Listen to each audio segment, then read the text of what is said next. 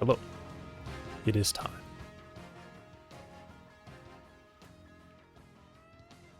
Okay.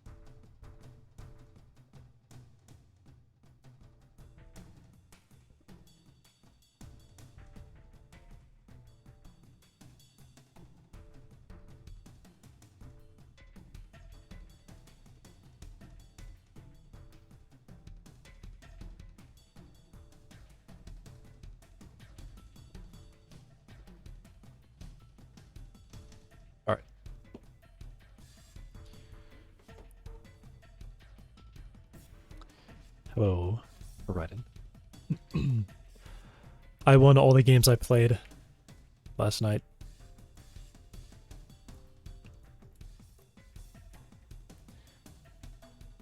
I think I'm plat 3.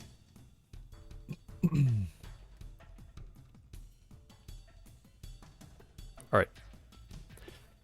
Leg lift. I think I've said... Okay, well, before I do that, the rotation needs to actually happen better. So if I go... 1...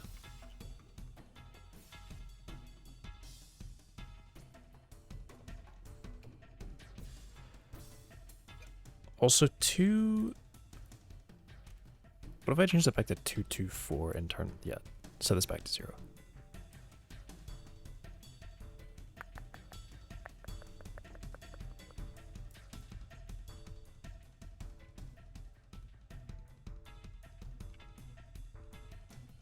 Whoa.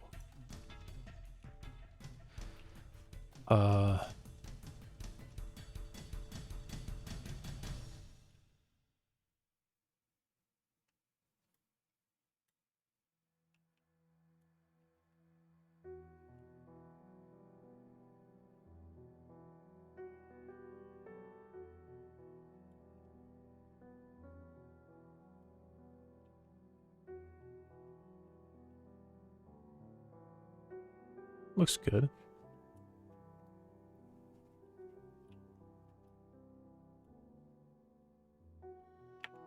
Yeah, looks good.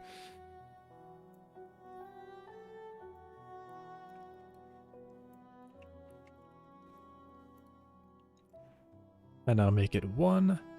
And I need to make all this work. So I have a rotation by an angle, the small value between angle and the rate of change. So this is leg speed over the sweep length.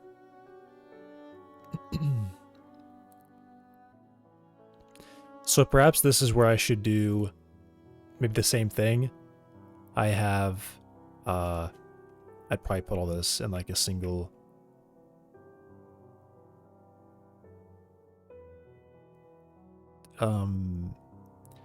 Technically this division could happen at the very end. So maybe I'll do that. I'll make it read similar to the other one. But I can have that be there.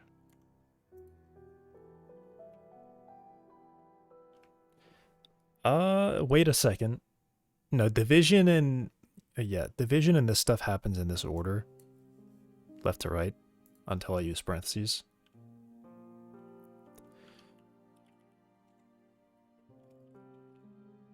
So let's do the same thing. And then this is the angle... This is the... length change.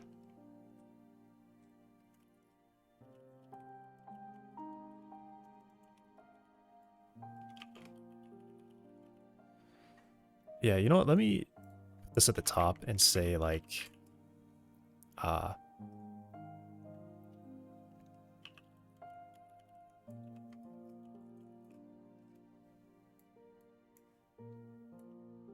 just this.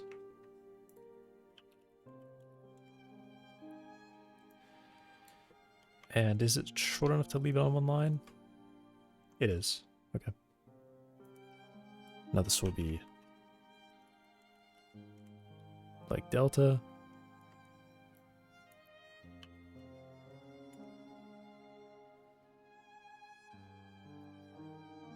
And then this just does an interpolation to like the linear, whatever the linear motion would be. Okay.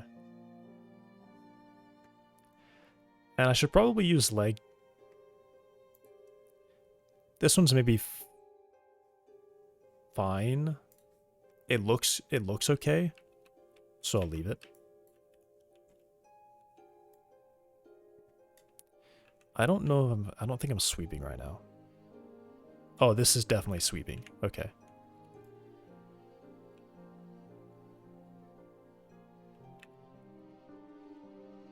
You see the leg on the side stretch out.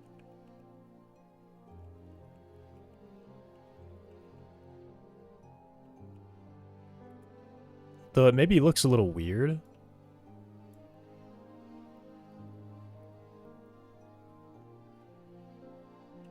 And it broke. A leg broke.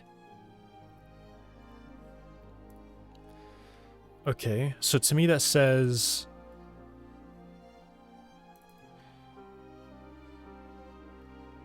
I should have stopped it there and looked at that. Hi, Yulia. Who is Norma? This is... I still don't know any Norma.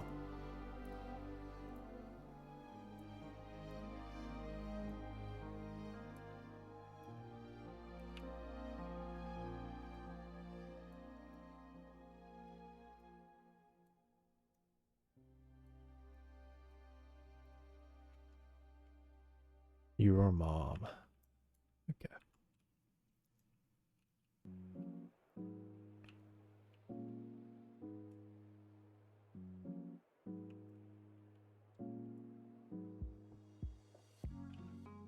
I'm seeing a little bit of breaking happening.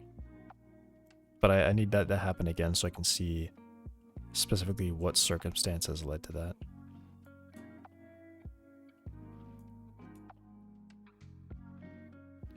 I am seeing some weird stuff. Some of the legs look like shaky when it's coming to rest.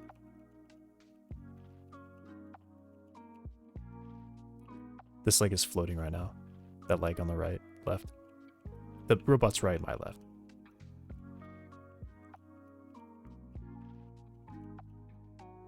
Yeah, see that? Okay. So why is that happening? Is it possible it's doing some length thing, including... The length should not be including any...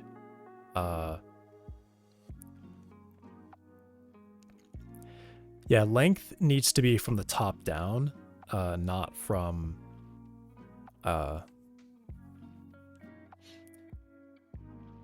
Yeah. So... I think it's more just this part right here is going wrong. This needs to be... Oh, it is.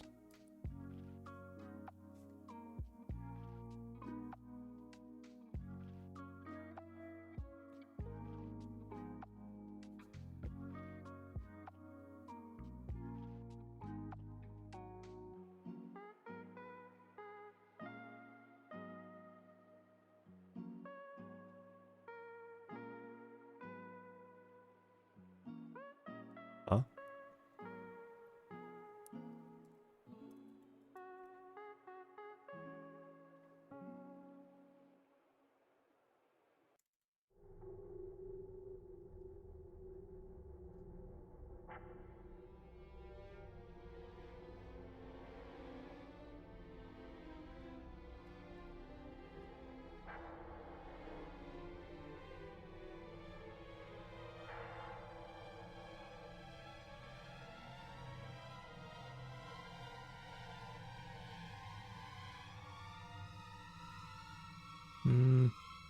What did I do wrong?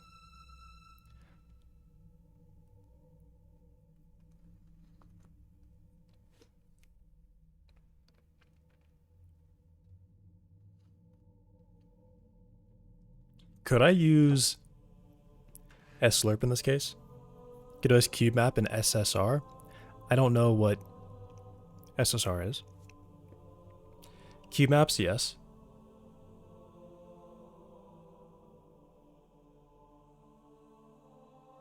In some form. That's just a texture 3D, right? Screen's place reflection? Yes, it has that.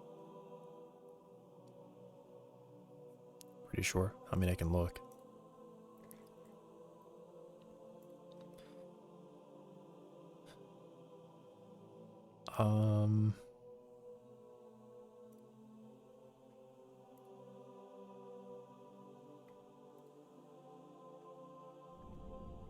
There it is.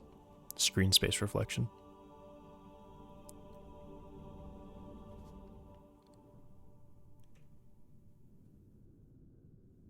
Cube maps is something you have to set up. You have to set that up. So it's definitely by default.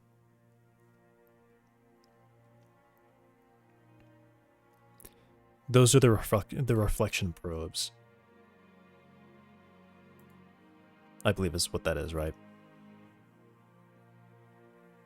I said texture 3D earlier, that was not correct. Texture 3D is not the same thing.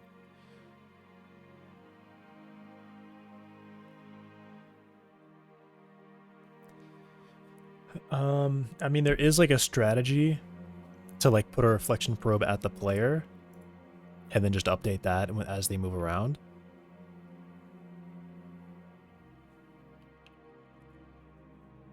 They're called a, yeah, reflection probe.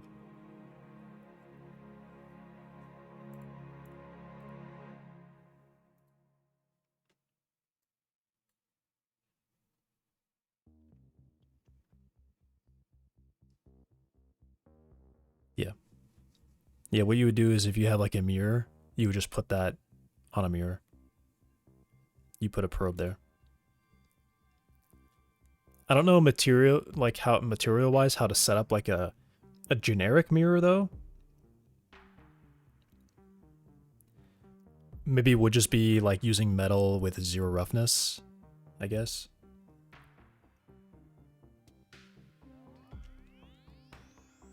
I don't know.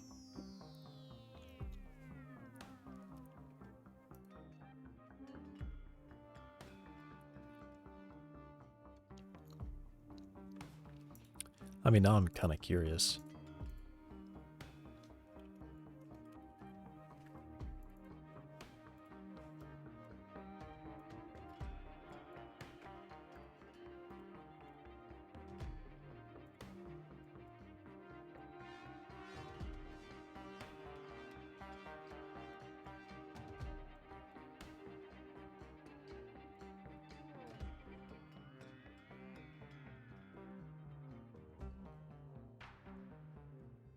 It's reflecting the skybox.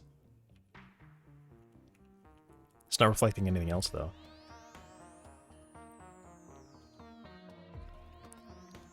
That's probably actually... where does it go? Where does it go? I'm supposed to tell it when to do...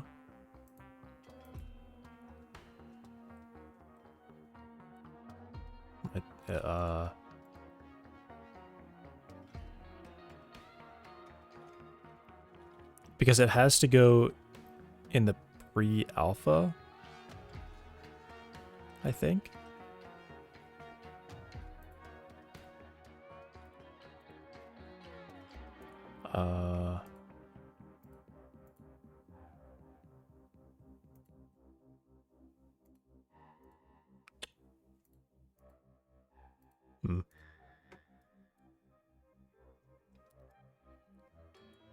I believe it's an ordering thing. I don't know if I drag it to the top, if it will suddenly reflect things.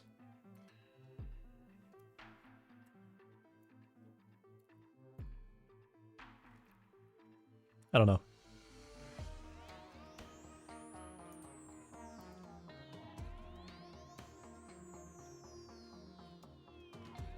Yeah, I have to look up how to get that to work correctly, because I think it is just... I think the reason that I'm not seeing anything else but the skybox there is because this is supposed to be...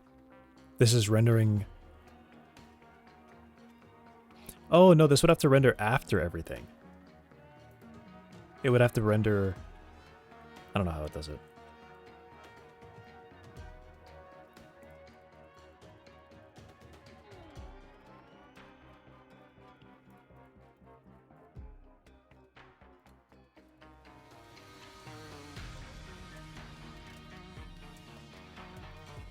Something in there.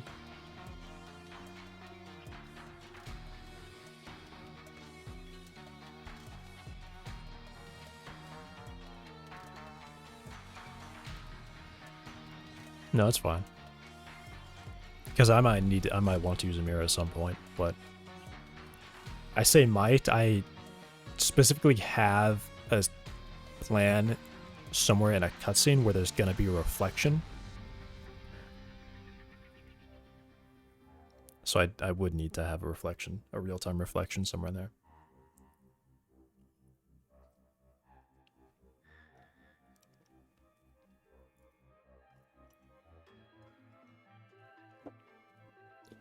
Or at the very least, fake it with another camera, which is probably what I'll do.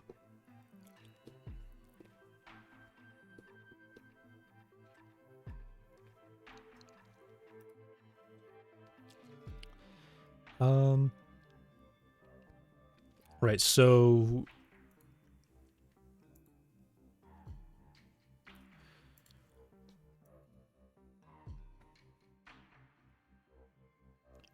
this. Weight 0 to 1. The lengths of the input vectors have different lengths.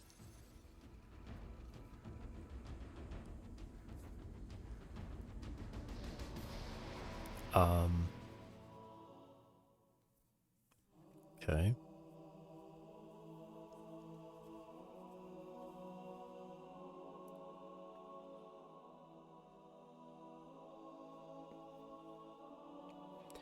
Angle if we're not 0, rotate. The angle. Step sweep length. Current length. Step length.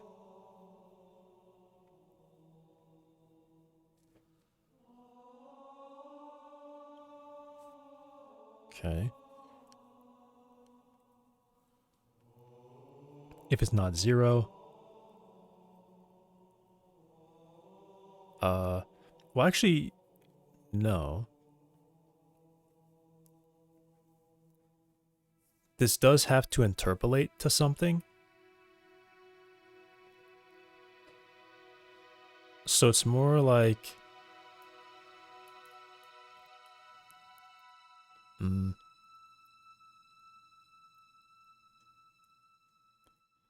Indian government to remove fact-checking community notes from X. Awesome.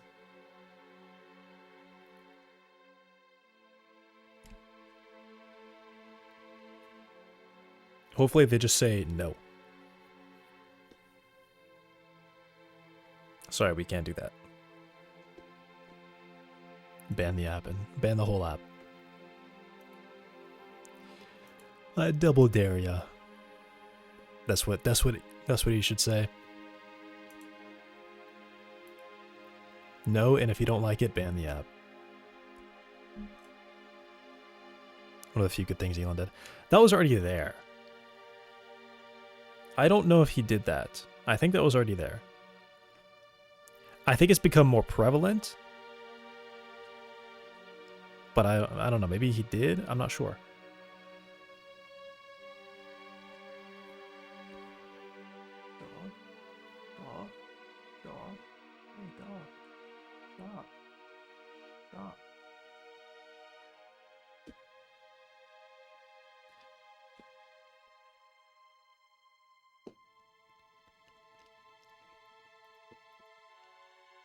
I didn't think that was him.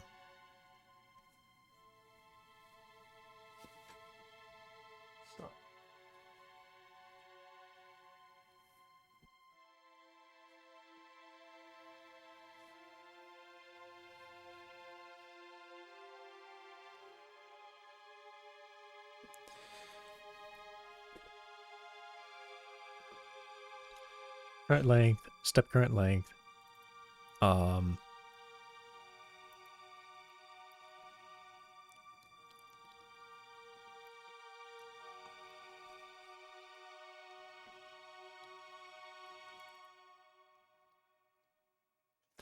Yeah, it's kind of a problem because if this one is 0, then it's incorrect.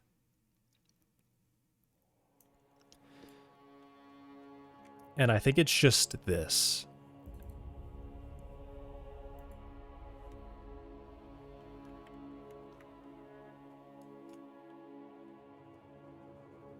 But if it's already 0, then how do I do that?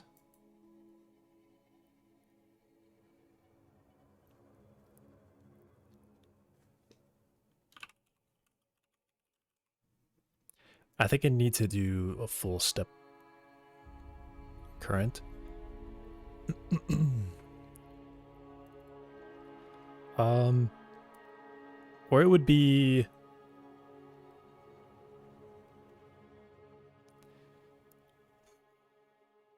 Yeah, I think if it is 0...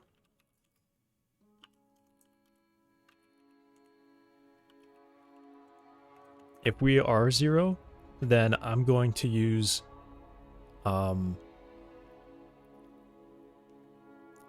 a 0 vector move towards flat target.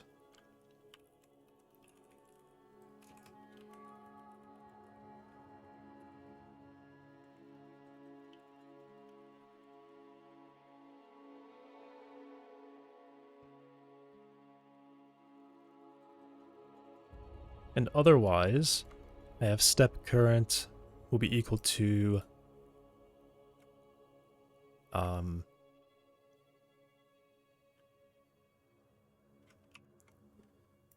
this times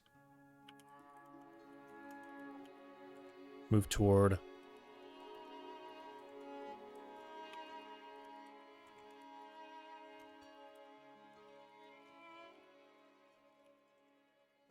that.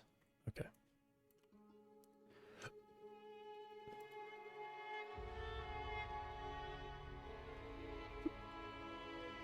And what I probably should say instead is I should do if step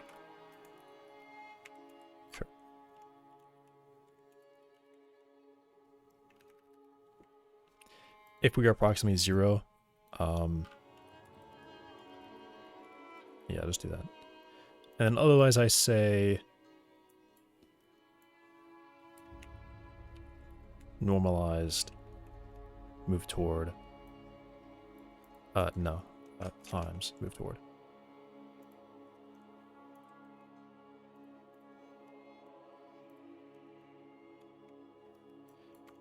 Drop that. Okay.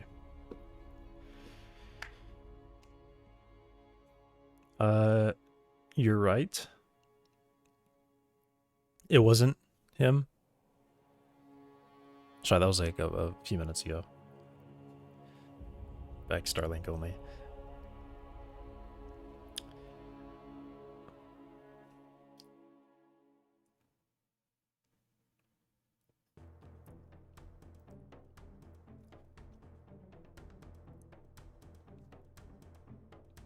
I think he tries to do too much.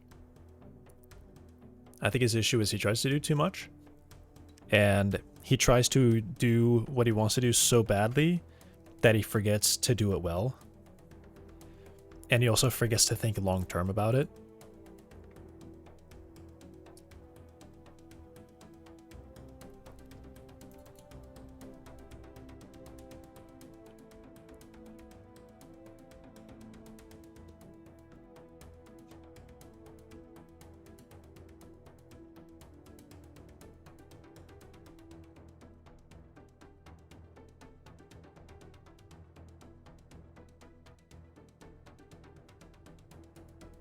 It would be awesome if he was like...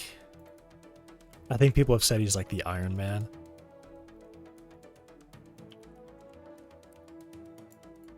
It would be probably really awesome if that's actually how he was, but he's not.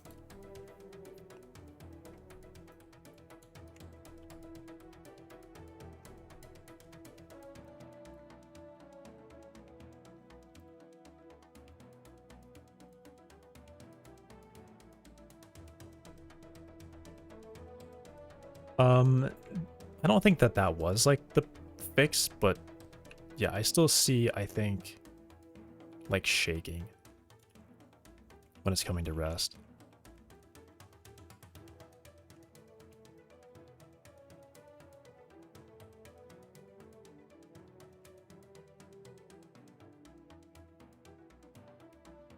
There's something happening with the back leg really badly just then.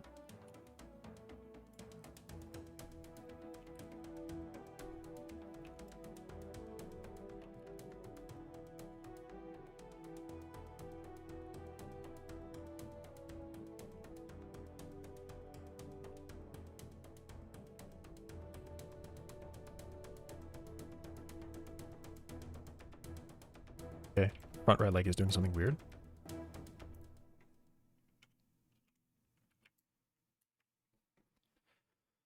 I'm looking for index 1. This might actually be index 1. Cool, it is. Angle. Angle I think should be pretty much 0.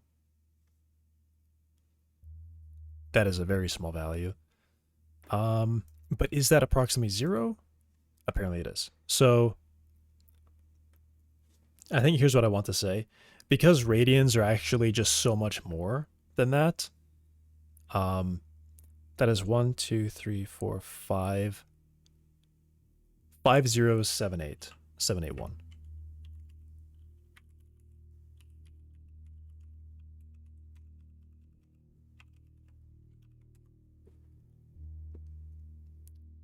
I would say this is not insignificant, I think. What I'm thinking is happening is probably either the length of the angle gets small enough, but it's not quite small enough for this to catch, because then it just starts going, it wiggles a lot as it's trying to correct itself, because then the angle becomes more or less or something, and then it's not 0 anymore, or the length is more or less and it's not 0 anymore, that kind of thing. So yeah, that's my thinking. I think I should probably have my own thing here. I check the absolute value of this.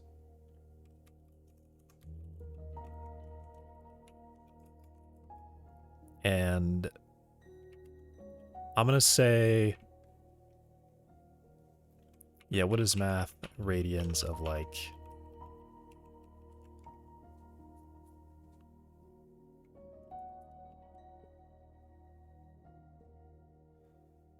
yeah, it's like 5 of that, right?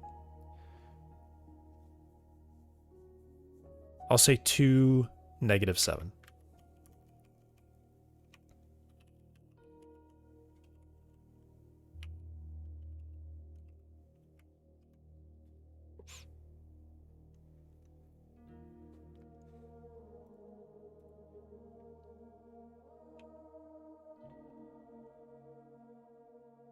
Okay. I want to get way closer than that. So step current is flat, flat target. I'll hover these and see how near they are. 098, 102. 098. That's actually kind of way off immediately. 49978. 49978. 49977. Those are not close enough at all. So that one won't run. The current length is that. So I want to see this get really close. I do expect to see it get really close now. 98097. 098097. Yeah, that's not. It should have gotten there. This is such a small difference that it should have gotten there immediately. It's not there. So I think it's possibly the angle. I think it was the angle was small enough that it decided to just kind of not do anything. But this should have gotten it. That call should have had it like on the spot. 49977. 49978. Yeah, this is just, it's so far off. And it's doing right now, it's doing this like go back and forth thing. So after doing the rotation and after doing the length change, it's wrong. And I think it might just be this. This is cutting off too early, because that it should have made that small rotation. Because I would say that was probably actually significant. Alright. Ah, right, I put my angle in the wrong way.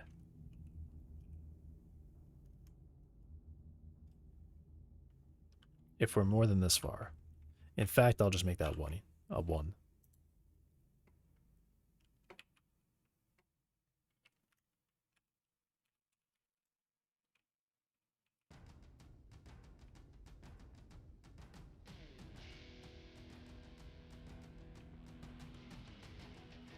I see legs doing it still. A little bit.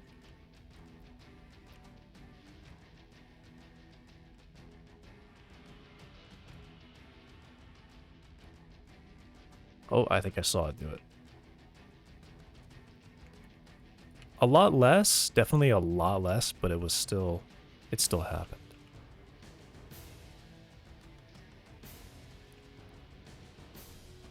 It's hard to see, like, it's hard to look at every leg at once.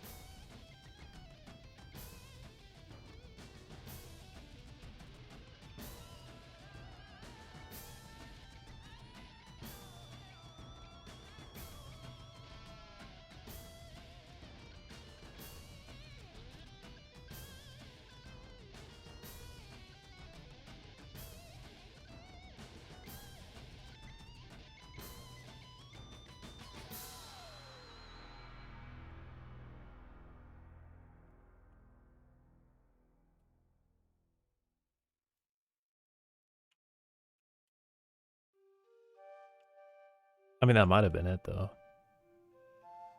It looks a lot better. I still feel like I see some weird jitters happening.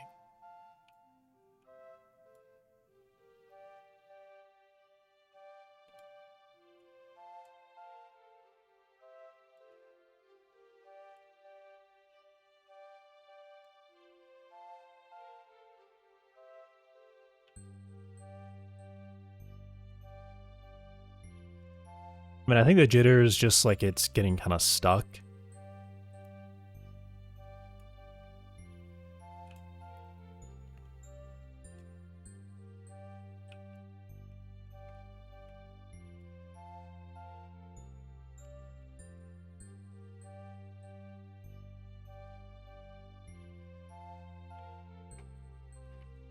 Okay, so here's the drill. I had it run around a bunch. I'm going to change it back to is 0 approx.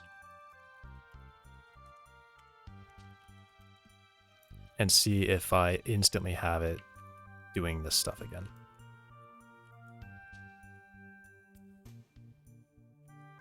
A leg is instantly stuck in the air. And if it's just not even doing anything, actually. Alright, so I've actually got it stuck. Now I want to see. I'm assuming this is the only leg that's even stepping in the first place. That is index 3.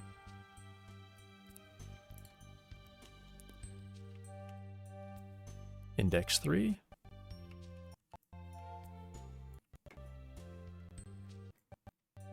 Awesome, index 3, so this is the problematic one. So I'm going to see angle is 5 zeros, 5, 6.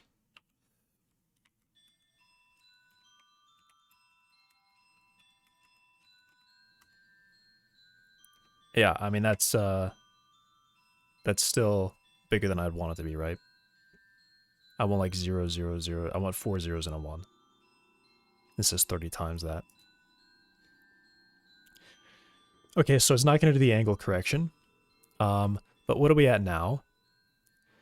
So our step current is 86616. 866165. Those actually look really close. 00048.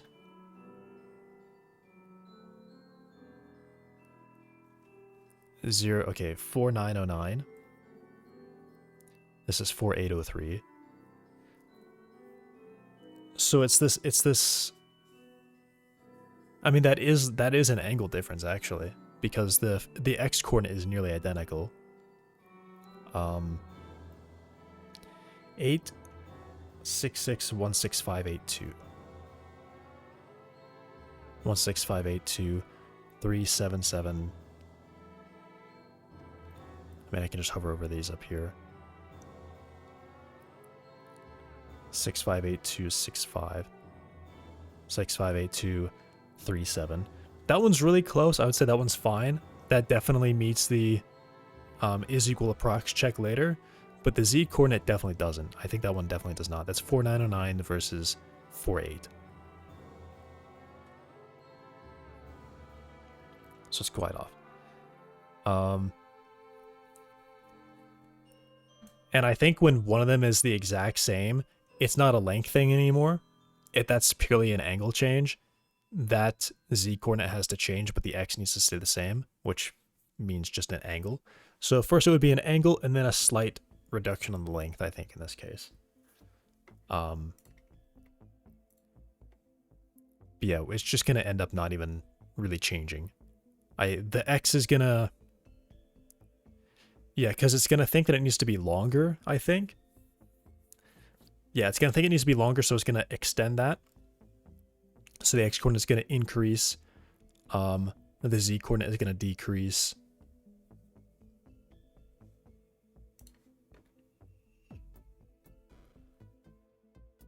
Oh. Wait, they kind of didn't change at all.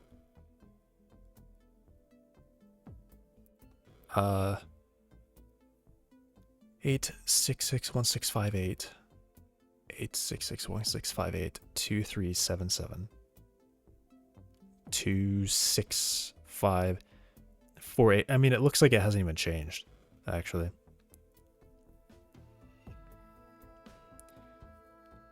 So yeah, it looks like it's kind of at a stale.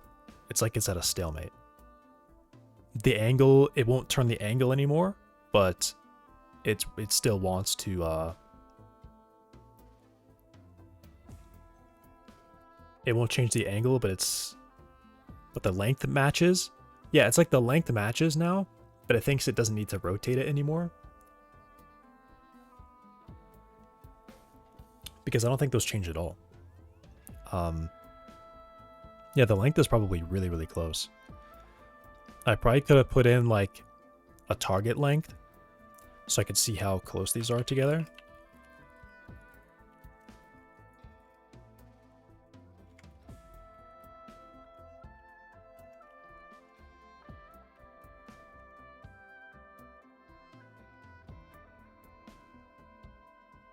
All right.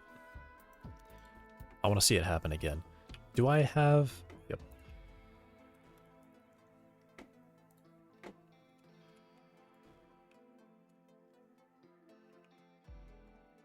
I've got to get a leg to float.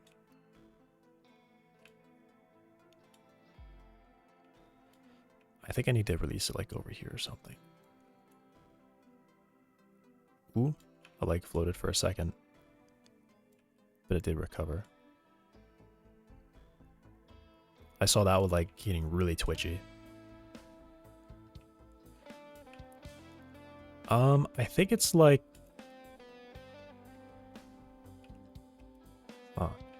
I think it's like the angle has to be really close.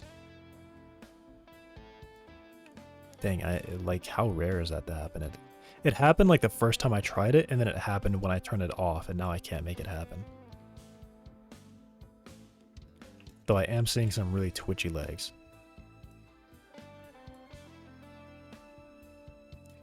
Yeah, it takes them like a full second to get out of like being stuck.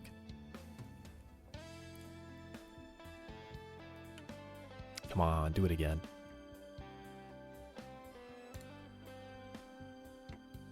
Maybe walking for longer.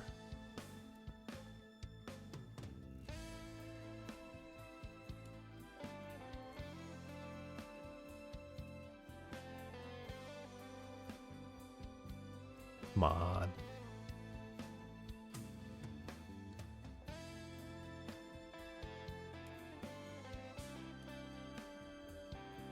Do it again.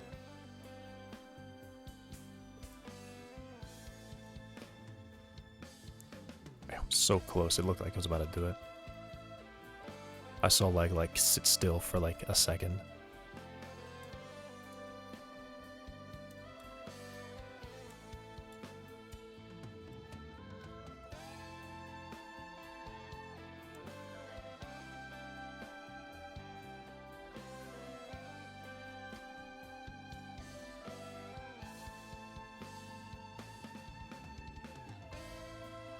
Oh, I got 2 legs stuck that time. All right, cool. It took so long for it to happen a second time, and then 2 happen at once. Wow. All right, so this is leg number 1 and leg number 5. I think. Yeah, definitely that. So this is either 1 or 5, likely 1. Yep. Okay, so the angle we're gonna see is that 5 zeros? Yeah, that's 5. Oh, that's really hard to count. 5 zeros, A25, basically.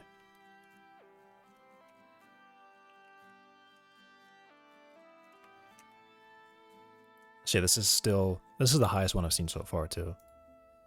So now what I expect, it's going to skip that one. And then what I expect to see is that current length and target length are just identical. Like I will not see, yeah, those are actually precisely the same value. 95081 080136 95080136. Yeah. So that's how they get stuck. Because the only difference at this point is an angle change, and their lengths are precisely the same. But the angle is just such a small difference. And then, of course, then step current. And these two are just going to be really different. So it's like 1, 0, 0, 6, 3, 4 7s in a row. 1, 0, 0, 6, 5. That's already just so far off. 5, 0, 0, 6, 1, 9. 5, 0, 0, 6, 2, 9. Yeah.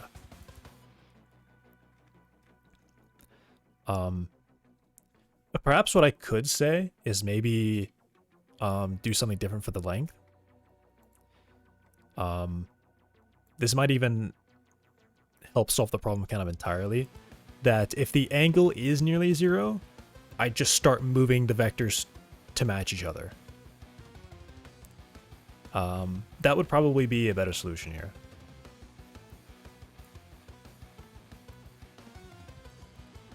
So it'd be like this. This would be like the else, and then I would have this up here. I get both of their lengths. Well, yeah, I would do this whole thing inside of here if I do an angle change. And if I don't do an angle change, then I'm just doing this.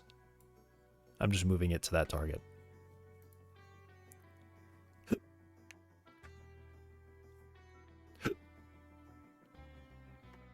So maybe that's a better solution. Instead of just being more precise. So I'll actually do that instead. These are going to move up here. If the angle is approximately 0, then I just run this line.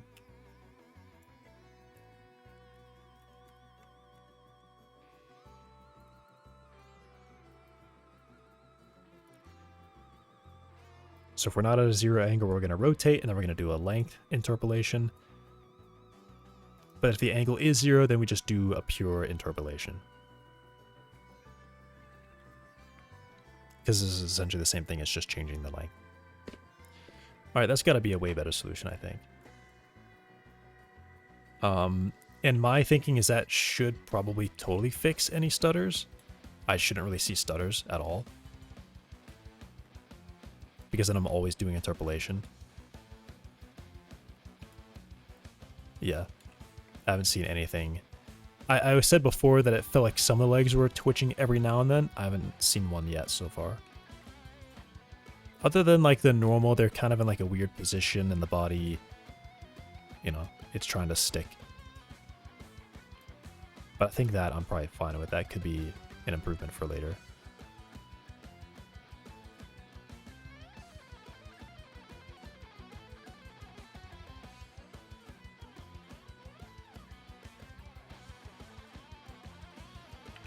Um,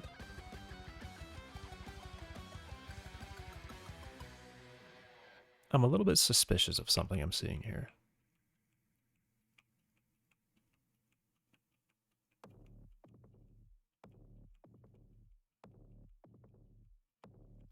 They do feel like too twitchy still. It's not this. At least I don't think it's this. I mean, it probably is this. I think what I should say is this should be like a flip on and off kind of thing.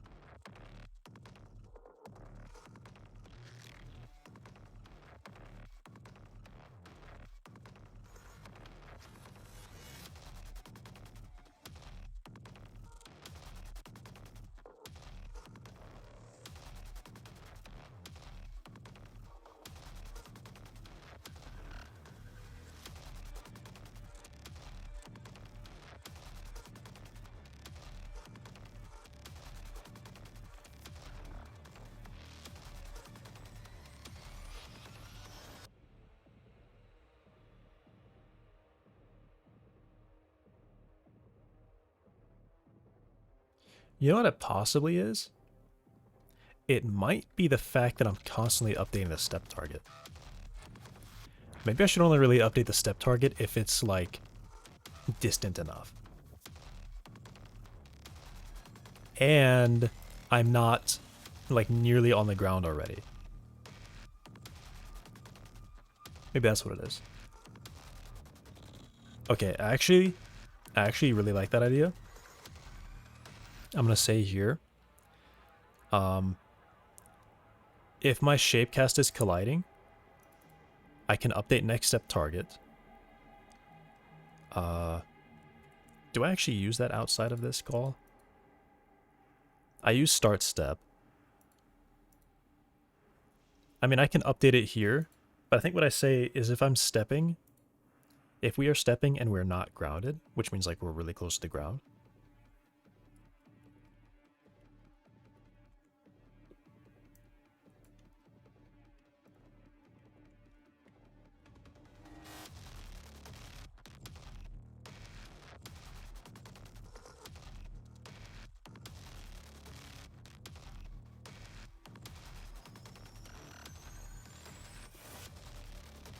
it's just like a random, this is just kind of like a random thing.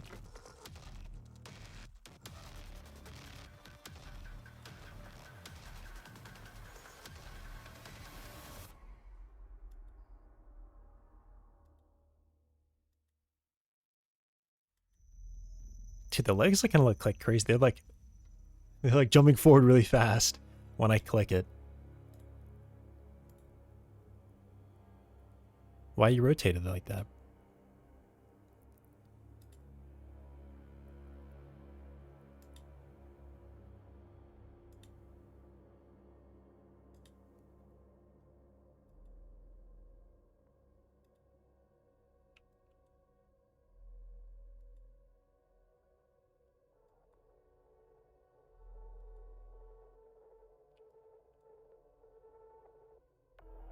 I think that actually kind of did it.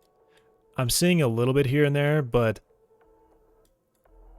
definitely less of it is happening with that change. All right, I like that.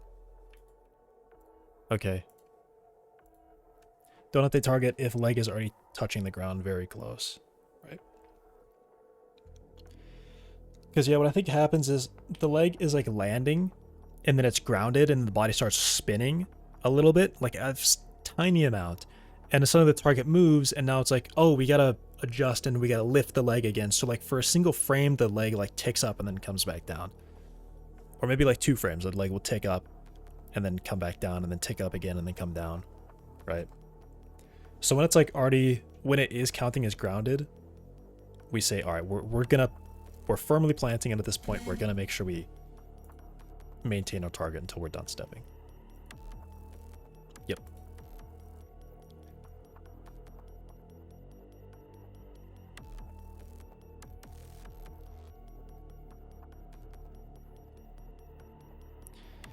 And I guess I should probably do this check here too. Well, we're not already stepping, which means we're not targeting anything. So this is the only place that an update can happen. Not that. This is the only place a target update can happen, and I turn it off if I'm very close to the ground. Okay. Now I want to test out the interpolation of this. So I'm going to go to half. I'm going to see what half looks like. I need to start a timer. It's like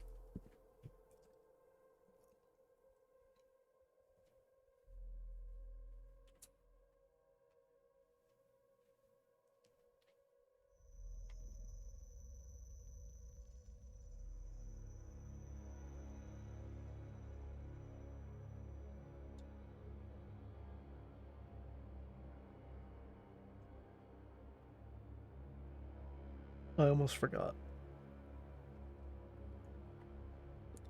I did actually like start 30 minutes in, but I'm not going to incorporate that. I'm just gonna stick to like the 2 hours. Okay.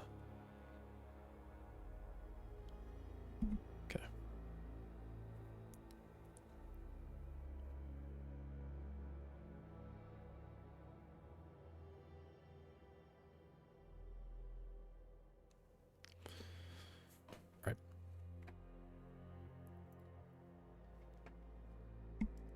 So yeah, 50%. Look at that. I guess yeah, I need to go and like, whoops. I kind of, stop it.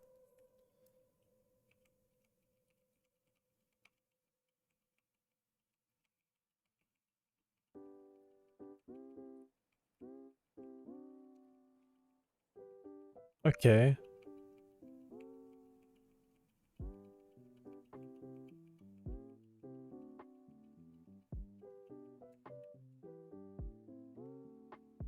Does that look like half? It looks like it's still a lot. A lot of swing is still happening.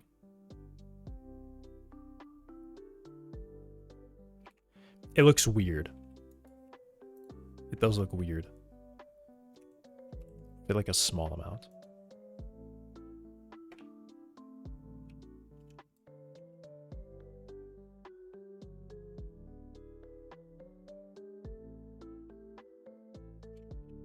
It looks like it's just not any different.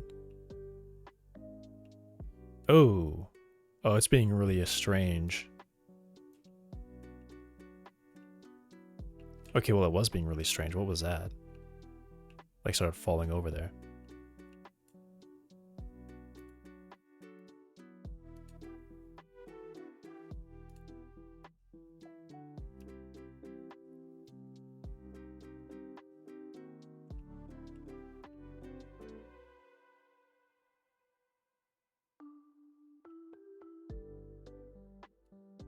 Huh.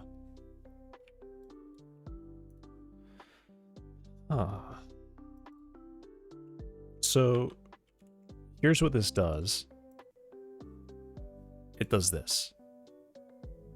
I'm essentially interpolating it back to like just a pure linear motion, but maybe what I should do is just be very simple and just do this.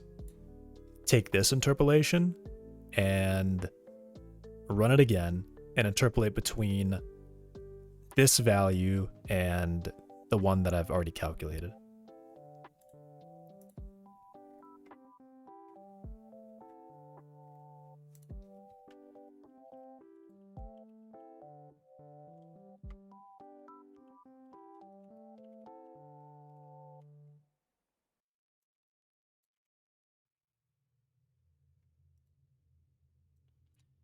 And then I think I just probably do step current interpolate. Probably that, perhaps. Interpolate to linear step. This is definitely a lot simpler. Using 1 minus this value.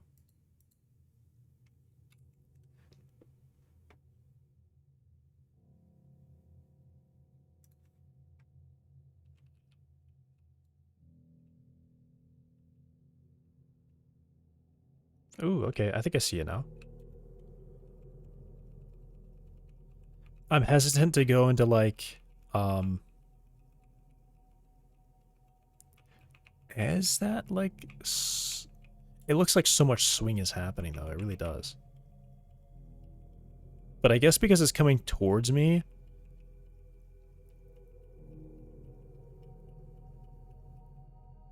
yeah, you know what, let me walk backwards in a straight line and look at it straight on.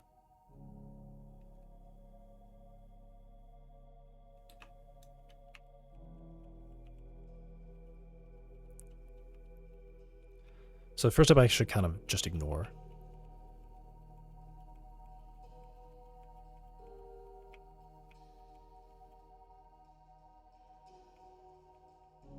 This left leg on the right.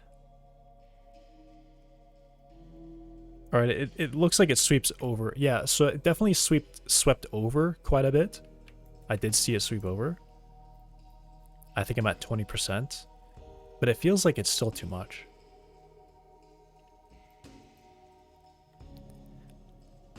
It feels like somehow that's kind of like an extreme amount. So let me try 0.8. I guess let me just do... Yeah, I mean, here's the real test, right? Like, get a value really close to 1, but not totally 1, and see if it looks nearly the same as... Can I reduce my FOV?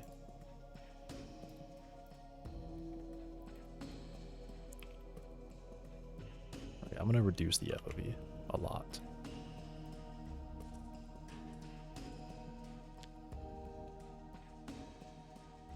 So I can really see these lines better.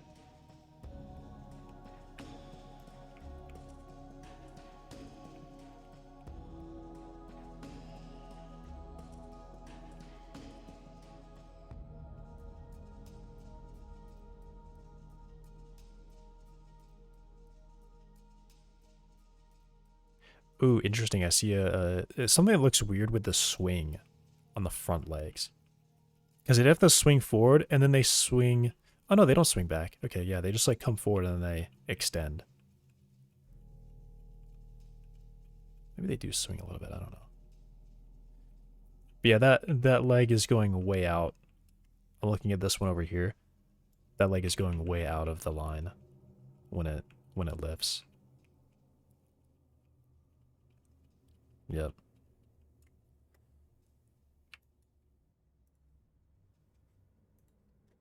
Make the player really far back. Is that a good distance? A little too far.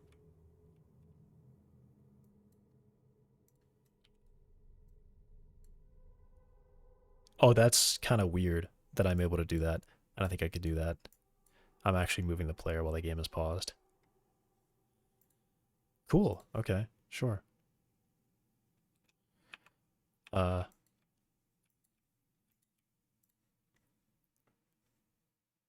So what I wanted to do was I wanted to put that there, and then I wanted to test the 1 to see if it looks just about the exact same to me. Because it should, and it shouldn't see anything like strange happening. Like some weird motions.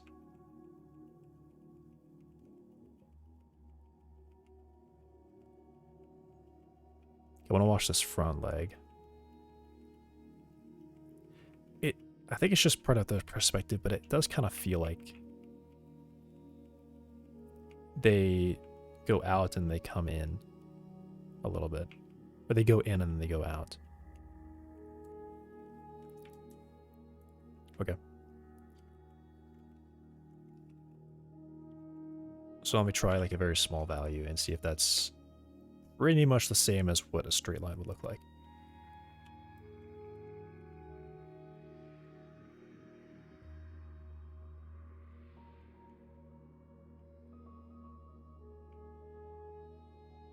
Yeah, I don't really see it swinging at all. I mean, it has this, like, slight-looking swing to it. Ooh, it actually kind of has a really big swing.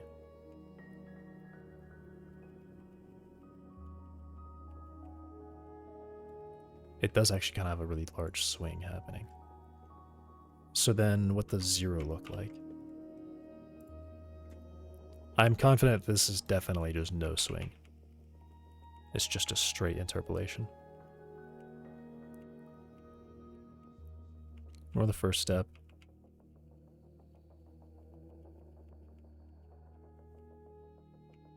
Yeah, I can say I don't see a swing there at all.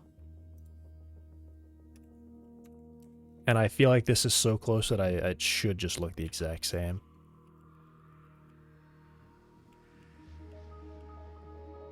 I feel like I still see... Yeah, I'm definitely seeing like a... Huh. So... Oh! I think I know... Yeah, I'm just kind of dumb how I did that. So... What I've done very intelligently is do the rotation and that, and then I do another linear movement.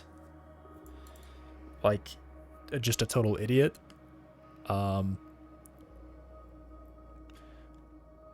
So, yeah. What I need to do is I need to use step current prior to any of these changes.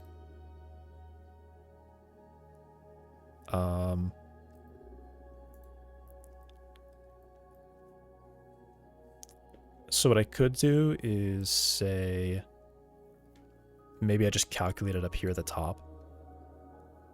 I don't want to do 2 checks though.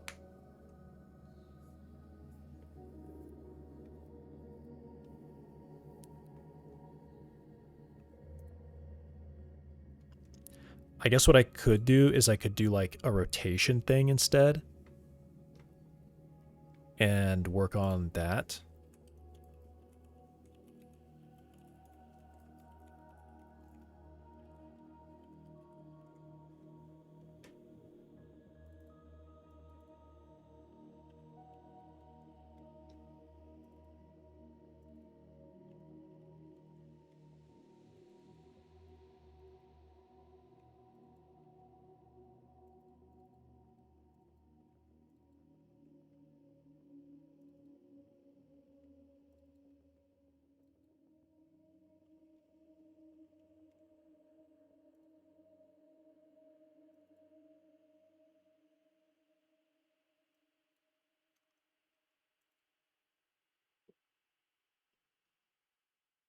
And then I can just use that, so then I can say rotated. I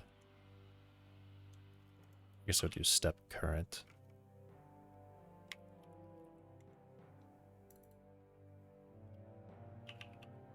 It's going to be rotated step.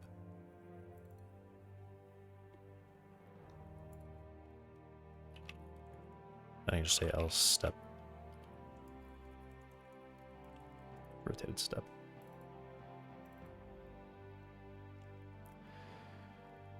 So if the angle is not 0, rotated step is step current rotated, and then we work on just that one from then on. Otherwise, it's just going to be a straight interpolation, and then if this is less than that, I compute a linear step, which is using the unchanged current, interpolating straight to it, and then doing a spherical interpolation between rotated and linear. Otherwise, I'm just using rotated linear, or rotated step.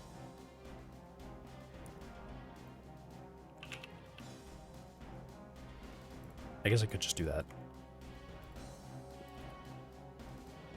Save the else. Basically saving the line of code there. Okay. I don't know what it's at right now. What is it at right now? 0.01 is very close to 0.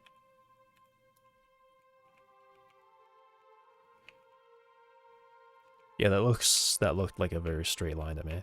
But I need to see the second step. Yeah, it looks pretty good.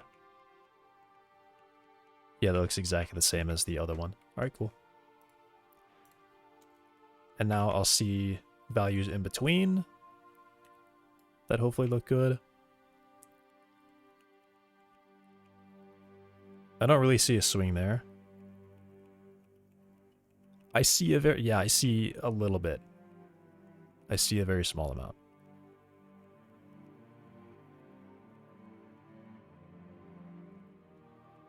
All right. Halfway.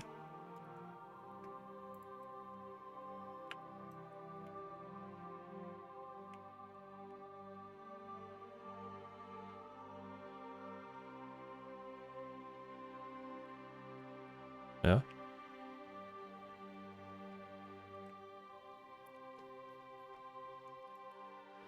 Now, I do wonder if my choice of the sweep is too large. 90 degrees. I was thinking I might try 60 degrees. So to get 60 degrees, this is essentially times pi over 2. 60 degrees is pi over 3.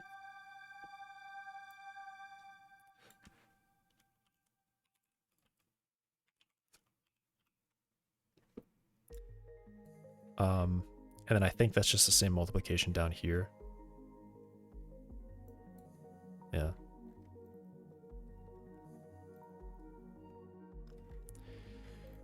So I'll do... I could make that just a parameter.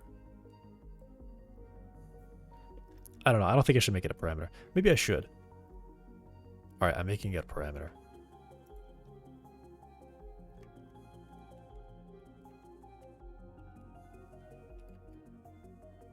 I'm gonna say degrees. Yeah, I'll say somewhere between 45 and 120.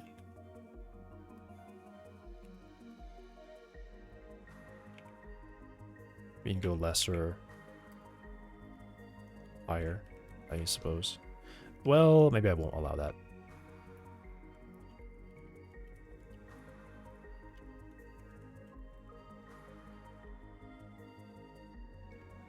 Leg sweep.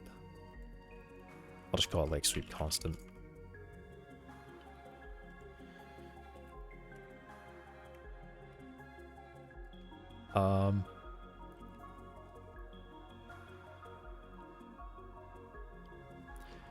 There's also kind of like a pure way to calculate this. Because I say that I need to travel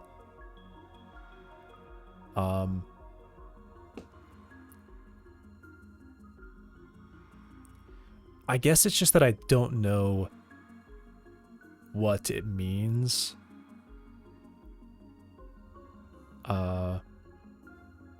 Maybe I just look at step distance. Maybe that's like the arc length.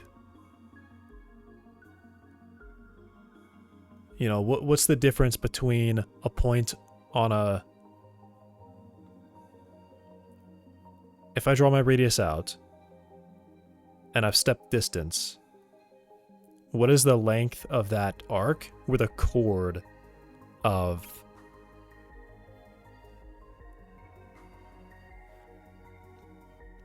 that size with that radius?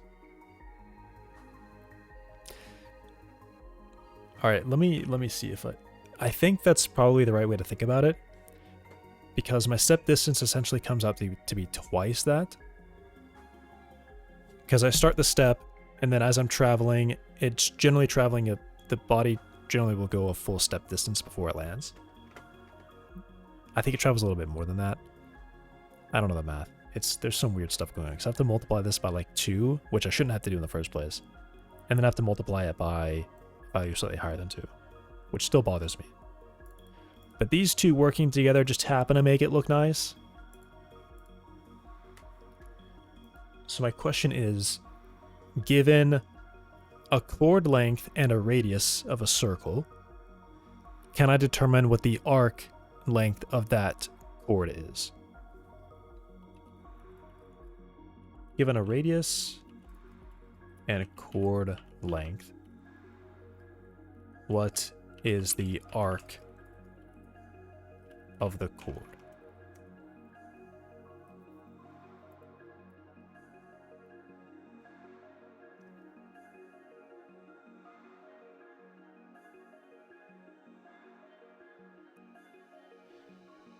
All right, so I am actually looking at AI because I think this is like a fine question for it.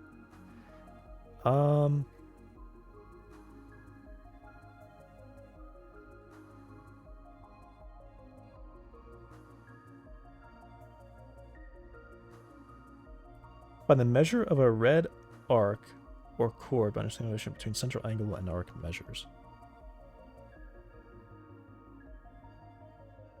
Oh, actually, this might just be like such a common question in the first place. In fact, let's see. Oh, wow, that is just some crazy stuff. All right.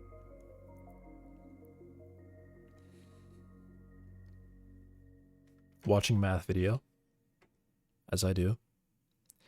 I don't really see an example in here, though. Not at least there. What's up, you freaking geniuses? So in this video, I'm going to teach you how to find the lengths of chords and also arc measures, okay? Wait, is there actually enough information there in this problem? Just knowing this is 75 degrees? No, there's no way. I mean, here's the thing.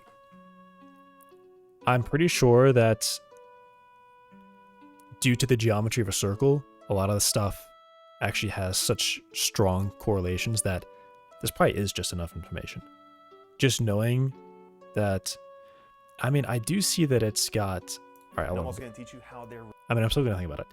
I do see that it has two chords. It says there are two opposing chords of the same length. So maybe that's more important. related. Because I guess knowing this angle, you know this angle, and knowing these two angles, you know the angle of this. And that's probably enough to...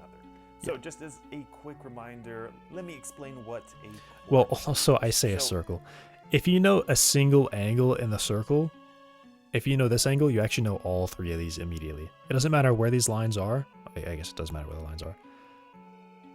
But, you know, 100 or 360 degrees of a circle minus 75, that would be this whole section. A chord is just a straight line, and the endpoints of that straight line touch the edges of the circle, right? So for instance, this line right here is a chord because it's a straight line, and the endpoints of... So basically what I have here is I know the length of this chord, this radius.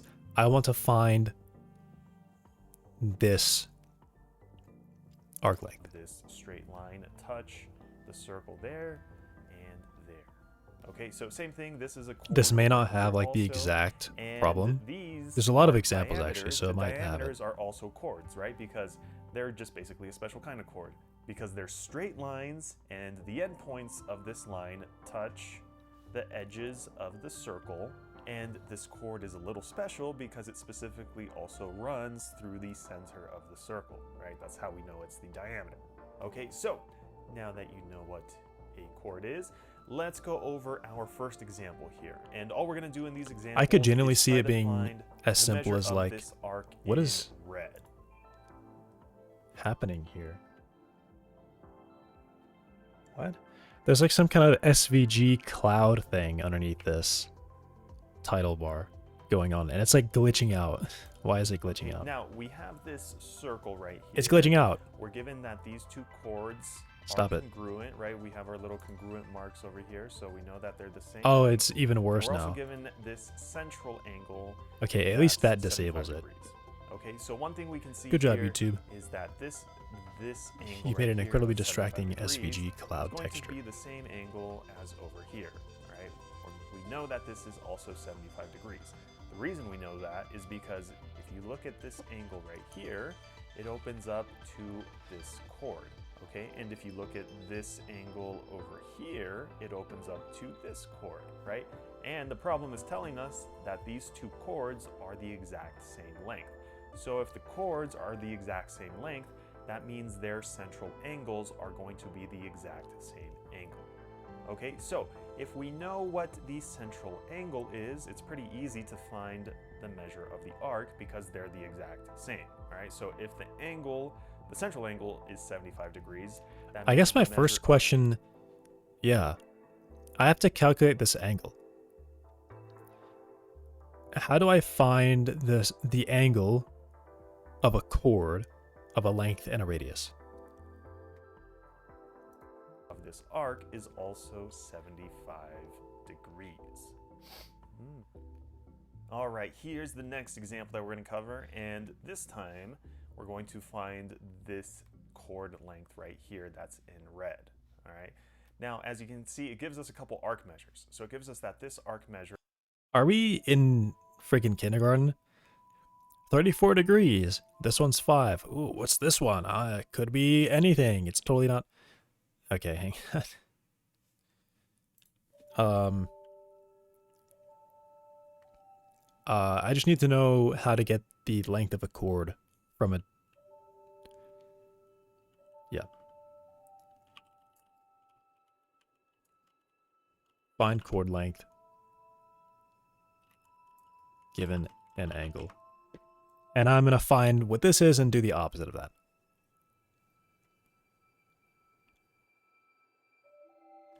Two r sine of theta over 2.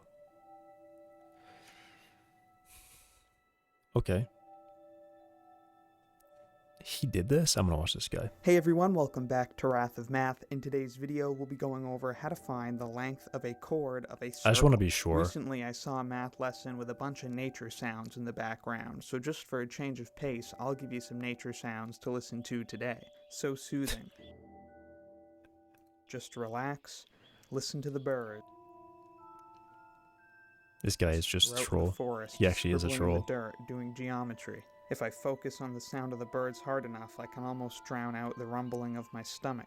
So let's finish this lesson so that I can go eat. Here we have a chord of the circle. Remember that a chord is a line segment whose endpoints both lie on the circle. So that's great. This is a chord. How do we find its length? Well, there are really two key pieces of information that we need to know to find the length of this chord. We need to know the measure of the central angle subtended by the chord. That's this angle here. We'll call this angle theta. And we need to know the measure of the radius of the circle. Back. I'm looking at We'll math. call that r. Alright, now how will we use this information to find the length of this chord? This. Well, I learned this in it's all school. I about forgot. Triangles. The first thing we do But I did know drop what a chord perpendicular was. line segment from the center I of do the know circle that to what the I'm thinking chord. of is a So chord. something like that. Again, this is a perpendicular line segment, so it'll indicate that both of these angles are right angles. If you haven't tried figuring out the formula for chord length by yourself, I definitely recommend giving it a go. Try picking it up from here, solving for the formula in terms of r and theta, using some triangle congruence postulates and some trigonometry. I don't remember anything about the triangles.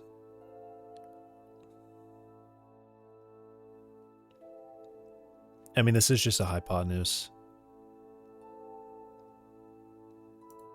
Alright, now we will carry on and go the rest of the way. Blender Notice again? that these two triangles are congruent. How do we know that? We know what are you doing in because Blender? of the hypotenuse leg triangle congruence postulate, often abbreviated HL. Yeah, I don't we know remember that the hypotenuses of these two right triangles are congruent because they are both radii of the same circle.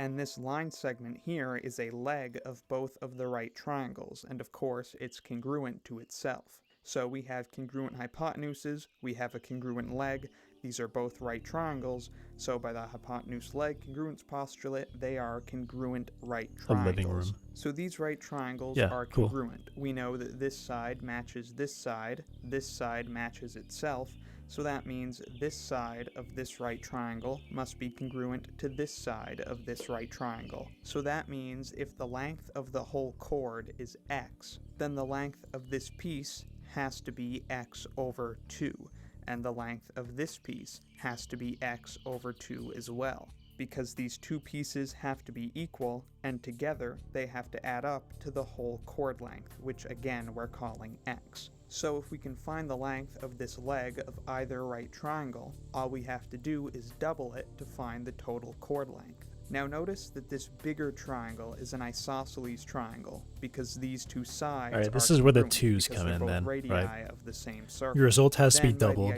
The angle has to be theorem, halved. The angles opposite the congruent sides are also congruent. So this angle over here is congruent to this angle right over here. Then, going back to our right triangles, remember we already know that these triangles are congruent. So we know there are 3 pairs of congruent angles between them, but now we know exactly which pairs of angles are congruent. We know this angle is congruent to this angle. We know this angle is congruent to this angle. Therefore, this angle that I'm marking in pink is congruent to this angle. So now this is just like the situation. I don't think he had to really step through that. I feel like that was kind of obvious. Of the right triangles. We had two draw a straight line through the angle. You know you've cut it in half. X. So the measure of each segment had to be x over 2.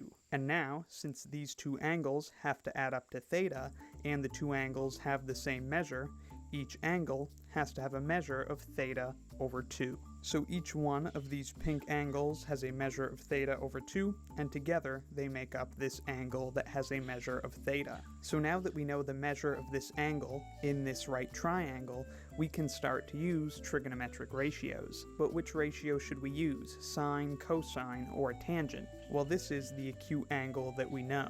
We want to find the length of the side opposite this angle, and we know that the hypotenuse has a measure of r. So we want to use the sine ratio, because the sine of theta over 2, the measure of this angle, is going to be equal to the ratio of the opposite side, which we know has a measure of x divided by 2, divided by the measure of the hypotenuse, which is r, the radius length. Because remember, the sine of an acute angle in a right triangle is equal to the ratio of the opposite side over the hypotenuse. So x over 2 is the measure of the opposite side, and r is the measure of the hypotenuse. So now this is cake. We've basically got our formula. Remember what we're trying to find, the length of this chord, which has a measure of x. So in this formula, we just have to solve for x. So what we'll do first is multiply both sides by r in order to get rid of that division by r.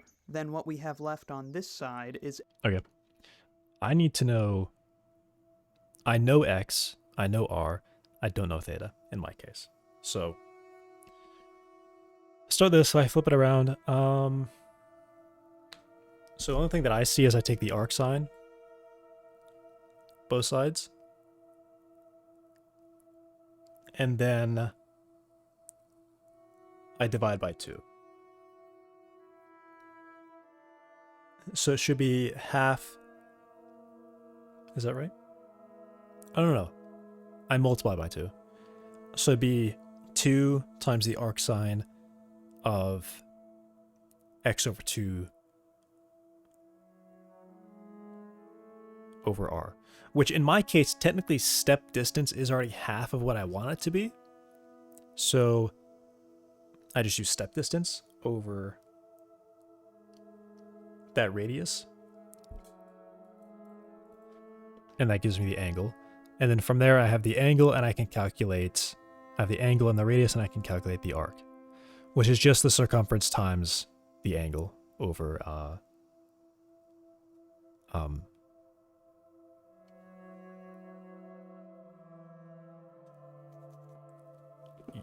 yeah, I'll get there. Okay. So no more parameter. There is just like a pure way to really calculate this out.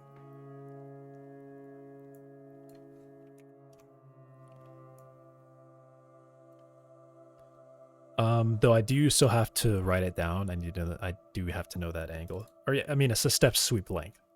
That's ultimately what I'm getting. So rest vector, this is my radius.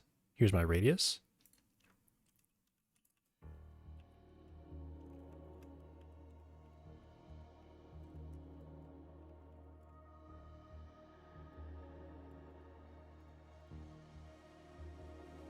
There we go.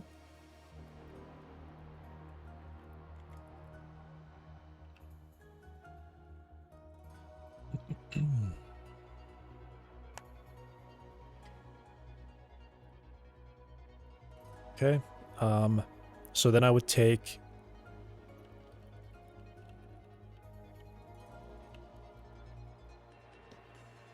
all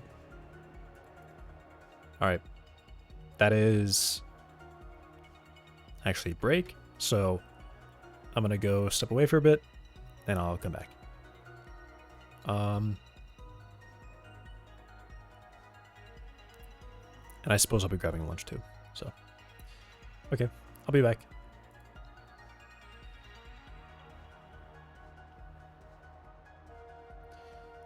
but I'll do this. All right. Be back.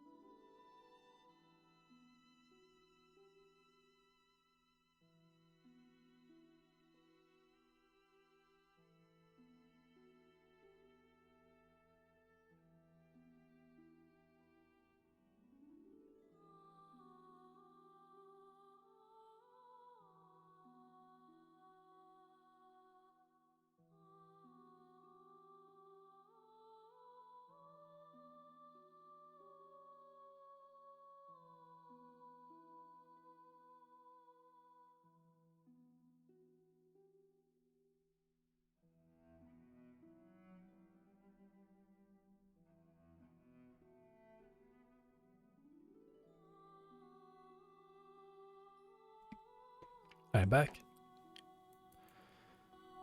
I have food, and I'm going to eat.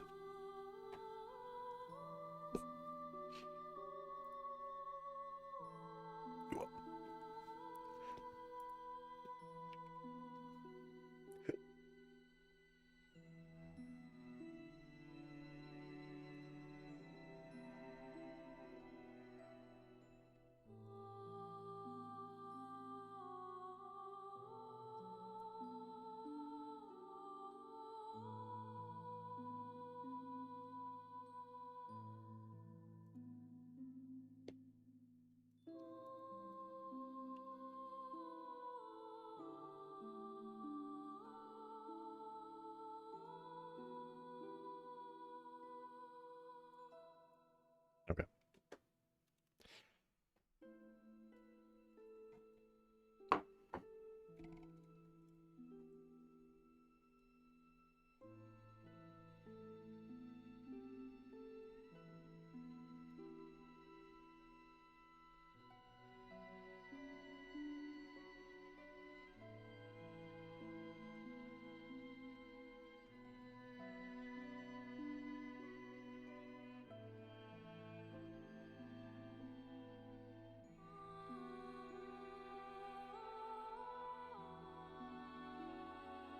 Got nothing? That's fine.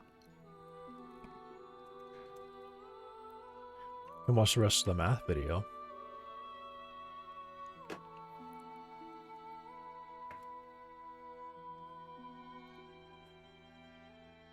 X over 2, and that's equal to this side multiplied by r.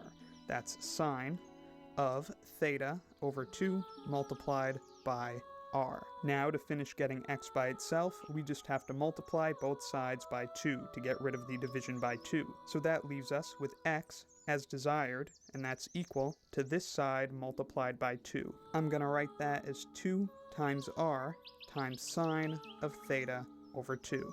Remember that it doesn't matter what order we multiply things in, so I just write it in this order so that it looks nicer. So that's it. That's how you find the length of a chord. If you have a chord in a circle with a radius length r, and the central angle subtended by the chord has an angle measure of theta, then to find the chord length, you just multiply 2 times the length of the radius r times the sine of the measure of the central angle divided by 2, which is theta over 2. And it doesn't matter if theta is in degrees or radians, you still use the same formula, just make sure that your sine calculation is in the right units. Alright, now let me move all of this pink writing up, and let's quickly do an example before we go. Let's say that the radius length r is equal to 10 centimeters, and we'll say that theta is equal to 70 degrees. So then what's the length of the chord? Well, we just have to use our handy-dandy formula. So the chord length, x, is equal to 2 times the radius length, which remember is 10 centimeters, and then that's getting multiplied by sine of theta over 2. So in this case, that's just sine of 70 degrees over 2, which I know is sine of 35 degrees. 70 over 2 is 35. And this is equal to about 11.48 centimeters. So if this radius is 10 centimeters and this angle is 70 degrees, then this chord length is about 11.48 centimeters. So that's how you find the length of a chord and why this splendid formula works. Let me make that formula nice and big before we go. X equals 2r sine of theta over 2. So I hope this video helped you understand how to find the length of a chord. Let me know in the comments if you have any questions, need anything clarified, or have any other video requests. Thank you very much for watching. I'll see you next time, and be... What are you asking? A bottable USB ISO tool?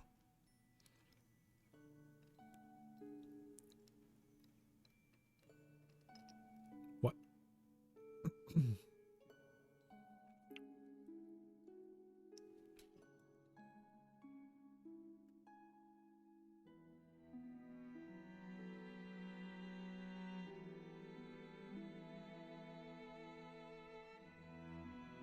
Bootable.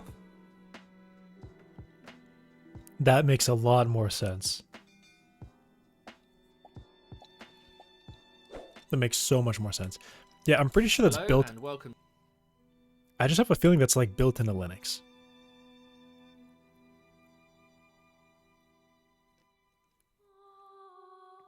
I feel like when I was setting it up, it was like, or it like recognizes if a drive has like only an ISO, then it can use it like that.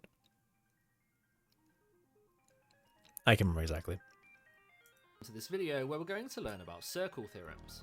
It was when I was setting up our first theorem, we're going to setting up determine Linux the for names myself. of It was some key just points of a circle. I don't know how to do anything. So if we draw a circle and then draw a straight line that goes from one side of the circle to the other, this line is known as a chord. A chord will always split a circle into two segments. Here we have a segment at the top and also a segment here at the bottom. Now let's have a look at our first circle theorem. The first theorem states the angles in the same segment are equal. This means if we use this chord that we've drawn to create an angle but keep that angle within the same segment, all of those angles will be the same size. So let's draw an angle in the upper segment using this chord, like this. If we draw a second angle like this one, or even a third like this one, then all of these angles must be the same size because they come from this chord and they're in the same segment. So if the purple one was 68 degrees, the green one would be as well, and so would the blue one. Sometimes this theorem is drawn without the red chord, so we can remove that and it may look something like this, and the property still holds. It's often drawn with only just two of the angles, so if we remove one of them like this, we end up with this picture where both of the purple angles here are the same size. You can also apply this theorem by drawing a chord here. If you do the same thing as we just did but upside down, you can show that these two angles are also the same. And again, we don't need to draw that chord, so very often you'll see this theorem drawn like this. It's sometimes informally referred to as the bow tie theorem because this looks a little bit like the shape of a bow tie. In an exam though, you want to avoid that terminology and say that the angles in the same segment are equal. But if the bow tie helps you recognize when this is true, then that's fine also. For the next theorem, we're going to need to mark on the center of the circle. We're going to draw a chord that goes straight through the center. This is known as a diameter. If we now do the same thing as we did for the first theorem, so draw angles that are in the same segment, we know they're going to be equal. So if we draw one angle like this, a second like this, and even a third like this, we know all three of these angles must be the same size. But it turns out that if the chord that you draw happens to be the diameter of that is the pretty cool, circle but going through the center, here's the secret. Everything's been running on Linux this whole time anyway. People just didn't realize it.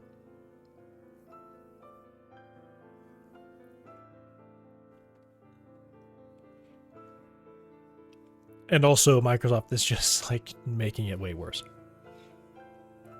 File Explorer like crashing or something. AI spying on your work by default. Server-wise, at minimum servers.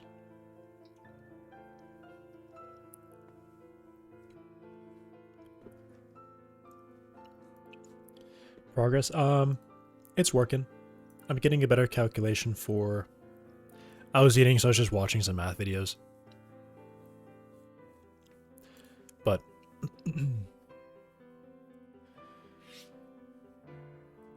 getting there.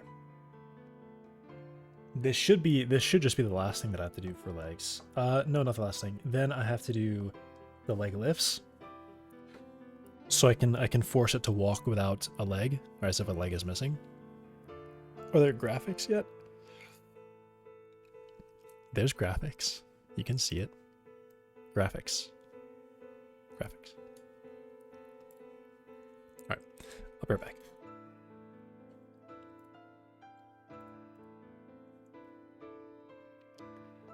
There's a new worse feature. Edge is now automatically popping up when you open Windows. Awesome. You know what I hope that they do? I hope that they just go back to making good software and selling the good software and just trying to make Windows as good as possible as like a pure operating system. Because it's already like really annoying that some phones, when you get them, they all have Candy Crush pre-installed. So you have to go and uninstall that. Or they have like a whole set of like 20 apps pre-installed that you can't remove. You can only like reset them to factory. So they take up like, they still take up your storage space, but like less. I think that's already annoying on phones. Yeah, I'll be right back.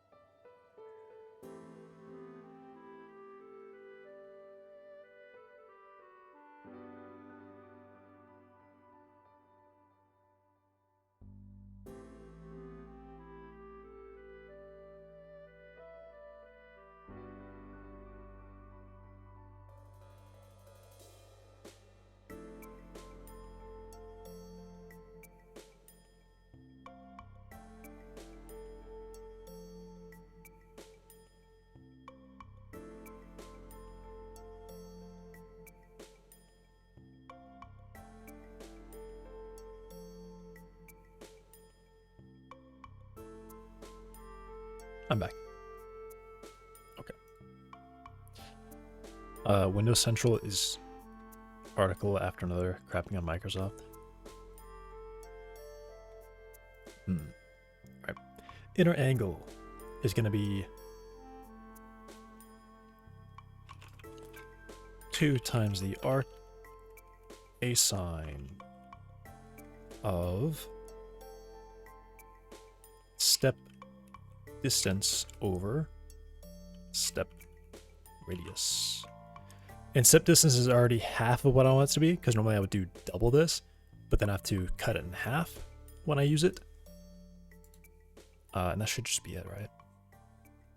Double the arc sine of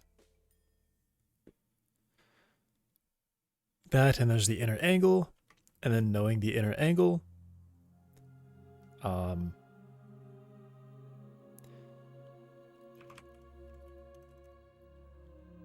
that point I know it is some fraction of that, so it'd be 2 pi r.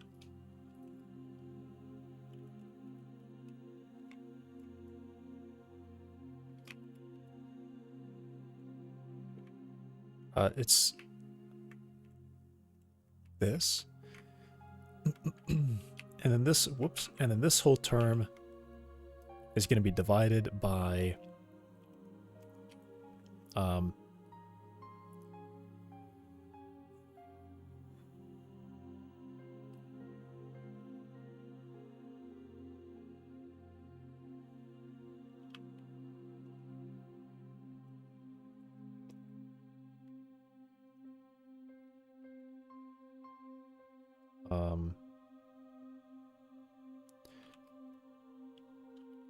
over the inner angle, right?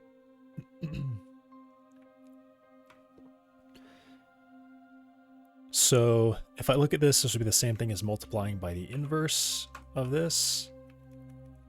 So like inner angle over that, which then means I would do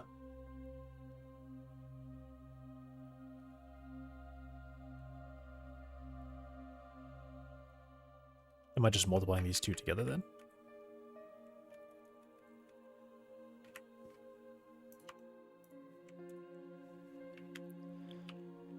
I'll verify with some of this. So do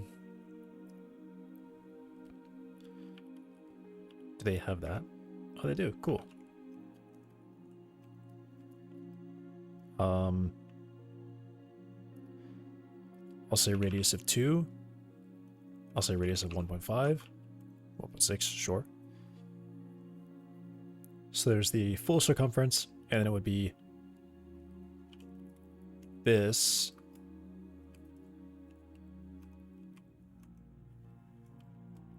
over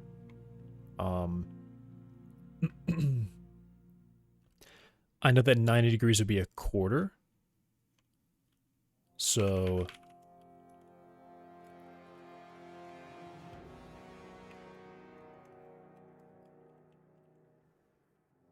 that would be 90 degrees. So if I were to instead say this times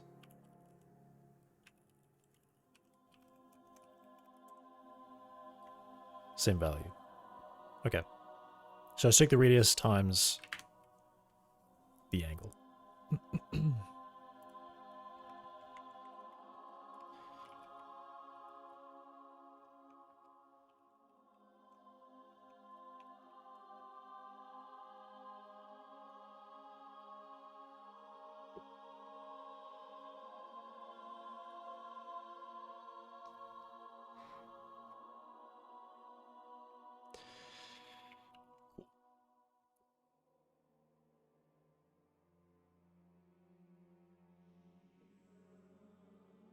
Though technically this is more this isn't really the radius.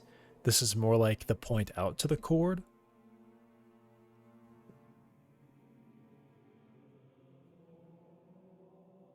So it's really close, but it's not perfectly there. All right, but then I have the step sweep length. And yeah, I'll just do that times this, though. This is and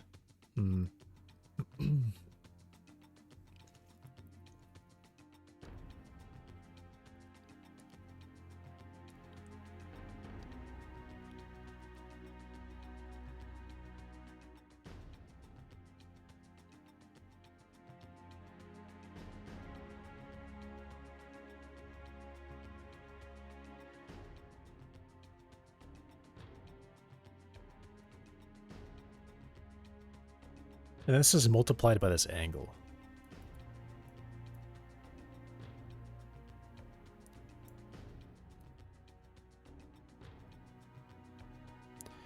So technically it should be the angle, because this would essentially be like putting it up here. So it'd be like the angle over the step sweep length.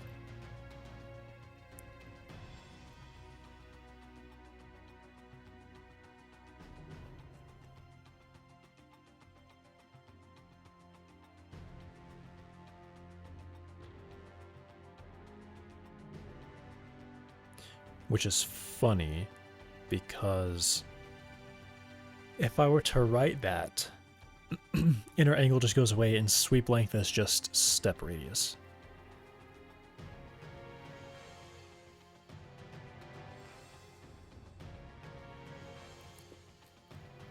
Okay, let me think about this.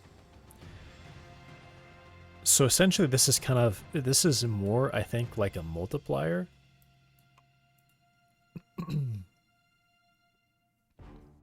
So the full sweep is like 5 meters, and I want to move 1 meter along that.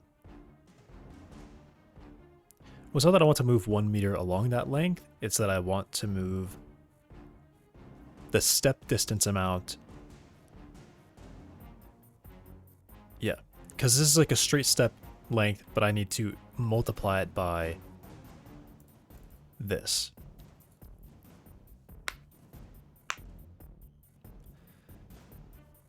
So it would be like, it'd be like a conversion factor, right? Yeah, so it'd be this over the step distance.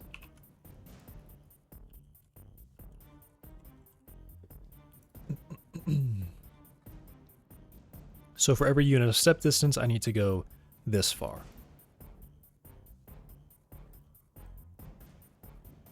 And now this is just a multiplier down here.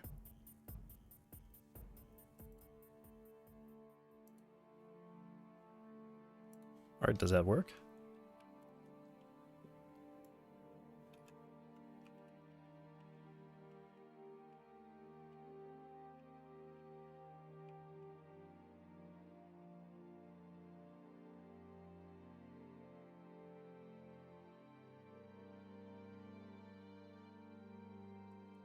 It seems like it's going way too fast with the sweep. Yeah, because I basically see like one frame of the sweep.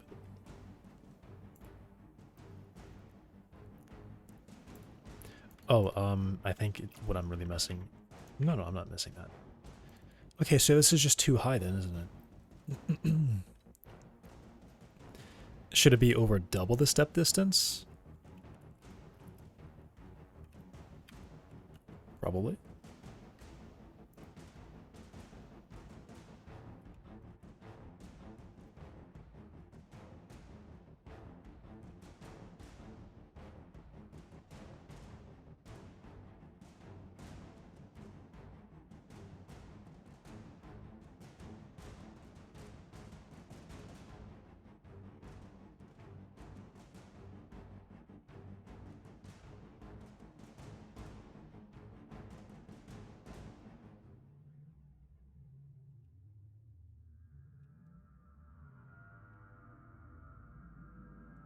Oh, I think I also have like a really low value right now too. Alright, but that looks better. I say looks better. The code is better.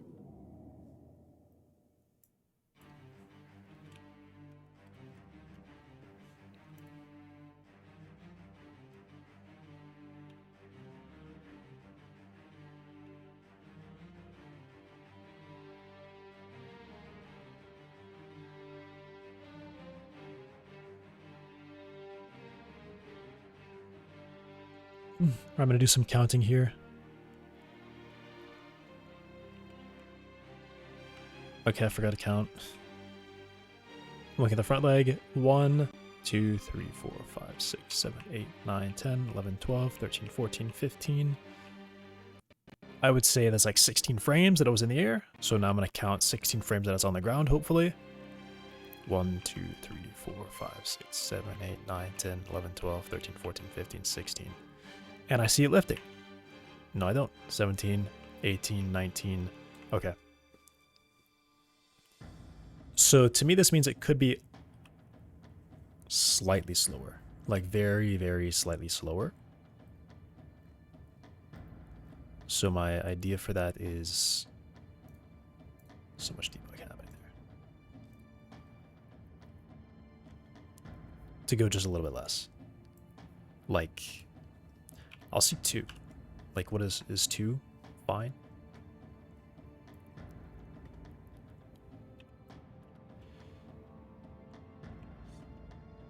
Okay, so this front right leg, or technically it's left leg.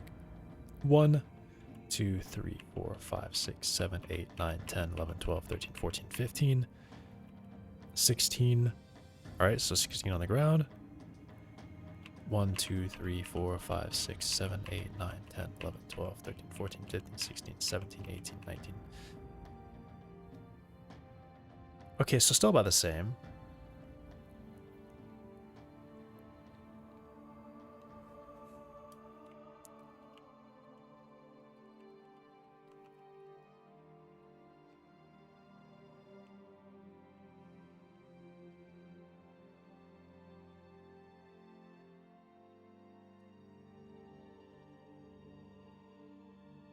So I made it like slower. But it seems like it didn't change anything.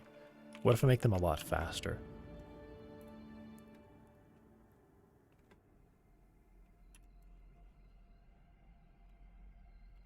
I missed it.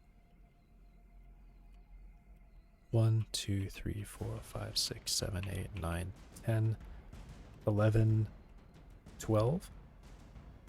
1, 2, 3, 4, 5, 6, 7, 8, 9, 10, 11, 12, 13, 14, 15. Okay.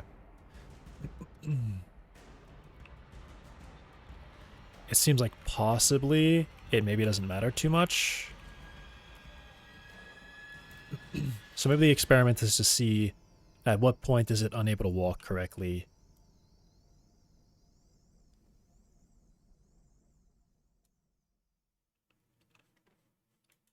All right, let me do this. Let me not that. This. Debug. Velocity.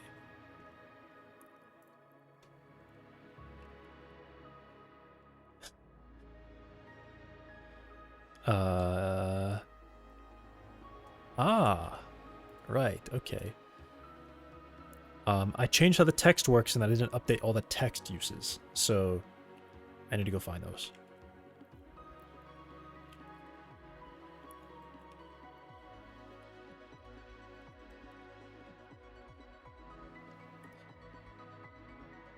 So I see font size, font size, font size. Don't see font size. Okay, it's only in character controller. Alright, that was the only place that it existed.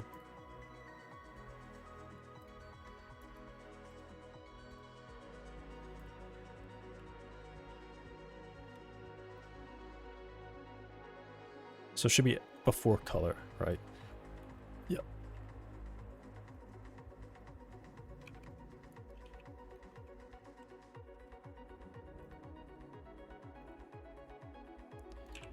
Right, and then of course a comma. Why are you still unhappy? String, color, oh, and then size. Color, then size, right.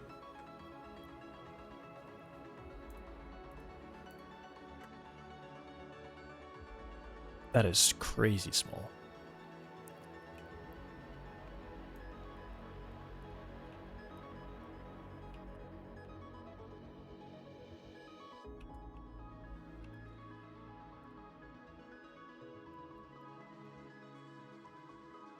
A little bit larger.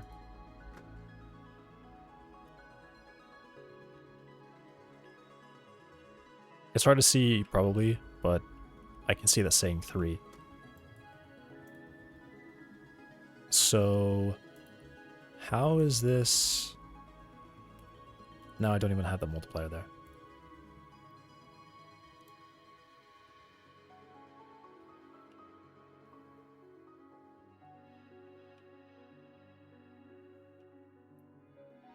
I mean, it's probably more like, you know, how stable is it, right? You probably want the value to be a little high because then otherwise the legs are going to be like kind of dragging a bit. I do see the drag. Okay, but that's cool. So I kind of can go not, you know, a little bit faster.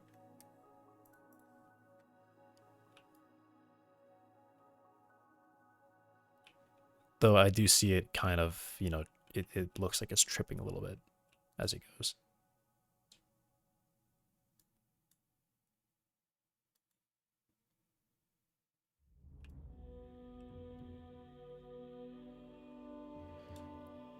It's hitting its target of 3 meters per second.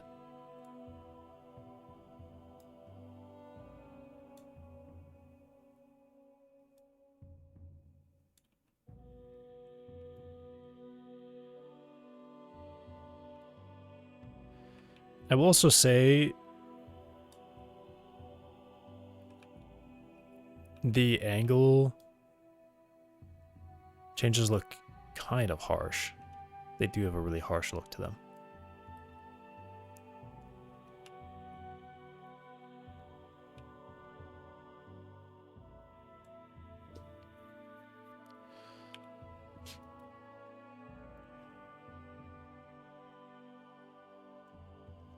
This could probably be a parameter.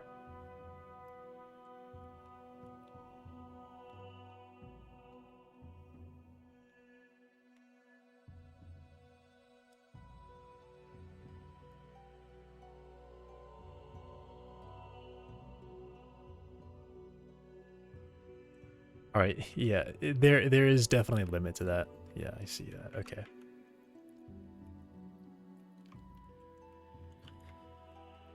I mean, technically, this like should be 1.24.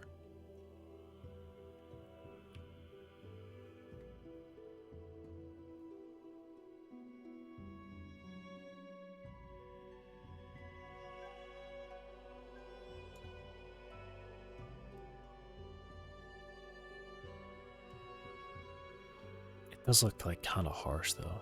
I feel like it's pretty harsh. Hmm.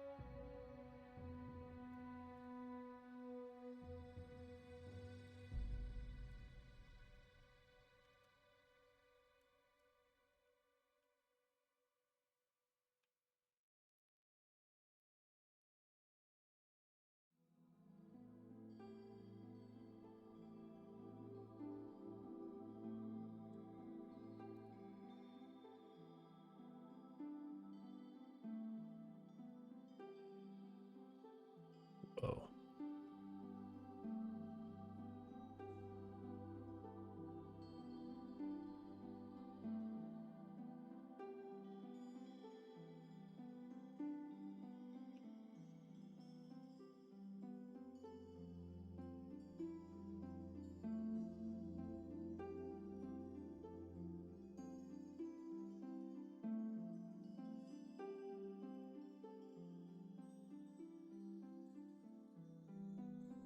Hmm.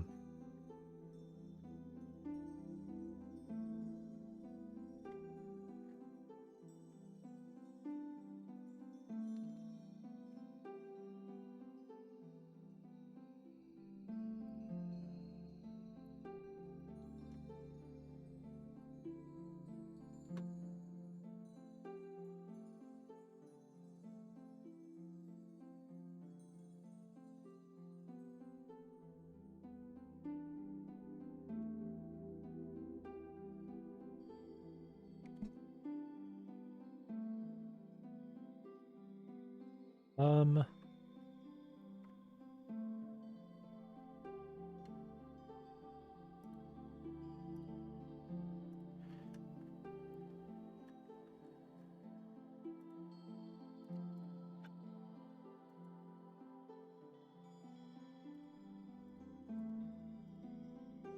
Where's this? Here. Step distance is the smaller value between current step distance plus this and double step distance.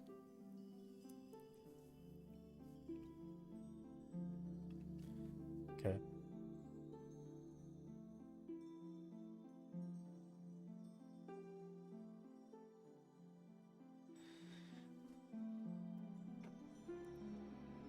It feels like there's just some kind of control that I'm missing here. But this is working, so I just deal with it.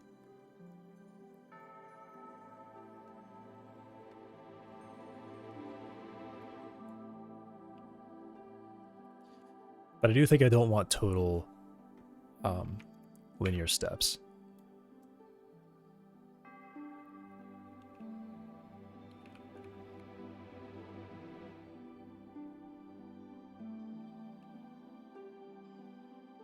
It does just seem to have this like extreme, like the angle is just too much, too fast.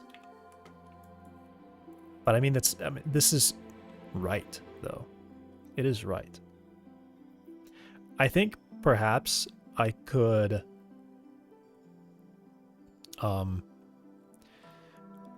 treat this radius as being slightly larger than that. Maybe I do it even based on the angle.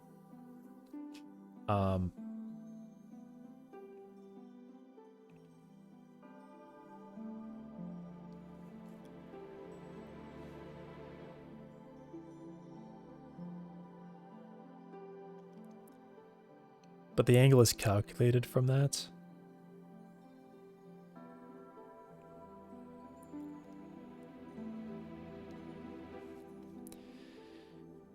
So then that changes that would technically have to change the angle. If I do some sort of like iterative approach to that.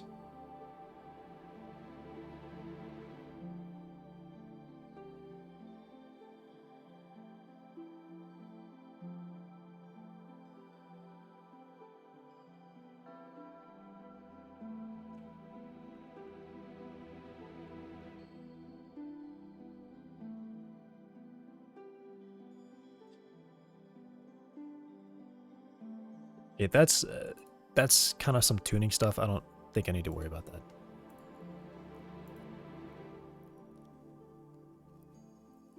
And then I also think that technically, if I were to move to accelerations instead, that would be better to move to accelerations. So leg isn't just moving at top speed instantly. I am kind of faking an acceleration by multiplying the speed by some current distance.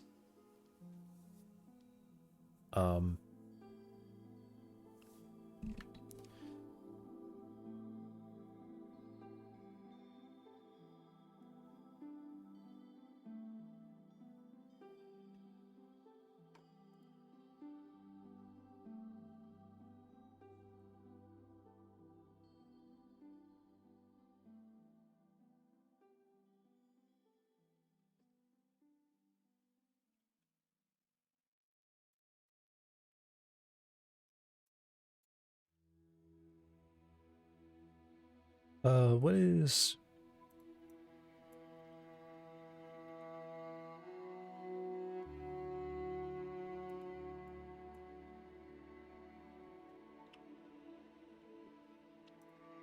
I'm gonna go just a little bit higher.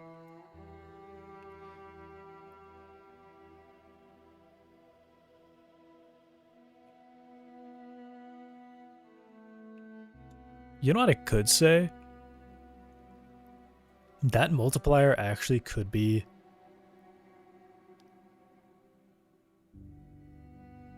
computed in real time. The value increases as legs spend more time outside of their comfort distance, and it decreases as legs spend time inside of their comfort distance.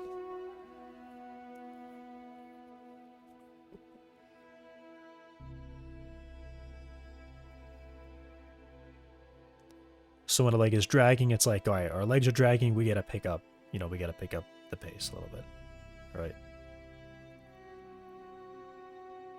It'll just be fitted to one.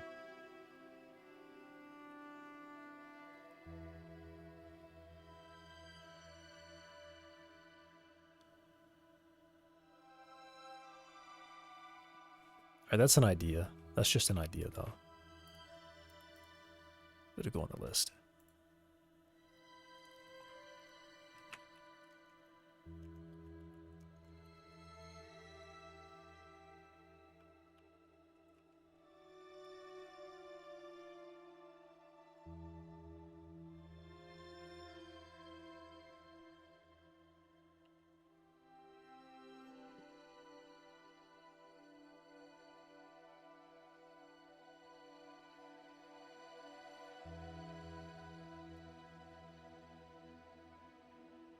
That increases up to 2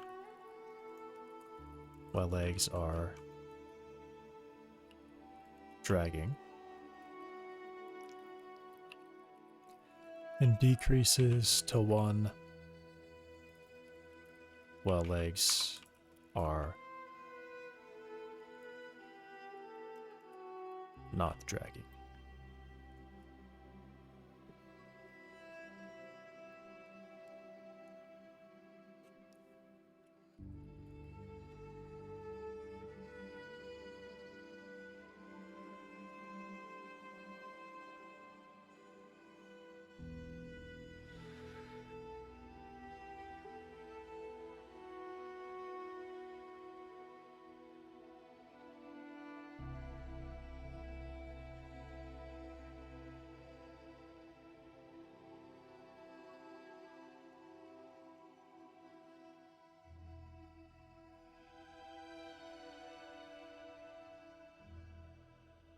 Because otherwise this thing just has like a value that I don't know what it is. Like I don't know what this value is. I'm just speeding up the legs a little bit, and it makes it so that they drag less.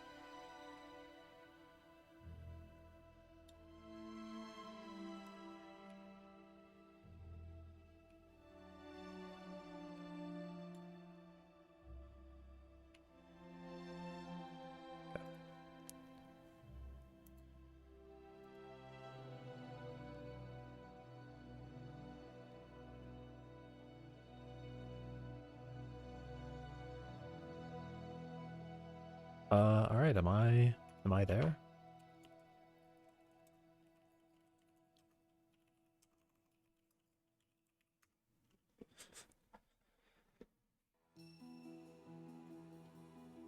Oh, I'm just gonna add that.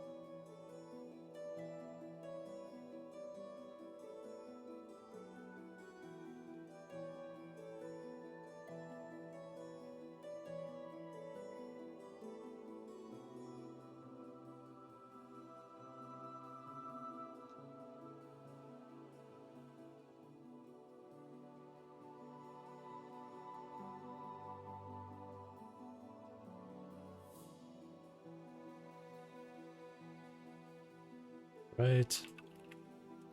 Okay. Leg swing amount. I'll say 0.8 is a fine value.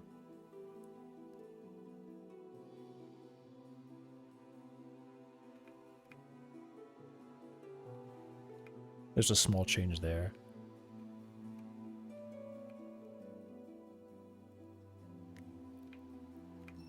An improvement there to that logic. And then I'm not sending any of that. And then I send that. Okay.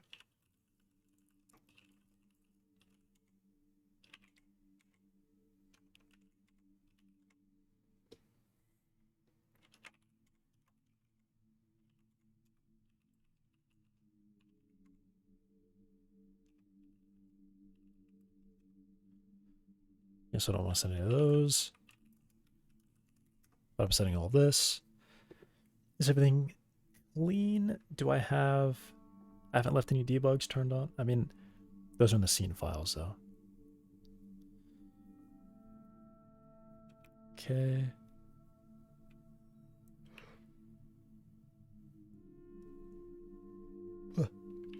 I do want to make this small change. There.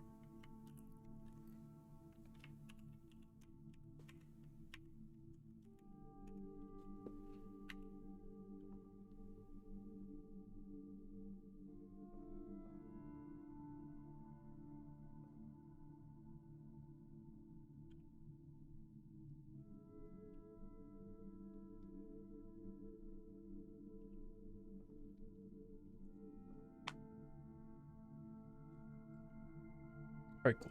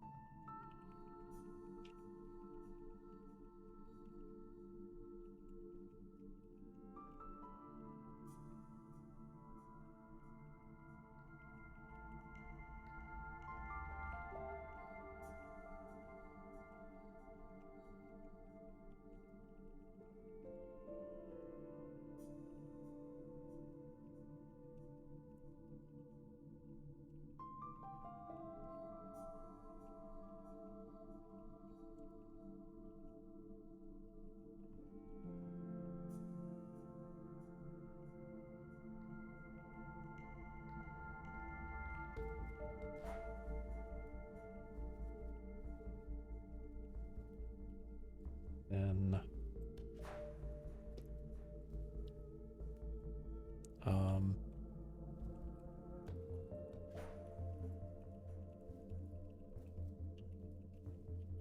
update constant for leg speed.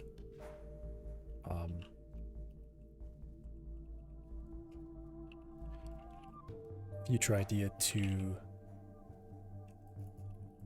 make this value less magical.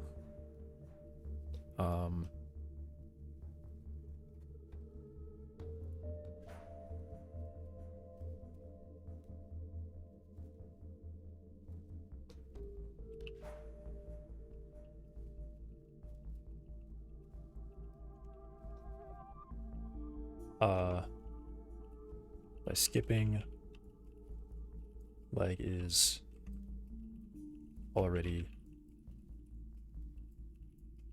to the ground. Stops small stutters near the end of a step. And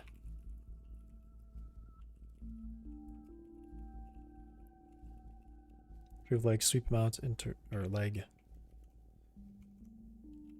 swing interpolation at small angles. Fixes legs getting stuck in place.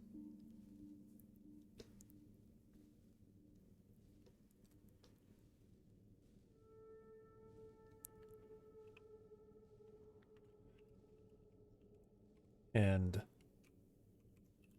swing him out. Interpolation.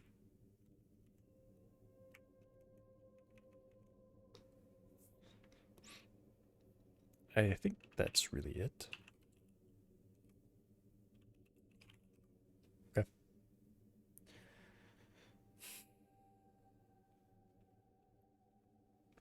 All right. Leg lifting. I'm totally super close, right? I'm just totally close. I'm nearly done. I'm not gonna have to like refactor something else. Hopefully. And I think I'm just restoring those.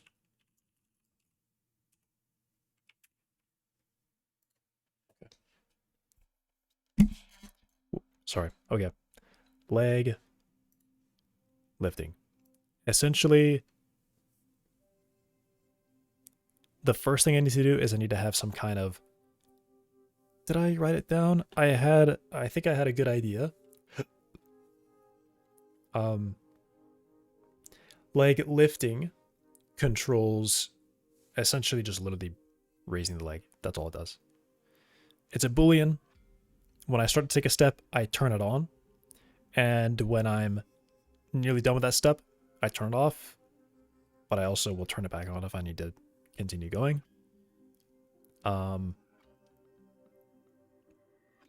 guess only if I really update the target, though. It's kind of the only time I really have to do that. If I update the target, then I'll make sure I turn it back on. Oh no, because if the body moves like unpredictably, then it does have to, yeah. Because yeah, the target could move relative to the body. The body could move relative to the target. So even though I didn't like set a new target, the target position is still changed, so I would have to like then raise the leg. So I'm just gonna leave it as like a Boolean. And if I ever turn it on, if I ever find that it's turned on and I'm not stepping or I'm not moving, then I probably may want to choose to do one of those two. So maybe I say, all right, well, if I can't take a step, let's turn this leg lift into a step. And if I can't take a step, then turn this leg lift into like, probably like some kind of a rest pose, right? Just kind of bring it back to the rest or whatever.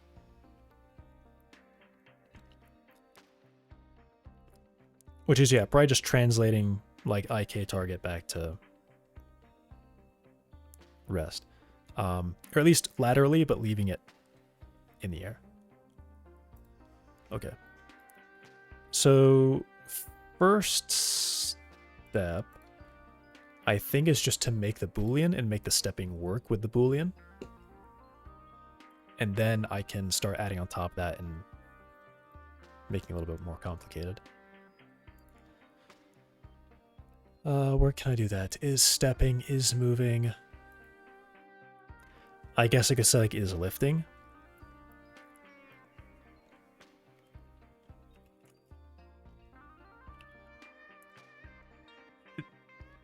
It feels different. It feels different. I guess I treat is stepping the same way. I turn it on and then I have logic that will make that step happen.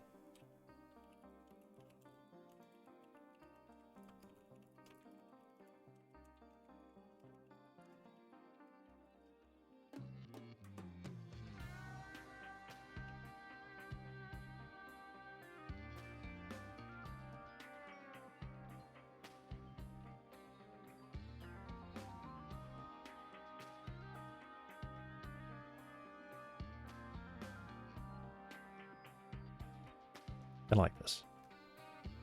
Like, it's currently lifting up. Maybe I shouldn't say the intention of it, though. It's not necessarily avoiding contact with the ground, but I think that is kind of what it's doing. Yeah.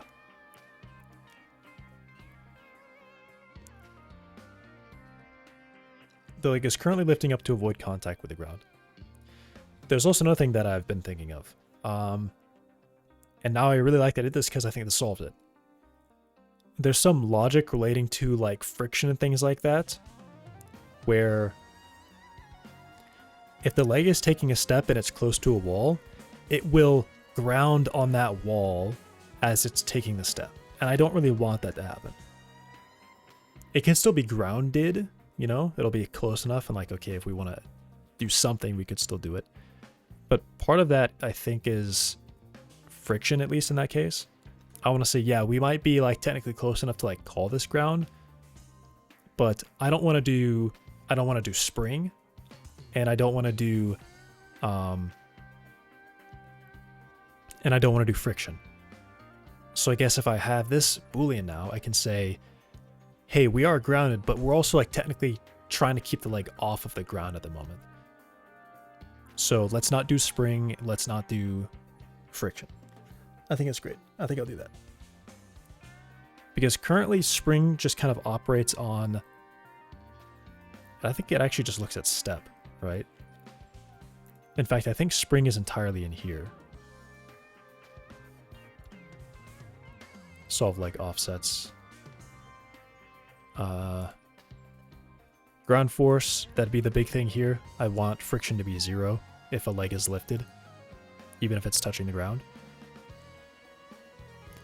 And then I definitely want to say,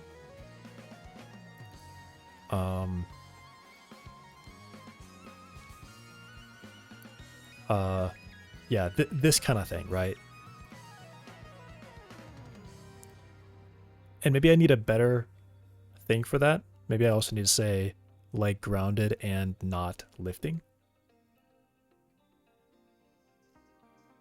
Because then I say, yeah, maybe this leg is grounded, but I don't want you to apply forces like it is. So maybe I just need to think of a different, maybe this would have to split. This would like split into two. Because I kind of, maybe I might want it for something like, I mean, big thing is no spring, because it doesn't want to push, and no spring and no friction. But I think maybe rotation, it might be safe to do that. I mean, I could experiment and find out.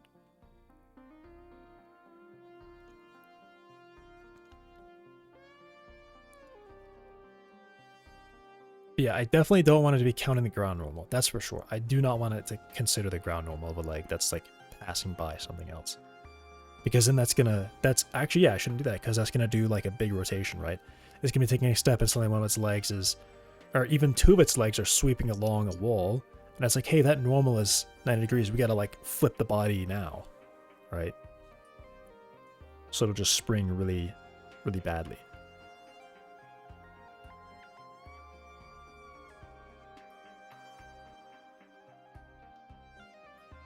All right. That comes later. That comes later. I like it though, because that's a good use for that.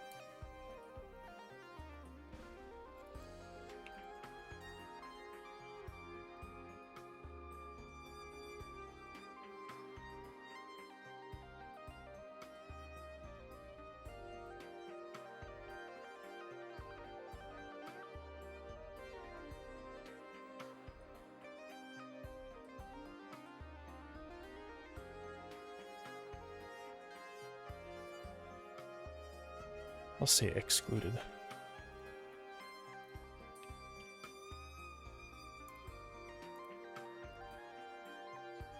Yeah. So start step is going to initiate is lifting. Was it really the case that I clicked here and I hit enter and it like auto-filled true? Like I feel like I hit enter and it just didn't actually go to a new line. Weird. All right.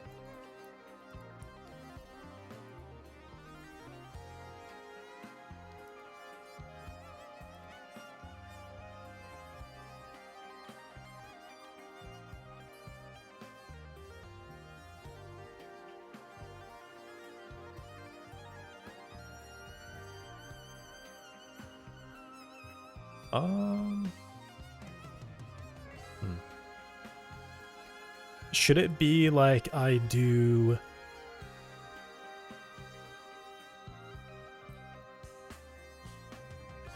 Yeah, how could I do this? I want the boolean to be here, so essentially instead of doing this, I would say step current is equal to prox is lifting is false. And then otherwise is lifting is true. And then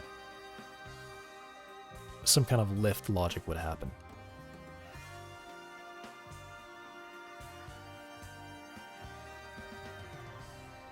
But it also needs to happen in place here too.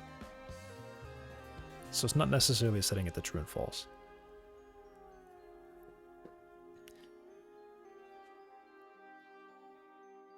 I guess what I do is I probably give it a y coordinate as like the baseline. And then I say, I do like is lifting and then I give it a baseline. But I give it a current value, I give it a baseline value, and then I say, give me the result of this. I give it a delta. Essentially, it's going to look very similar to move forward.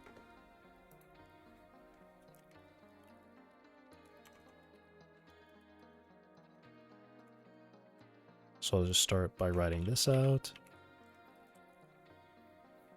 And then I probably want like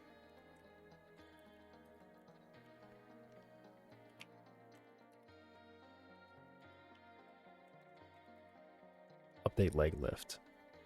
But it's going to return to me a value. I give it a current value. I give it a baseline value. And I give it a delta.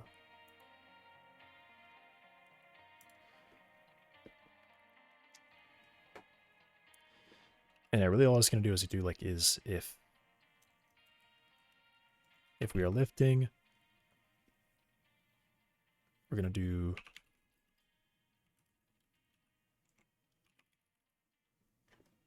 right, move current to baseline plus like lift height using delta.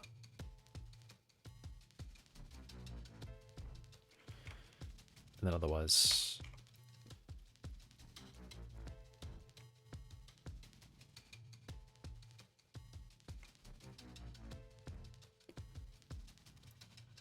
so very simple there.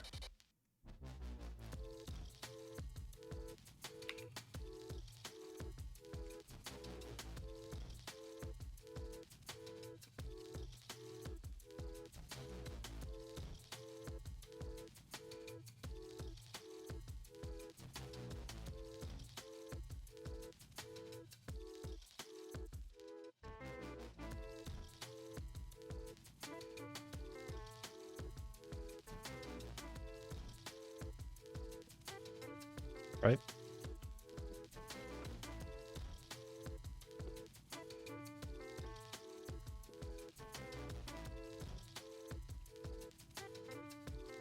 And then I will turn this off here.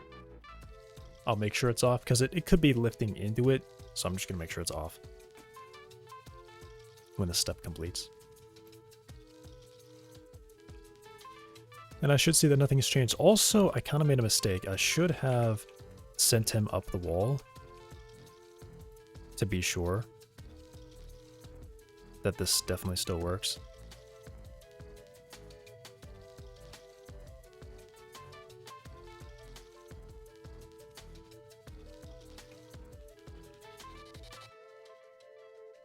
I mean, all I'm doing is I'm moving the legs. I'm not like, this is no gravity stuff. This is just pure leg motion. Oh, that was weird. It seemed like it took it a while to get up to speed. Oh, okay. It just pinched one of his legs. Interesting. Is that a common thing?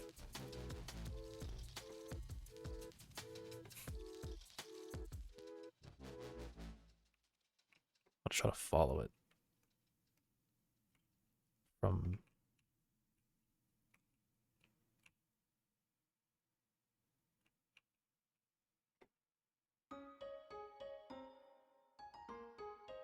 how did it pinch one of its legs like that? Ooh, it just did it again, and then it falls. Wow.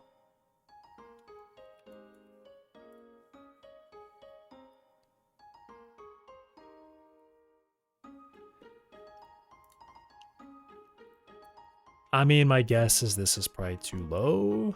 I think if I increase that, does the pinch happen? It shouldn't happen. But it seems like it's gotten stuck. Which this is, that, I mean, that circumstance should be, is part of what I'm trying to solve with the leg lift. Because that leg should pinch, and then it says, alright, we're dragging too hard, we gotta pick the leg up. So then essentially the next time it's able to take a step, it'll just do it. It's basically a way to like force a step to happen, even though it's not in a terrible spot. But yeah, it's not pinching now.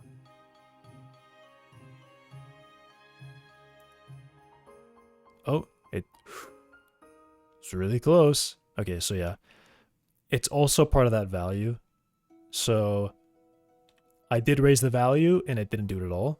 It was very consistent with the value being slightly lower. So now this is definitely a case of I should probably make this a dynamic value. And it's also a case of leg lifting as a fallback. If somehow a leg misses a synchronization time, then I mean, it's also maybe something I can look at here. It's actually not there. It's on the individual legs.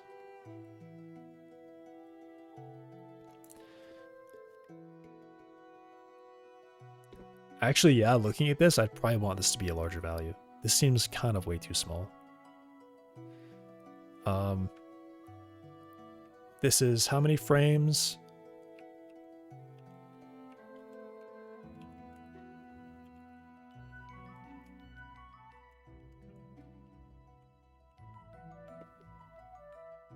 Three frames.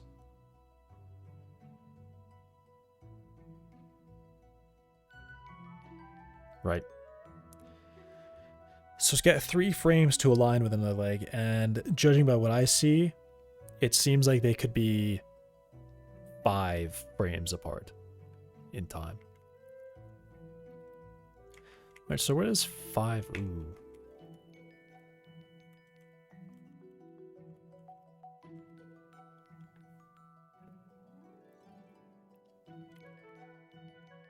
I could just go to 0.1, a tenth of a second, for 6 frames.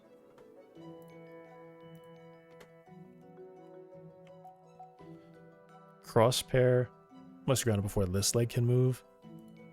I could probably drop this one though. All right, but I just basically double that value. So now let's see if that's better for it.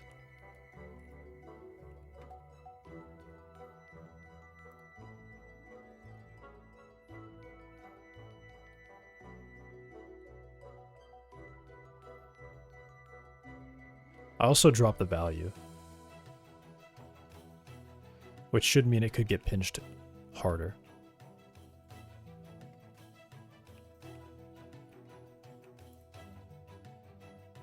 Oop. All right. I saw it happen. It happened again, but it recovered. Oh, and it just... I don't know how that happened, but okay.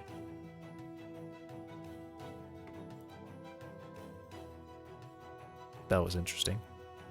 It just straight up fell off.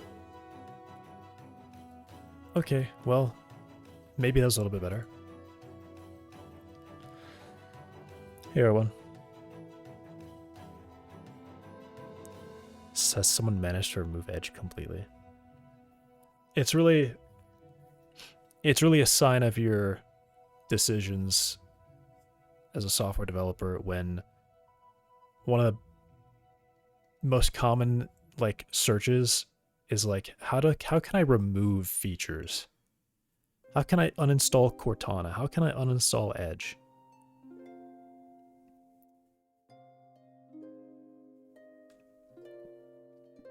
Shoot webs like Spider-Man? No.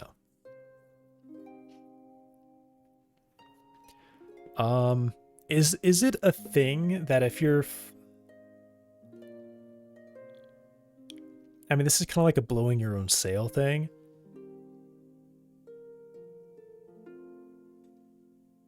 Is it possible to stop your rotation?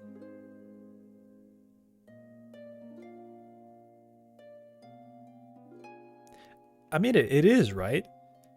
You maintain angular momentum, I think. I mean, this is like layman physical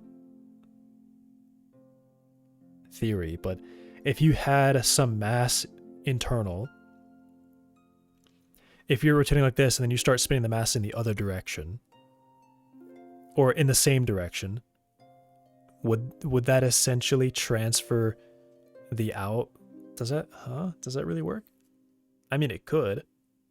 You have to put that energy somewhere.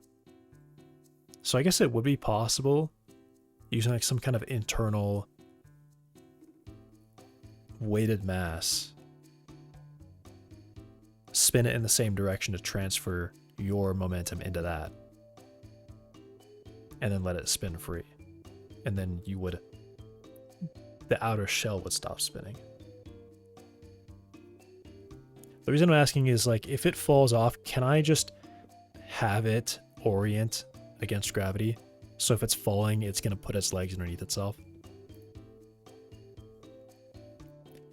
That's probably like a crazy idea. Alright, what am I doing? Leg lift? Alright, so I think I got that working. I now do it like this.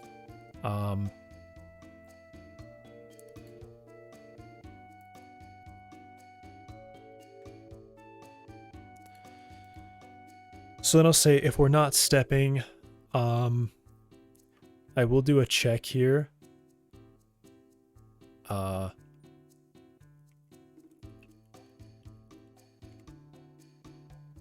If we are lifting, then I kind of want to do this. I want to do like target position Y as the current, and then target position Y as the baseline. No, the baseline would be the rest position. Yeah, I think I'm just kind of doing this.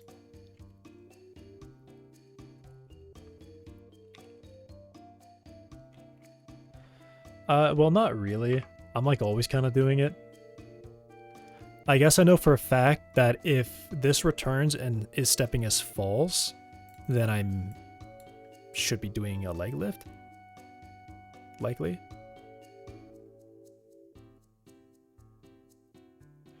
Oh.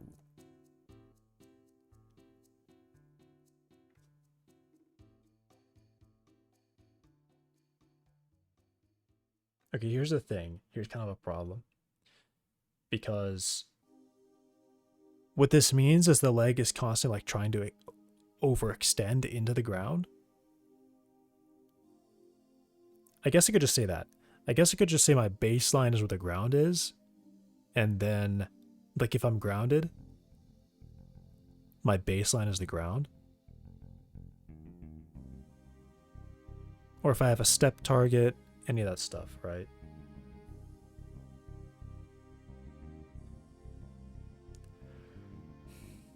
I could also do a ray cast down from the leg and use that if all else fails. If I'm not grounded, I don't know where the ground is. And oh, but if I did that, then what if the ground is like really far below?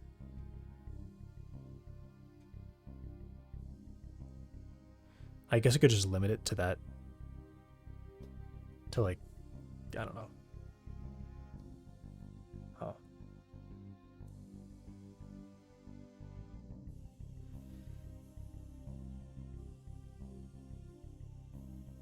Yeah, the baseline is difficult to know here.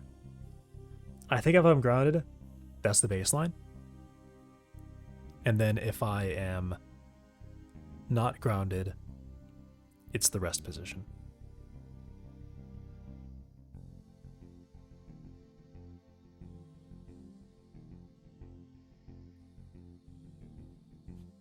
And update steps should always just be called, right? Yeah, it's just always called. Oh, I can't say...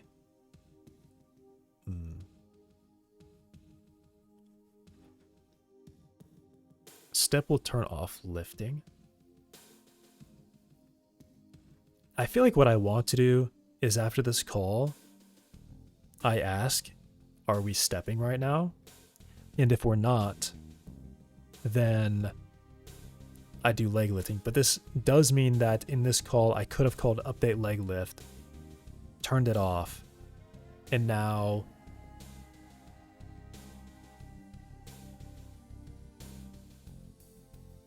I mean, that's actually it's probably fine. It's probably fine. So leave that. If update step, if not, if we are not stepping,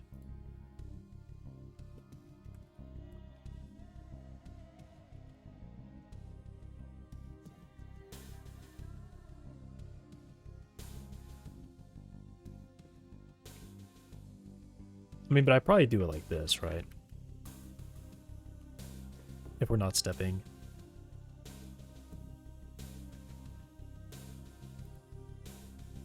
No, because what could happen is that this could turn it on, and then it could start lifting a leg, and then I would, like, have it turned off and start pushing it back down again.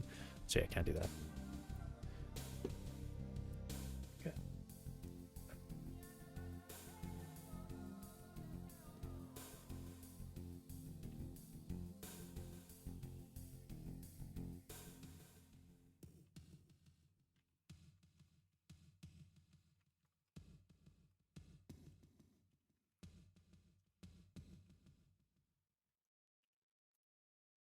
Baseline will be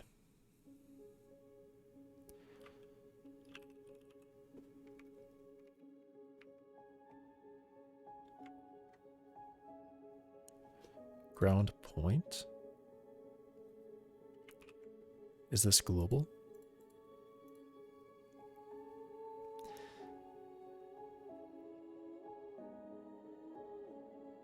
All right, yeah, that's just global. Okay. So I need to take a global coordinate inverse by my transform. So it'll just be simple like that. And now it's relative to me. And the target y is relative to me. So it'll be this dot y. Baseline will be target rest position y, which should be relative to me as well. Global transform inverse. And I mean, I wonder if I should use inverse. I'm assuming what happens is that when it sees this, it vector will just call inverse. That's what I think is probably happening.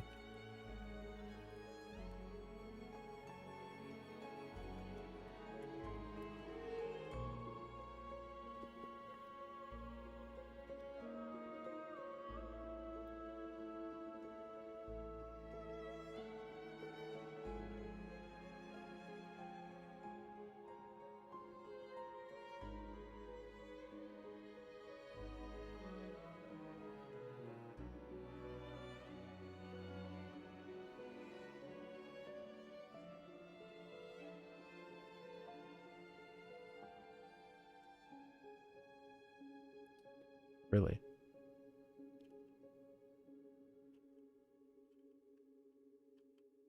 So how does that work?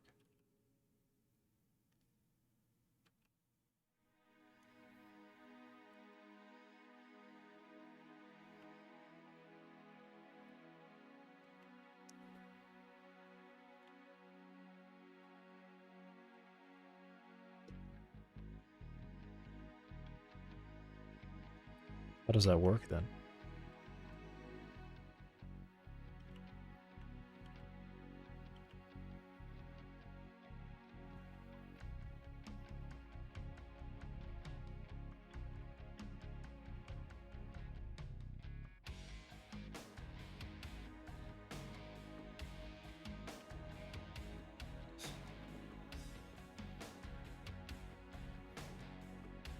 Alright, whatever.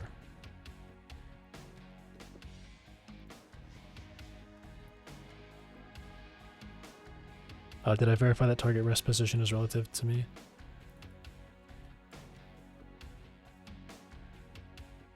Global position, global transform. It is. Perfect.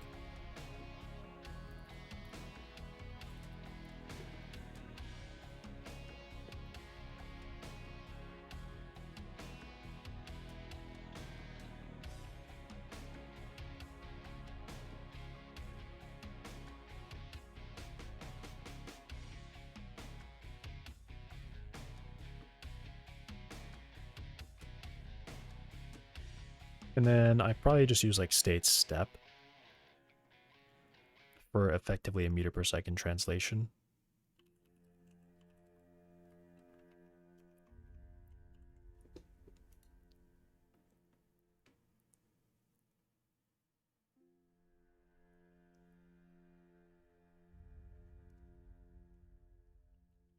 So this should do nothing, right? It's going to do something, but it should also do nothing.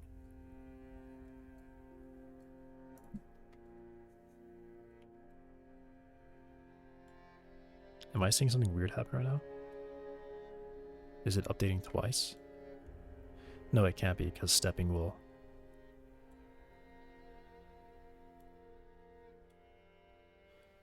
I'm saying something like that I don't like.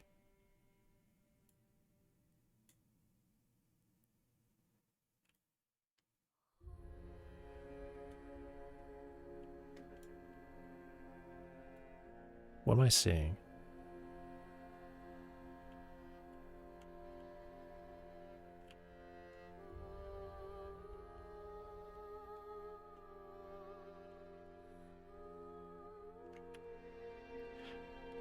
Nothing. I'm not seeing anything. Okay. So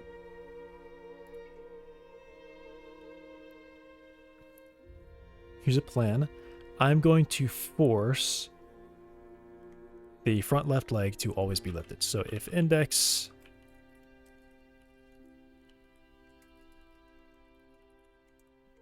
is lifting is always true. And I can just put this up here.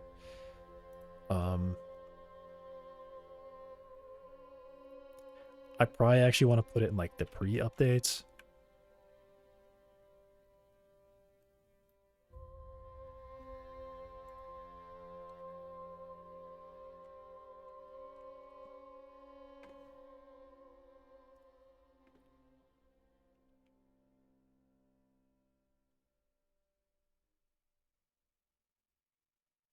Something interesting is happening there. It is trying to like keep it off the ground, but it's also kind of walking with it. Yeah, and I expected to see things kind of get broken. All right. Cool. Okay. So what I want to see happen is basically it moves like that leg doesn't exist, because it should move like the leg doesn't exist. But not yet. Actually, not yet. I've implemented that as the basic level. And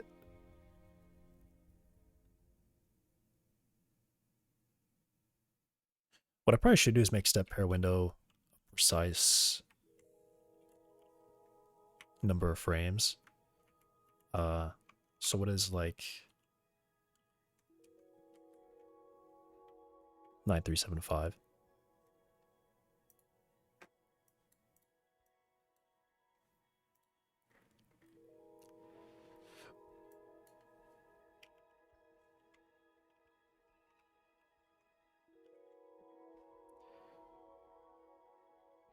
The integrated file explorer.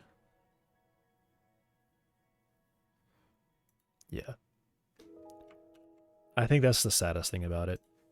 They're making their software worse by like literally deliberately turning it into spaghetti.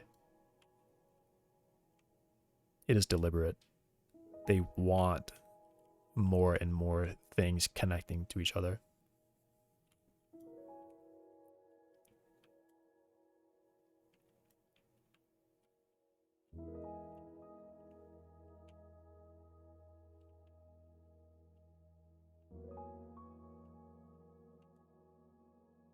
I kind of liked how that was walking just now. That looks...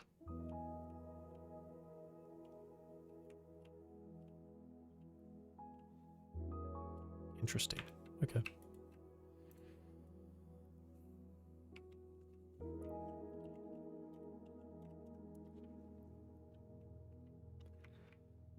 You're lifting to the active step. So if we're not stepping, we'll do that. If we are stepping, I'll allow that to control lift. So then here I just turn it off or on, and then I...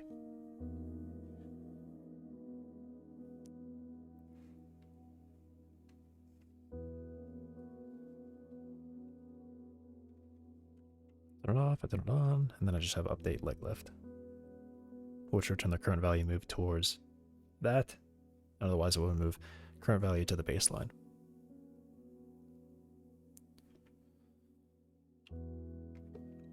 Okay.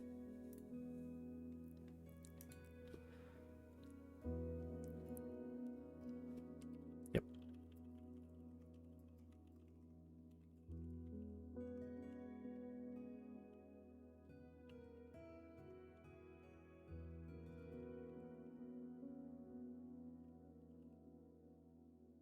Do I really call it a system? I don't know.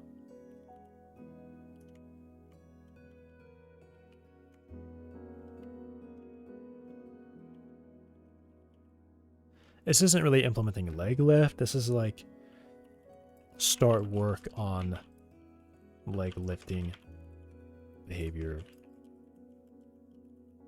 Or call it like. And rebuild windows in Rust.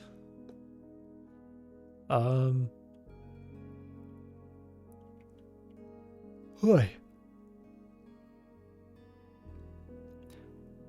I didn't start timer.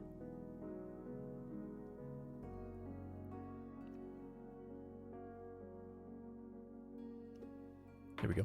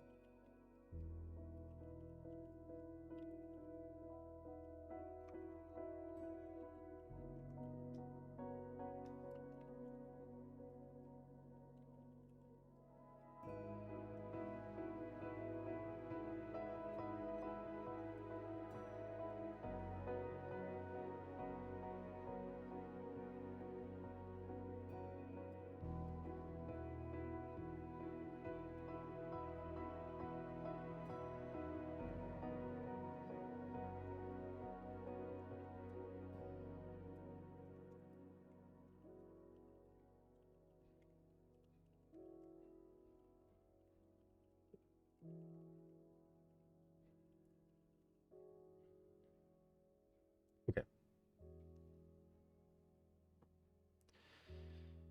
All right, so there's a few things that I know that leg lifting needs to kind of disable. I'm going to go back into here and make it so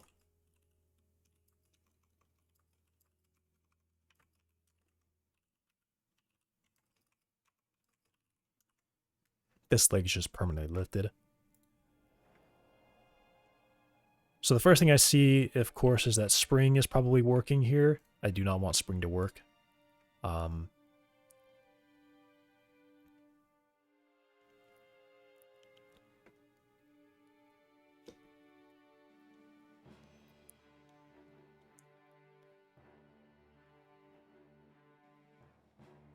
Although I think here's something.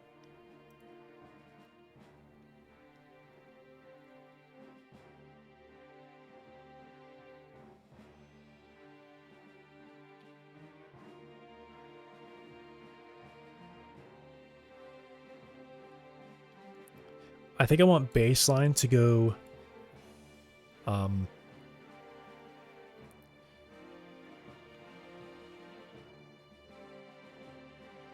don't know. Are you gonna watch the touchdown? Are they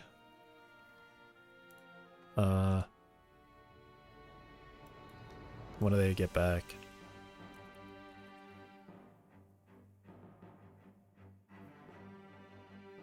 Oh, they're already back?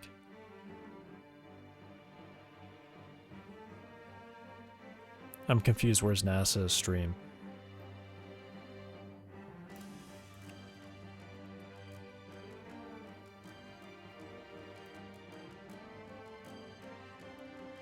It says they're live. Why is this like super hidden?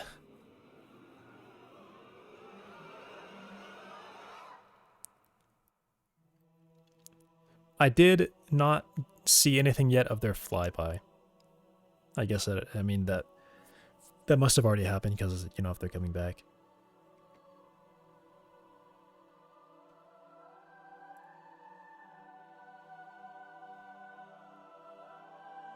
Splashdown corridor. So trying to basically land here, I guess, is what this is probably saying.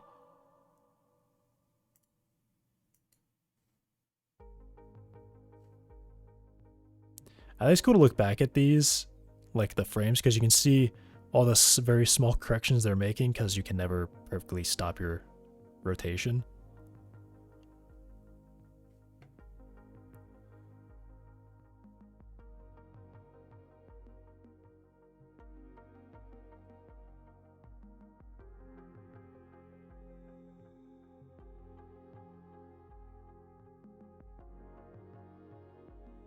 Dude, that's gotta be just so claustrophobic to sit in like an area with what, 3 other people? That's probably like definitely smaller than my room. For a week or something, however long they've been out.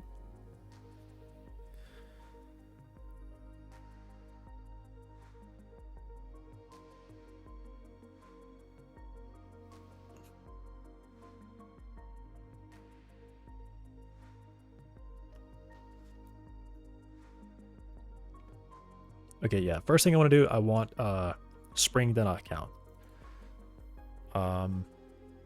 So I think what I might do is I might start by having just a second counter. So instead of grounded leg count, it's gonna be 10 days. Yeah. I want to have like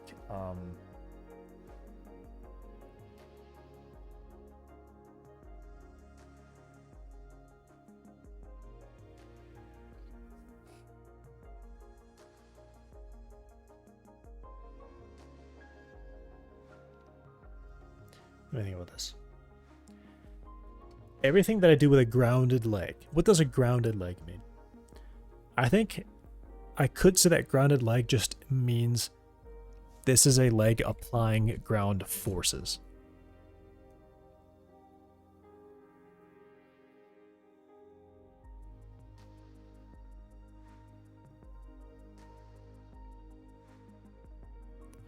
Yeah.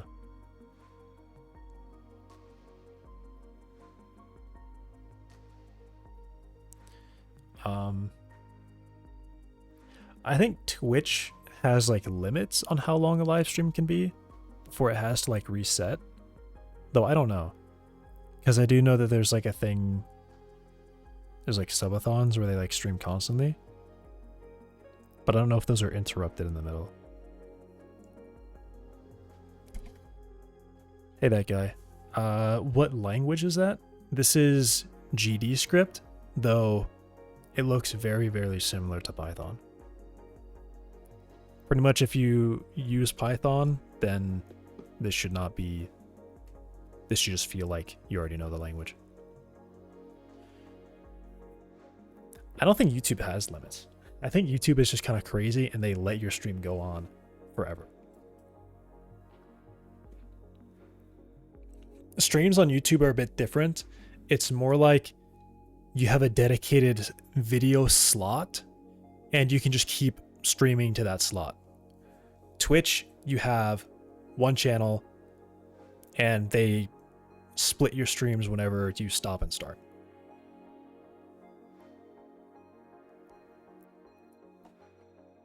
Though I think YouTube does have like a limit on when you can resume a stream. I don't know actually what that is. But you can have the video page for a stream like a week before you start.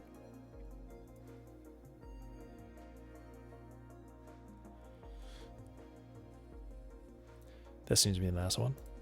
What one? Well, there's two. They have 2 streams. They have one that's just the footage, and then they have another one that is where they actually do broadcast stuff. Yeah, this is just always of the ship. They never interrupt this one. Unless the feed goes out. But this is the one that they talk on, and they'll go to like, you know, the cabin crew, or the crew cabin, I meant to say. I'm trying to see if they showed it. They did show it. Yeah, here, inside the ship.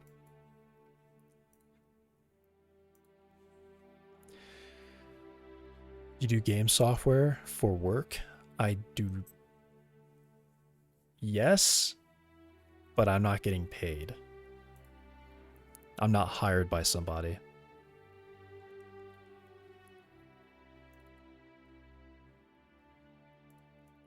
You know, I think I'm just going to hijack grounded leg count and just totally change it.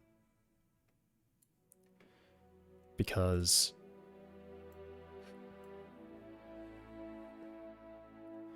if the leg is not grounded or the leg is lifting, skip it.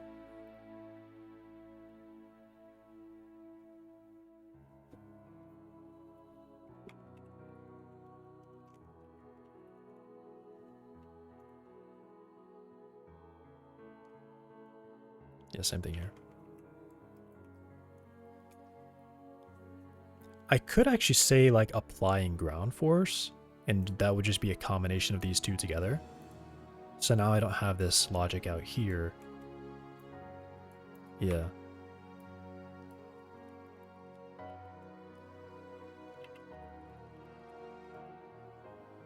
If not leg apply ground forces. All right, I like this. This seems a little bit better.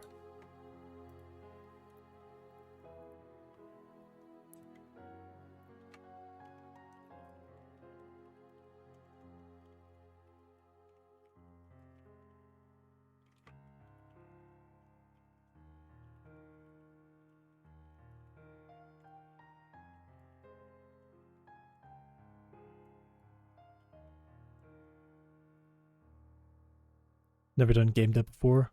It's just dominated by C++. Well, yeah, you want it to be fast. Definitely.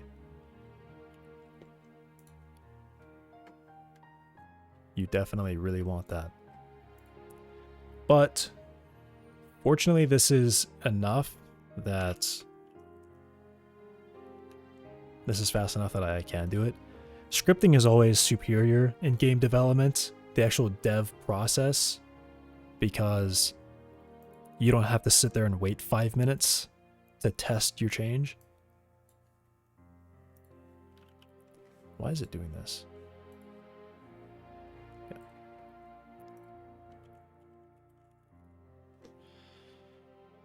Yeah. So this is solve rotation if the leg is grounded.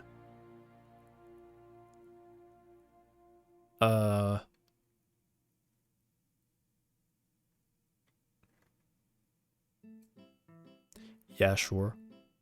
Well, no. This is also definitely not a thing. Yeah, if the leg is applying ground force, we use its where it is now. Though technically, it shouldn't be leg target position. Oh, this is.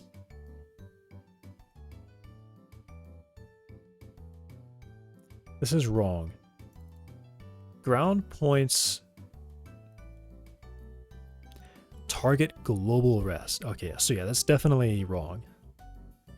So these are supposed to be leg ground point is what that one should probably be. If we are moving,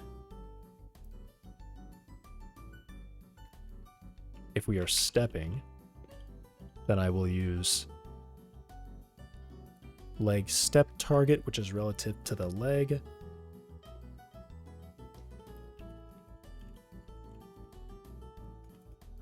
Should be that.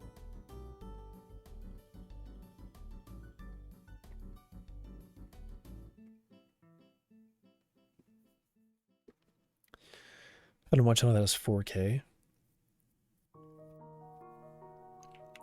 I mean, the original footage is from NASA, so whatever they give us is the best that we get.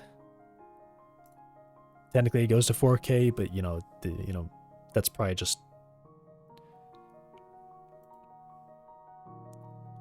maybe these cameras are 4K. Probably not. It doesn't feel like it's.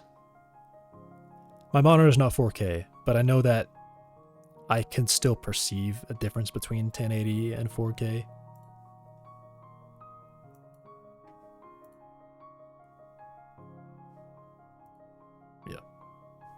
I probably shouldn't leave that running at 4K. That's probably... Okay, I'm fine.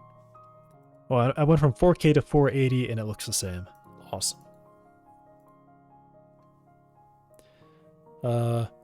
Sorry, I kind of missed this. True, not really that much for the compile languages. Space of mobile app dev.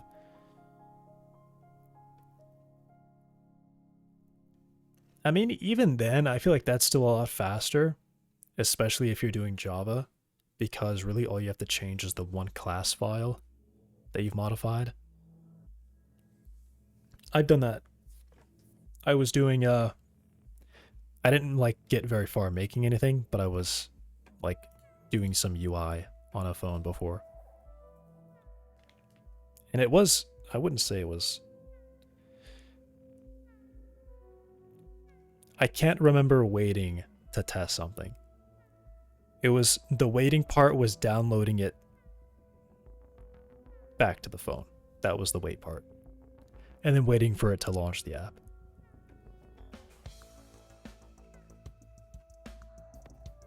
At least we can see it's humans and not something else. Yeah.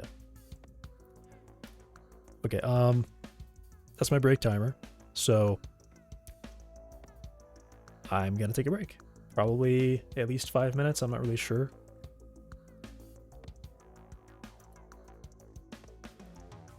I think even though this is like the second day that I've been doing breaks, this is actually the first time I've really properly done one, because I forgot last time.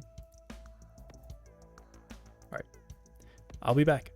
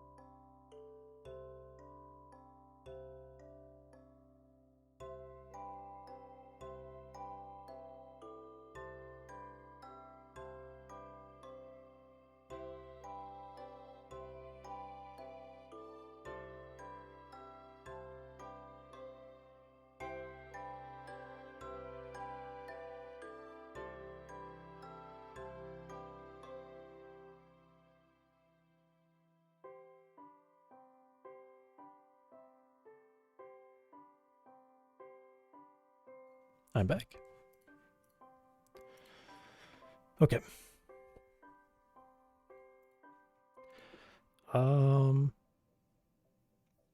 So essentially disabling ground, ground forces. If we're applying ground forces, use the ground point. If we're stepping, use the target point. And it's just for rotation stuff. I'm still searching for is grounded. And yeah. Apply ground forces.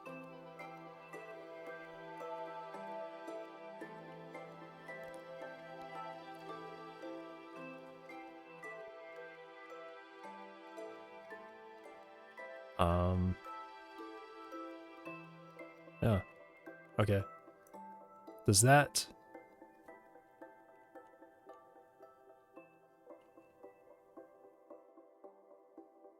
Alright, I see it do that, like, quick tap there. Which is a bit weird. Because that means for at least a frame, it does turn that off. Let me check the order of this stuff.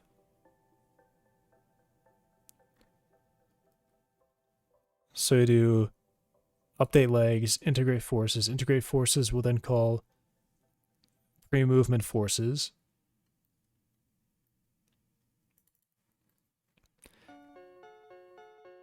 Calculate ground forces? Oh yeah, that's just, yeah.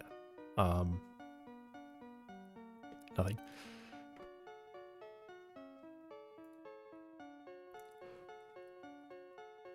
It does seem like for one frame it is doing that, but I think it's part of the step. The step part. So here's what I'm gonna do. I'm gonna turn on some of this debug so I can see what's going on. Because what I think, the only thing that could be really happening is that the leg is, it's probably a bit actually wrong. Because if I have it lifting, it should try to maintain that position, and I see it drifting. And it shouldn't be drifting. It should just be lifting straight up from where it is. So it's probably here in update target position. If we were stepping or moving, I would say even is lifting too. If we're stepping, moving, or lifting, if we're doing anything, then I want to not do that. Or I want to keep this. Cool. It doesn't drift. But it is still kind of like stepping. I do see that it is. Yep, right.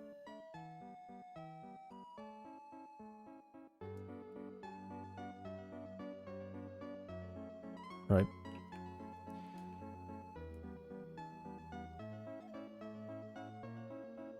Cool, okay.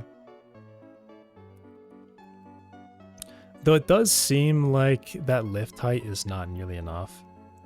It seems like it's barely off the ground. Honestly.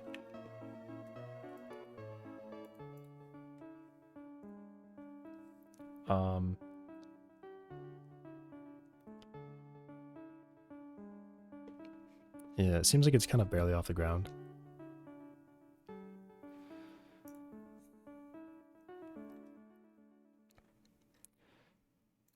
So it might just be here if we are grounded.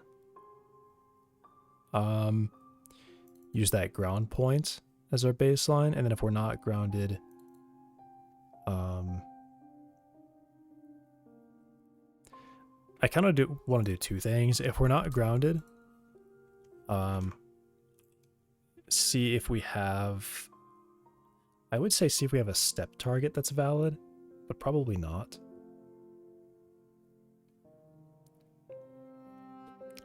Let me say that. If shapecast is colliding,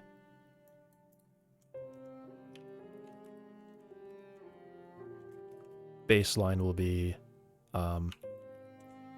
that next step target Y, which next step target should be relative to, yeah, it's step target.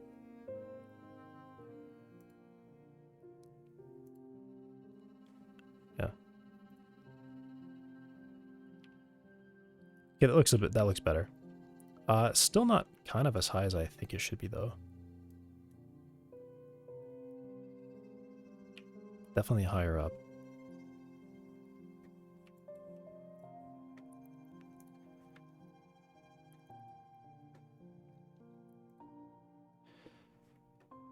I don't have these on custom values, do I?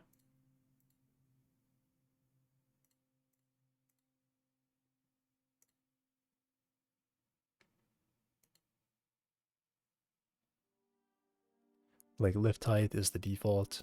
Okay. Maybe I'll say 4.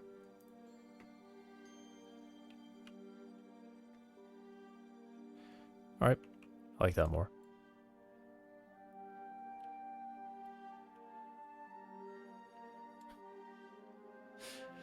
The spinning through stuff is funny. Okay. Cool.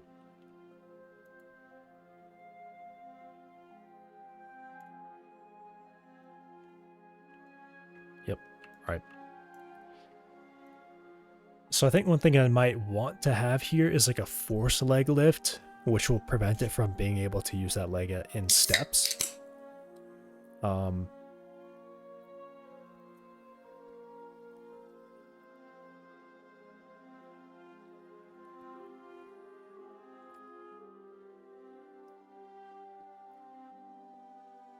Yeah. But it won't prevent it from maybe using that leg in case it falls, perhaps?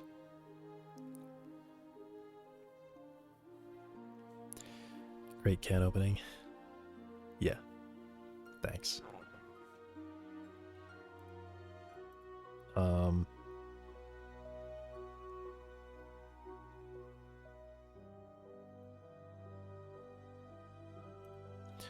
All right, 0.4 seems better.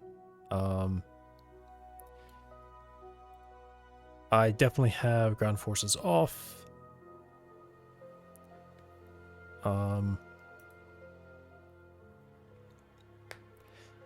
Yeah, I think I make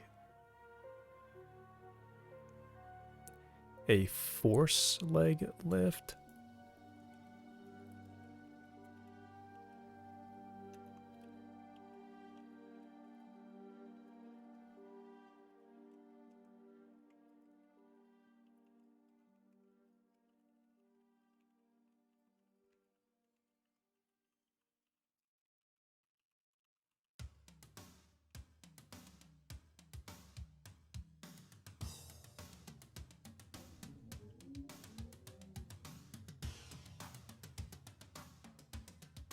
I was thinking it could still be used for recovery, but nah, I don't think so.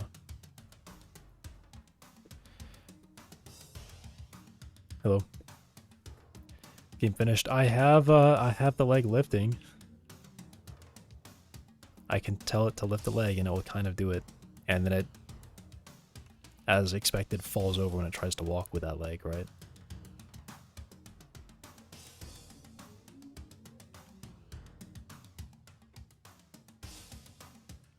Though there's some glitchiness where the legs won't move because it thinks the lifted leg is taking a step or something.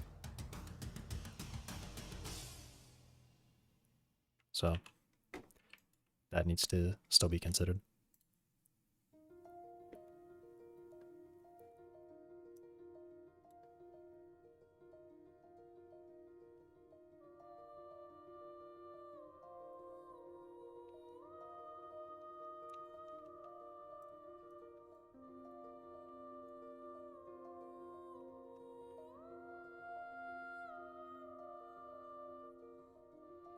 I'll just say from most motions. And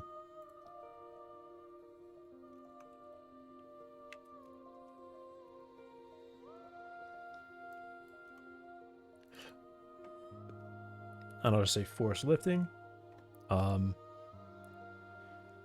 And I think I just have like a normal check at the start that's like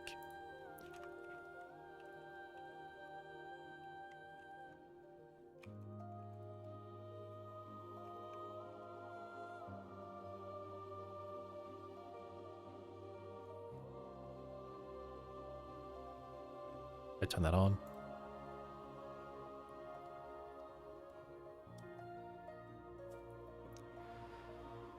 And then anywhere.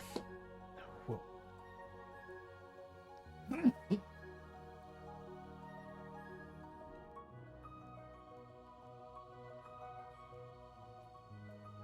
Sorry.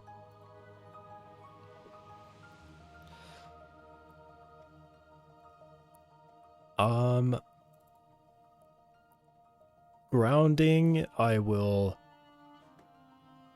can leave this on, I think, because this doesn't really do anything.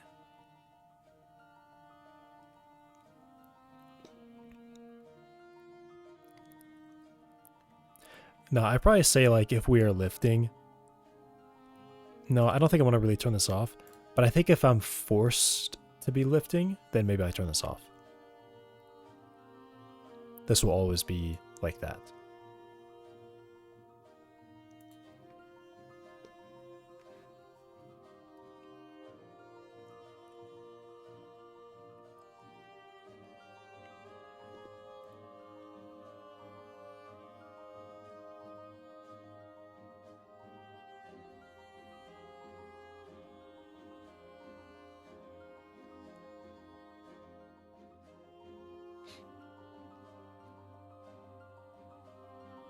Right.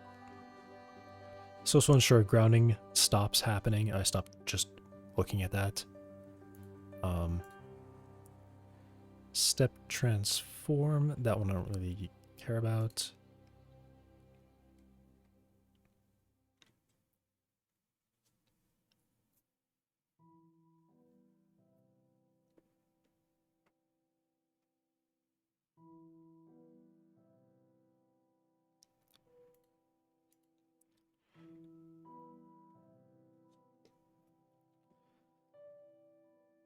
Can I skip this whole thing?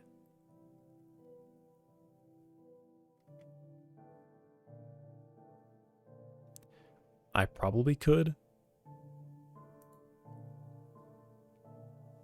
But I won't.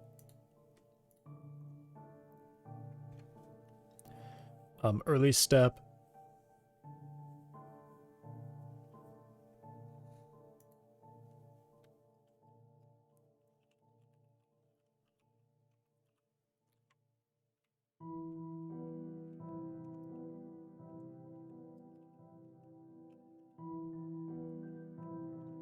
So if we're forcibly lifting, we won't do that.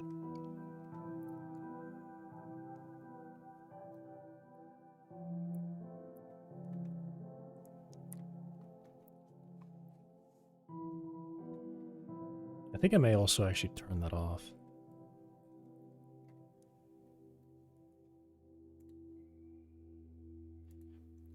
Or maybe I do it here.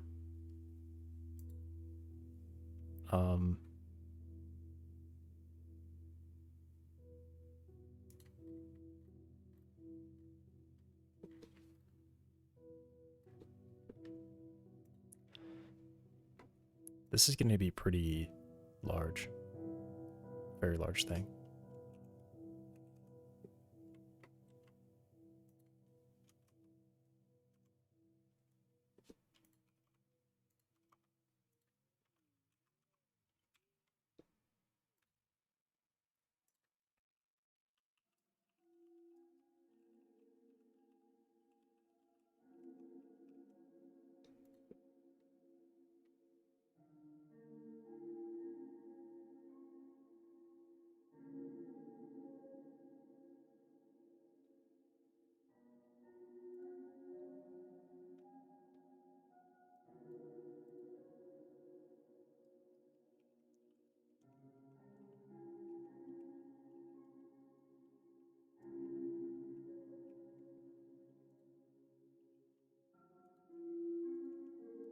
Um,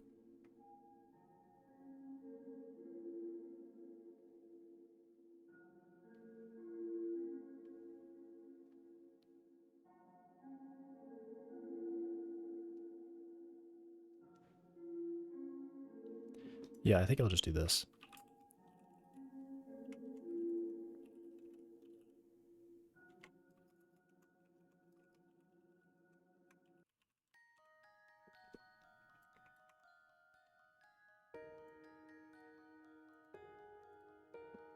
There we go.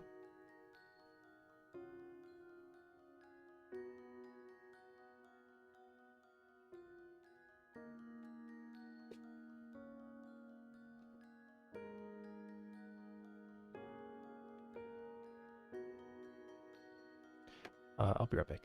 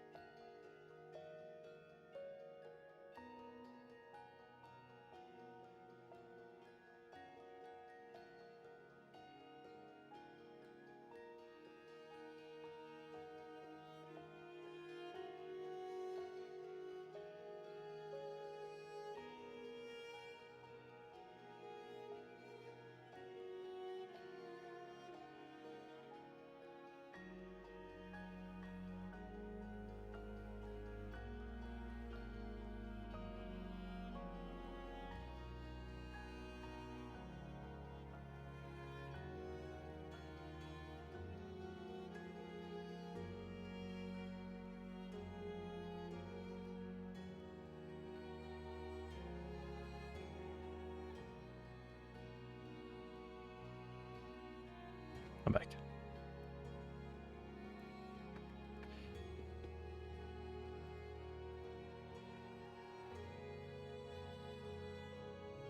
Why was I scrolling through here? A force lifting is stepping his false return. I'll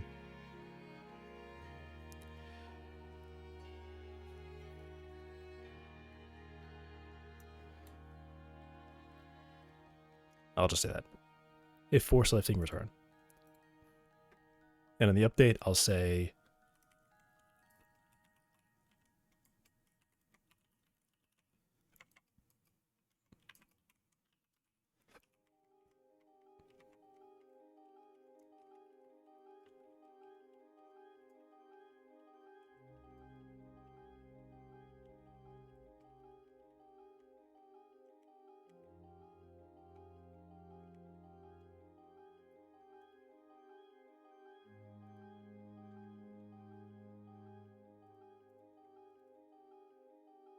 okay, then I can just take this out of here. All right.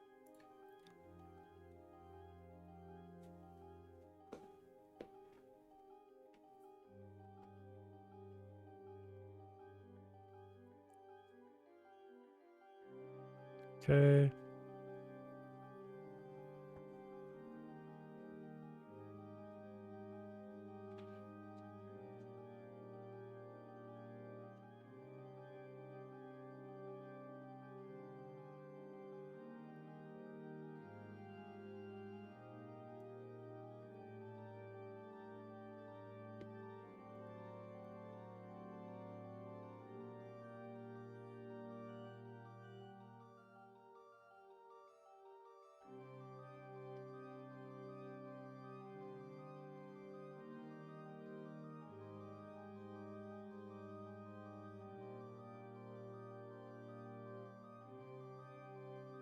Okay, so this leg will be prevented from ever engaging in a step, is what I've just done.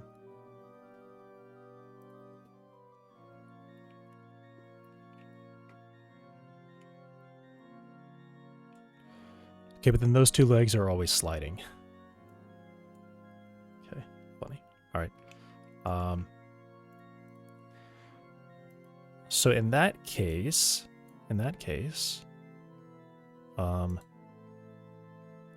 when I'm looking at adjacent legs,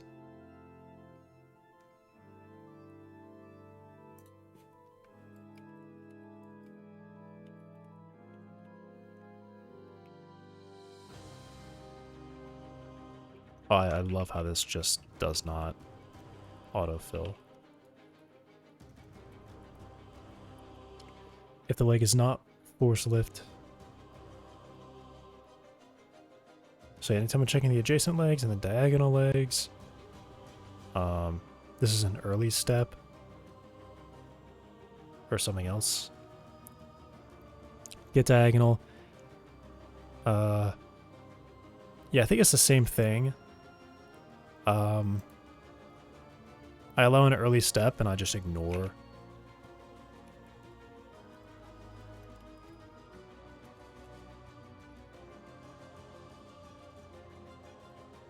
Here's the thing, diagonal returns an array of crawler leg, and for some reason it just cannot comprehend what leg is. Oh, it can, but if as soon as I put it into an if statement, then it just forgets. Right. That's cool. Okay, so now this leg is just totally ignored by other legs when stepping. As it should be. Right, cool.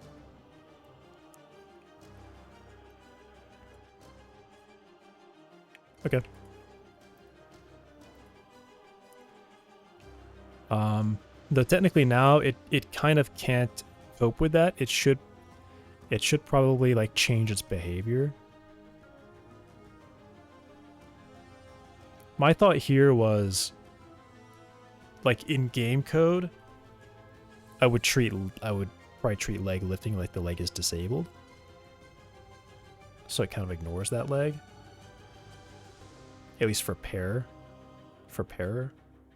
considerations.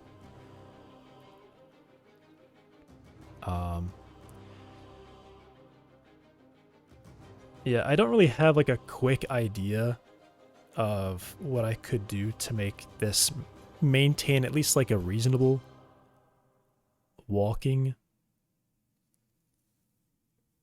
method for any arbitrary leg being disabled.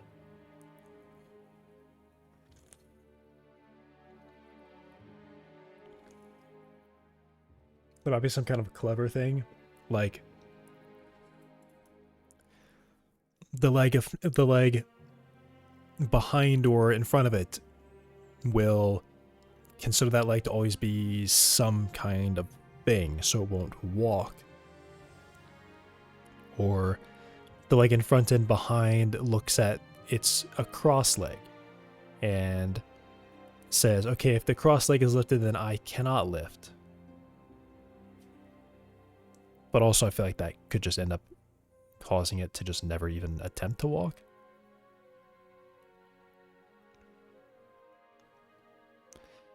Yeah. It would basically be some kind of redefinition of what pairs are. So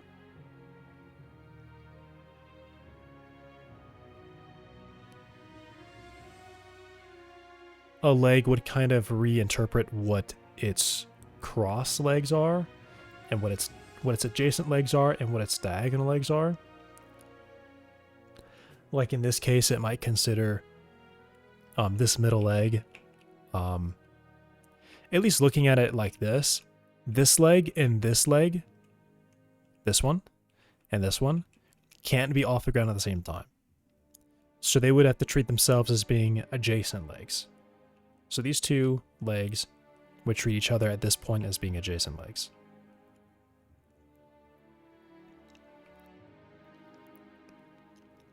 And this leg still has the same diagonals, I think. Whoa, that's weird.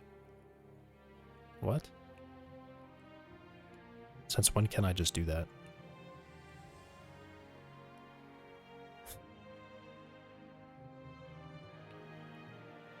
What?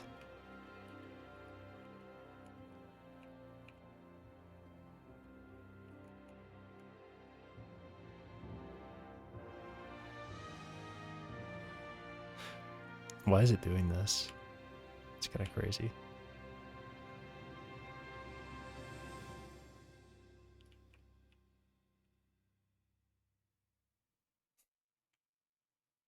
It's really silly.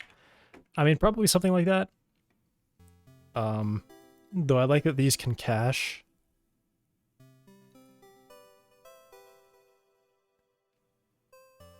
And I don't know, perhaps...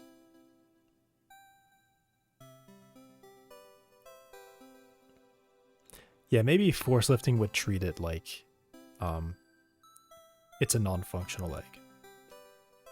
Right. Like maybe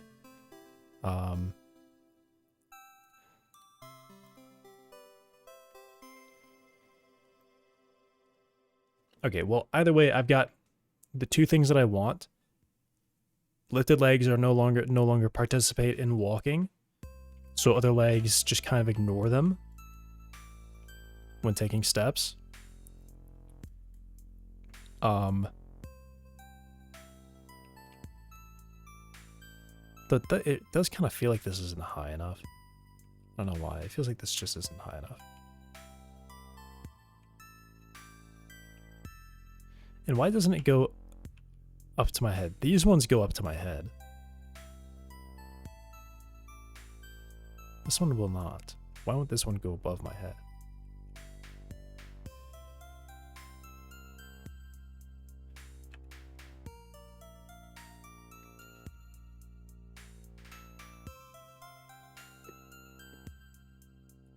Oh, you know what? I guess it is kind of like the step target, isn't it?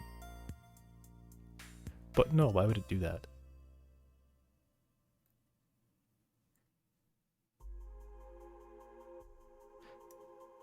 It's probably this one. Right, because I never update the shape cast, I think. Or do I?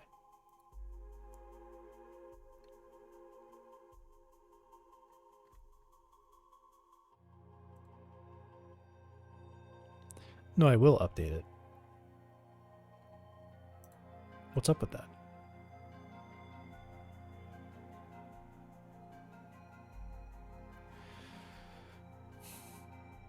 Okay.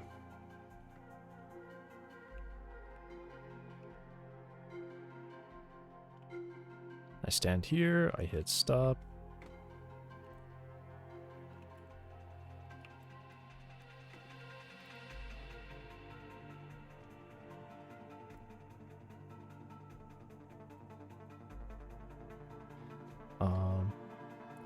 We're not stepping, baseline, not grounded, step target Y.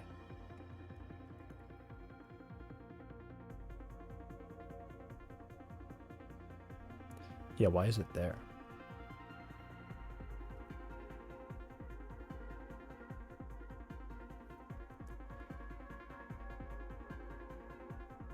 Alright, what about the other legs?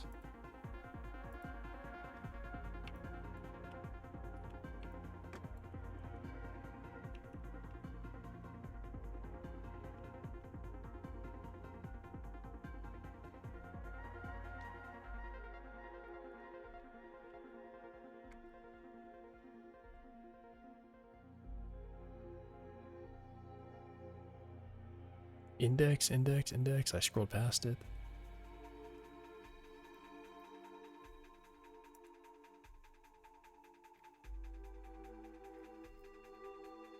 One. All right, this is like that's above me.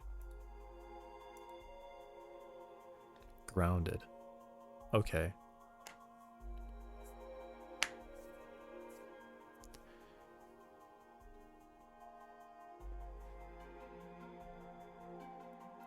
All right, I'll say this. I will allow it to like technically do this stuff, but yeah.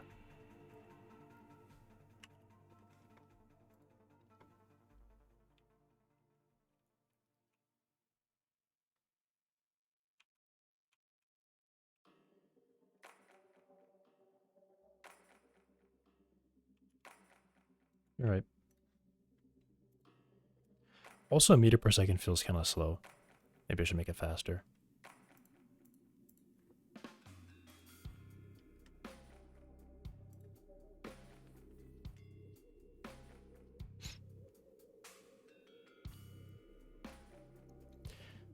I could say like body. Max speed. Is that right?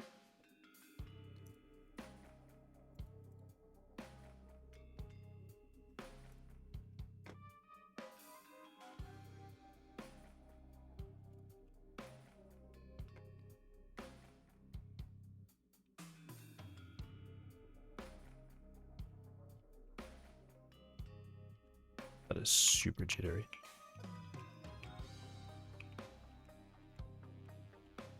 What is jittery about it, though?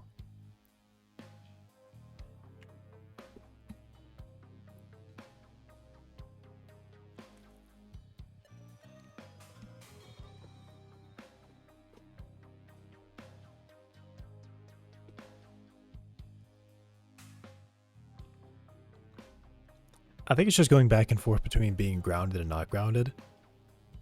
Likely. So it lifts over me high enough for it to not be grounded, and then it says, well, I'm not grounded, I need to go down to where my shape cast is colliding. And then it starts to go down, and it says, oh, now I'm grounded, now I need to go up. Right.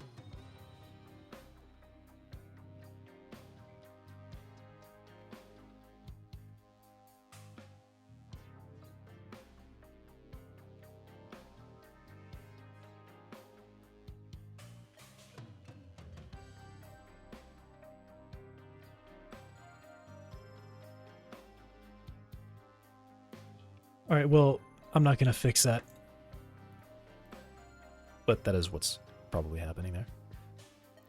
Okay, so it can still detect if it's, like, in contact with the ground, but it's not going to... Right, it's going to have that force lifting thing. So it's still never going to apply spring forces or anything. It's still never going to apply ground forces.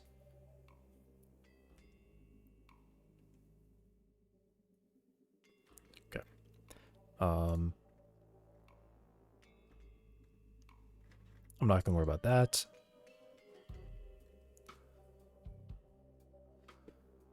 Is that it? I have it turning out. It doesn't participate in steps. Right.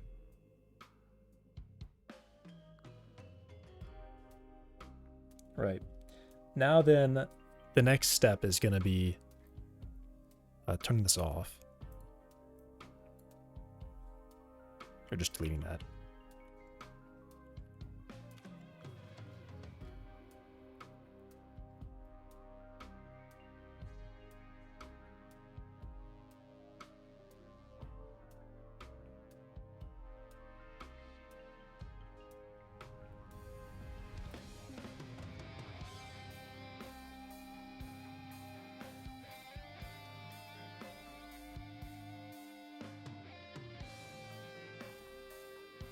I'll just say that from most motion.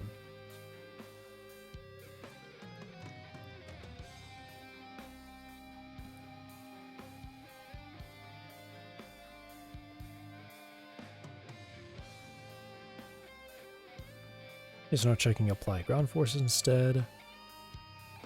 Is moving changed to is stepping because that's what it should have been this whole time.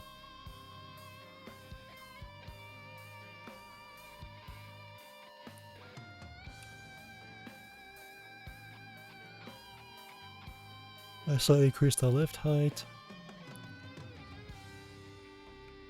I need to turn off debug. Wait, I turned on debug and I didn't even turn anything else on.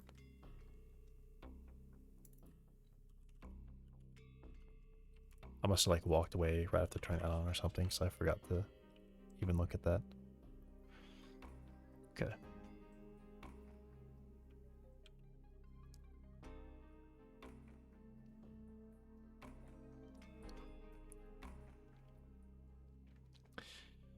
We skip step behavior there. If we're force lifting, same thing there. Force lifting, I turn off stepping and I update that. Running comp points by watching esports. What do we esports? Comp points? You get comp points from that?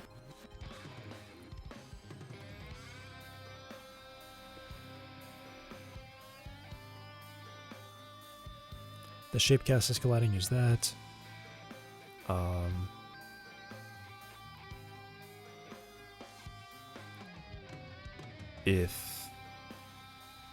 Yeah, and then max speed times that. I made that on. Broke that into a less lengthy line.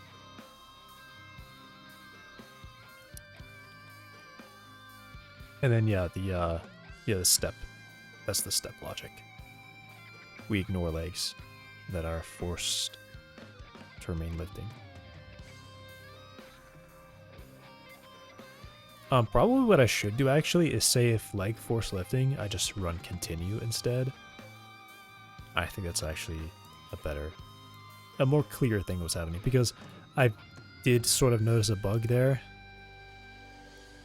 It technically will consider if it's moving or stepping, but then otherwise it will ignore that. So I should just be ignoring it.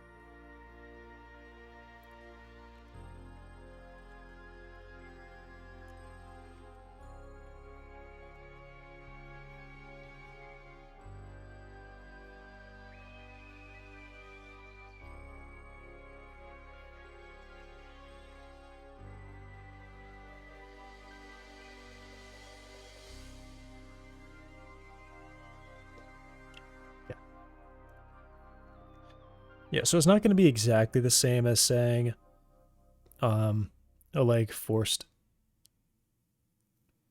to be lifting, but I think I will probably. I probably still should do something, because part of the behavior will also be to mark the leg lifting and then lift it, and then other legs will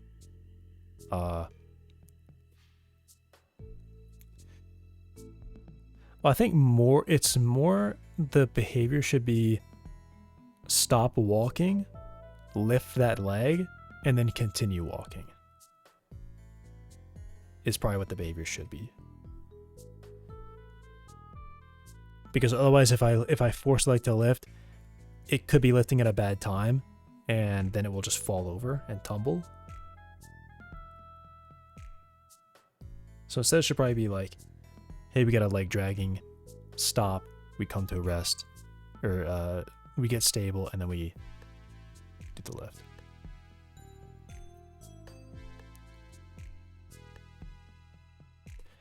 And maybe that'll be like a more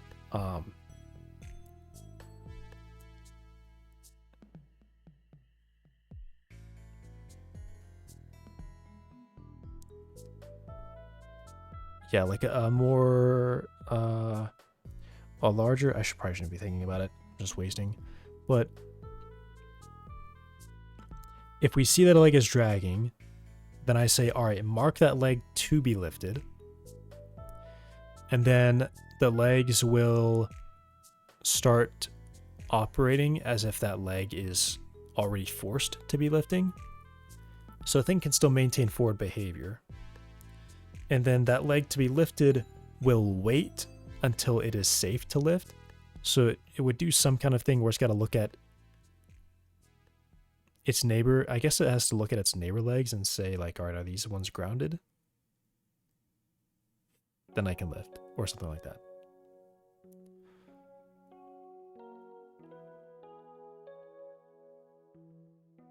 Right on. Maybe it would be like a Boolean, where it's like,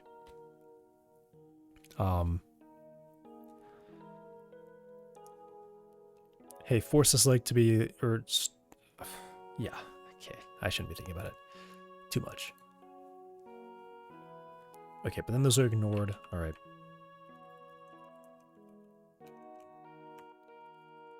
Check this again. Okay.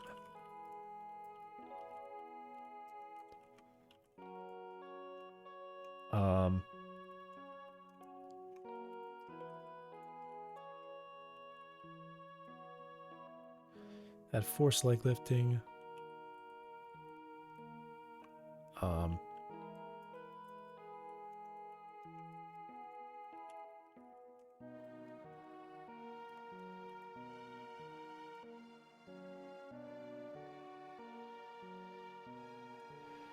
Force lift prevents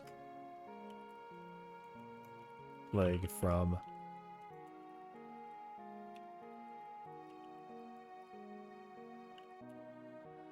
step logic. Hey, Denlon. Luddite, I am not. Very clearly, I'm not.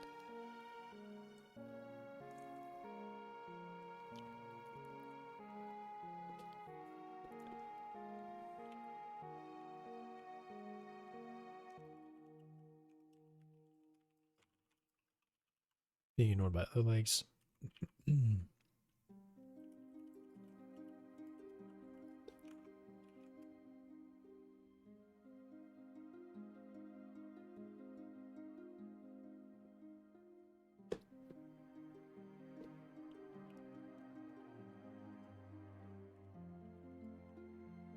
Some future improvement to update leg pairing when a leg is force lifting to reduce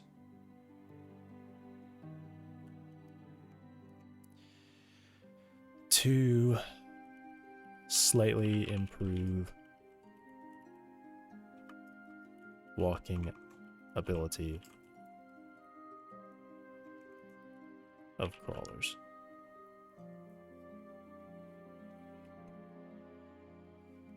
Essentially, in preparation for destruction, if it has 2 legs, it can walk. It can move, right? As long as it's got 2 legs, it can still push itself.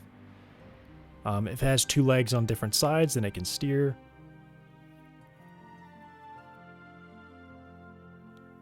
Right, if it has 3 legs, then it can rotate. Right, that kind of stuff. It can body turn.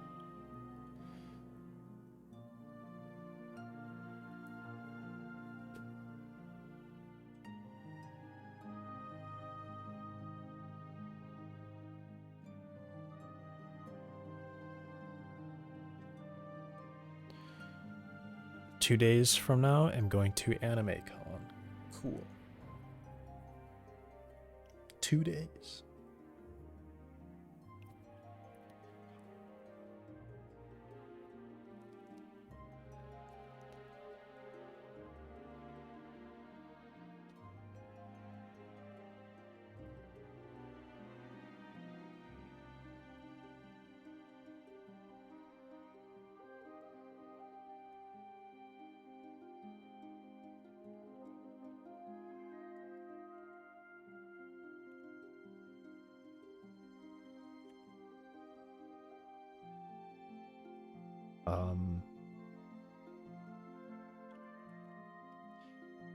Disable ground forces on lifted legs.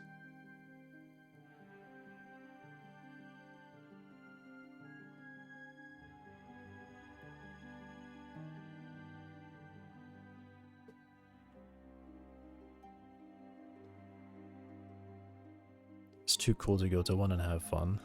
Miku Denier. I'm not too cool.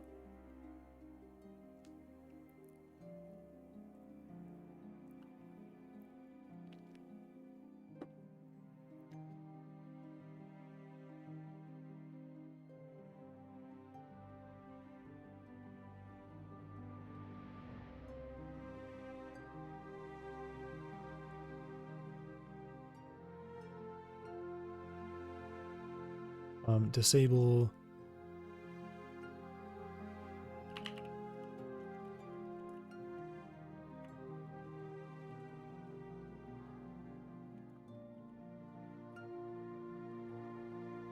no spring or I'm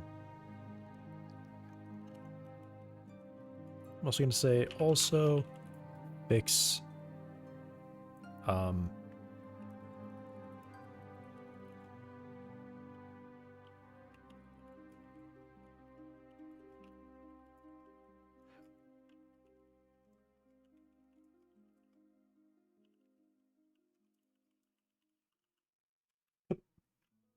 for step target positions. Okay.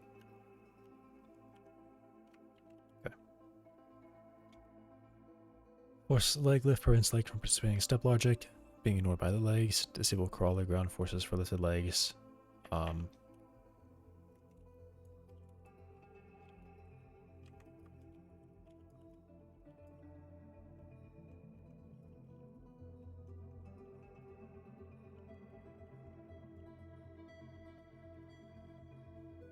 The spring forces or ground normal consideration when lifted.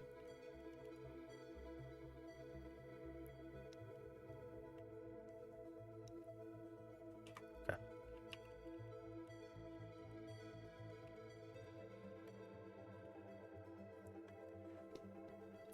All right. It's it. No, I should still always be checking. It's still relatively behaving well when walking.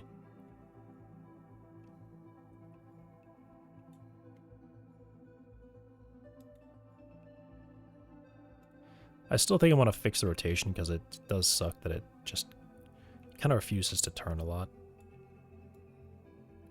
Whoa, chill out there.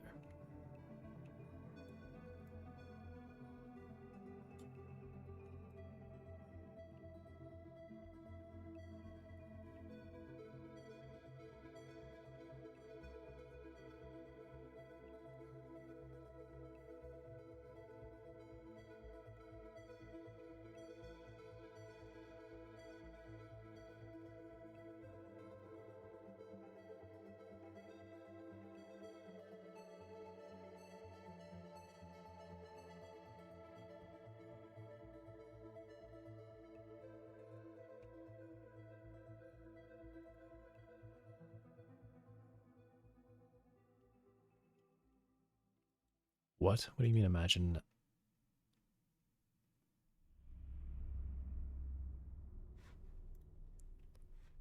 are you talking about? My wedding. Why?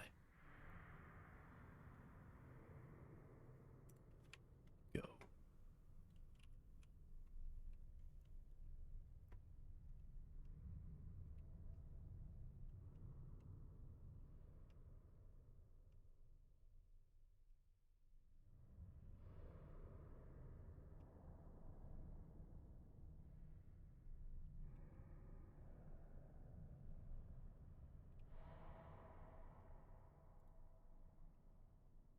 Ooh.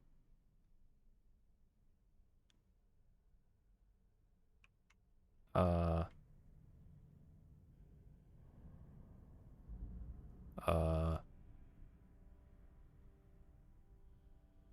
Leg? It's just like totally stuck. Why is it stuck? Spending all your time with Norma? Dude, who is Norma? Why is it just... I think it's like doubly stuck. I think some of these legs are waiting for the other leg to walk. And... yeah, okay, now it's just totally... This is weird. Why won't these legs...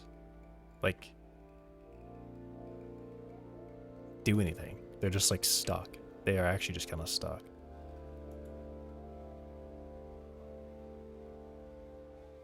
It looks like the legs on the side are also kind of stuck, like they're dragging really badly. Like those legs are permanently out of... What do you do? I don't understand this thing. It's just... now it's just sliding. Now it's just sliding.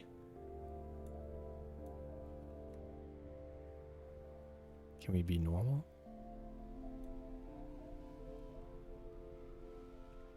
Weird.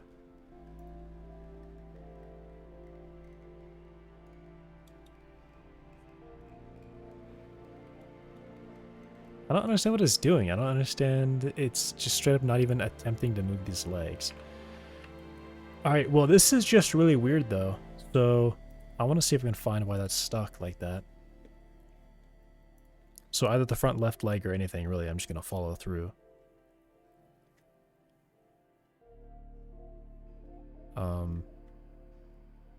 From here, I guess.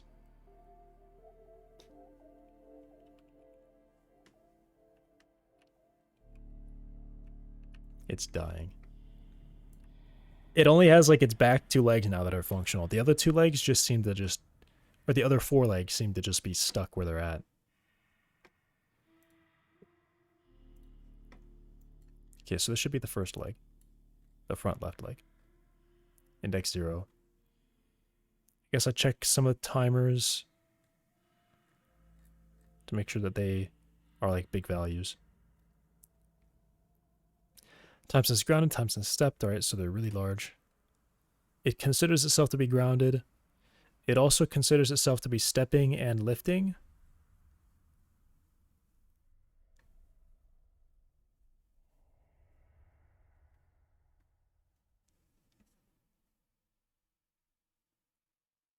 How?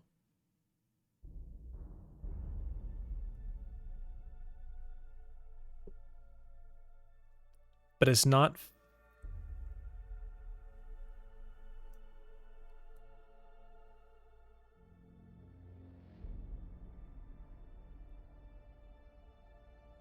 Okay, now I'm curious. I don't think I care about any of that. Yeah, I think I'm just looking for update step.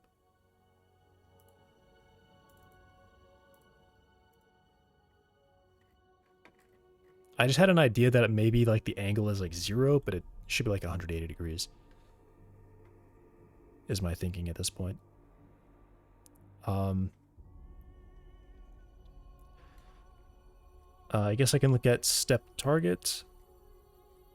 What is step target?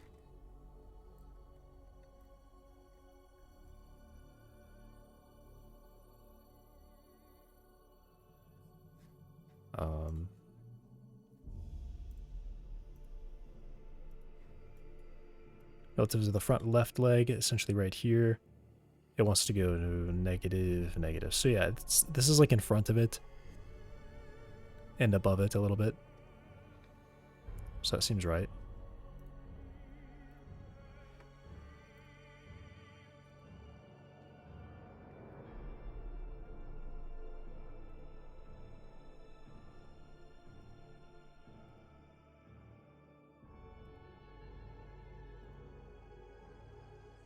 Okay, like speed 1. Sure.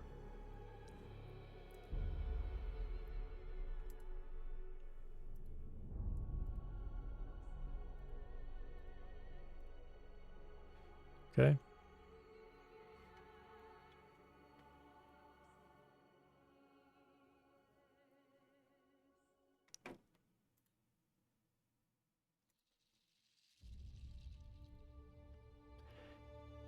Angle -2. That's a pretty large angle for radians. That is almost 180 degrees. So it will rotate.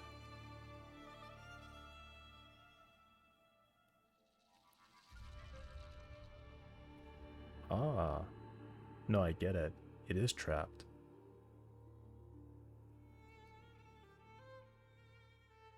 He's calling you? What? It is trapped. I see. It's not just trying to rotate in a way that it can't rotate.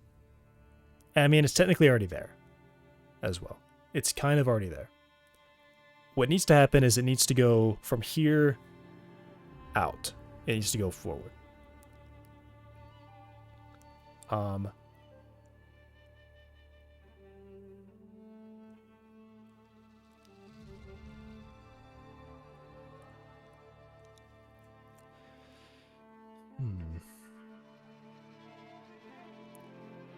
And then I'm assuming the length is going to be the same. Oh, it's not the same. Okay, so it's trying to stretch it. It's trying to make it even more into the body, is what it's trying to do. Okay. Possibly then length needs to be reworked to be a length in some direction, because what it should be doing is it should be moving out, right? So I probably take the length and I dot with its angle, which in this case would be like -1. So it'd be like, okay, let's move the length out there, right? So I think I'll try that. I think I will have the target length be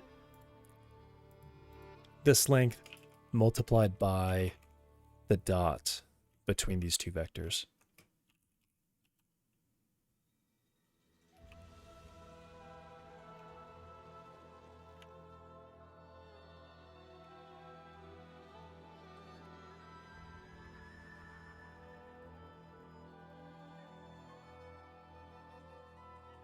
Because then in that case, it's actually going to be like, let's essentially swing it out.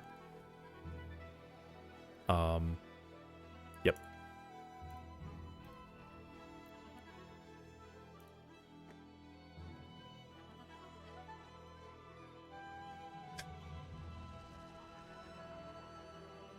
Oh, really? Oh, really? That broke it? How?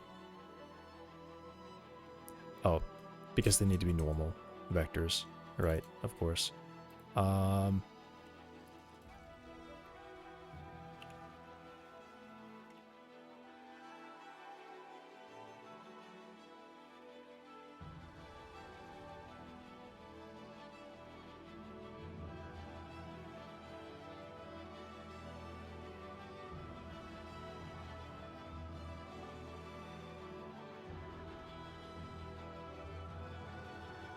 And in fact, that's all we have to do.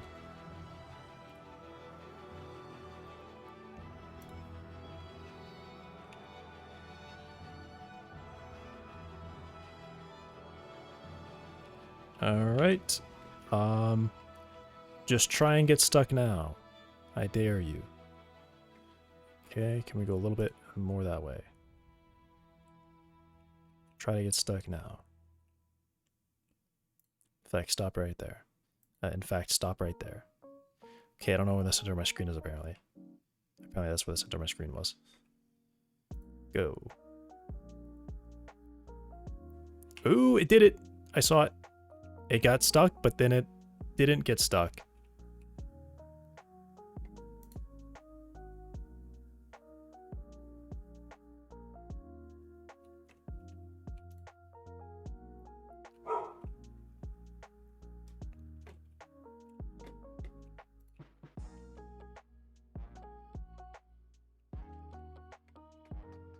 All right, go backwards. Well, it happens. Oh, he's gonna keep trying.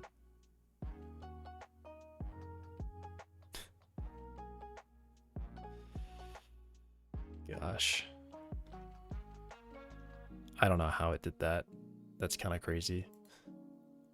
That looked so stupid the whole time as well. Okay. So I think maybe I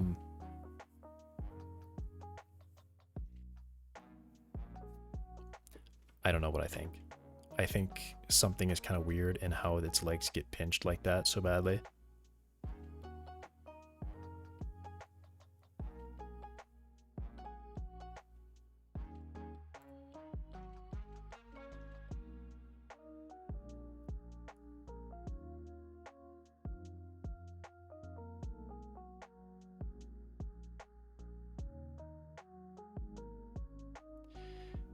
It may just be partially I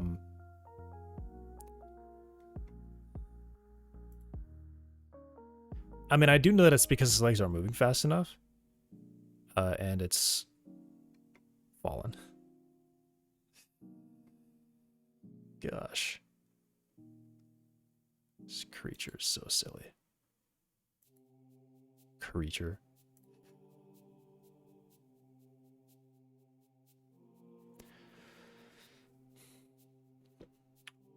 All right.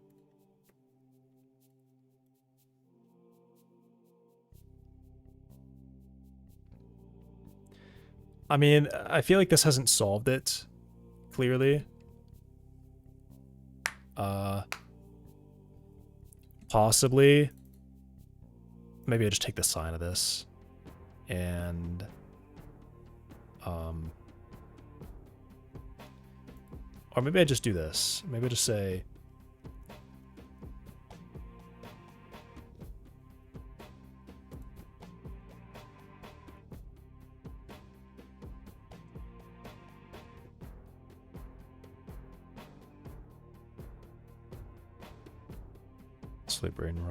brainwashing you? No.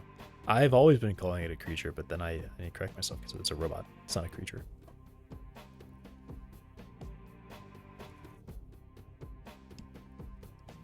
Semi-trailer. I mean, I think I saw that, but it was a Reddit link.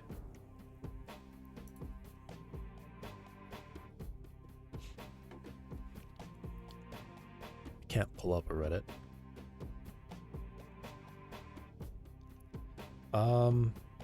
Yeah, if the target length is... It's more just that I need to flip it or something.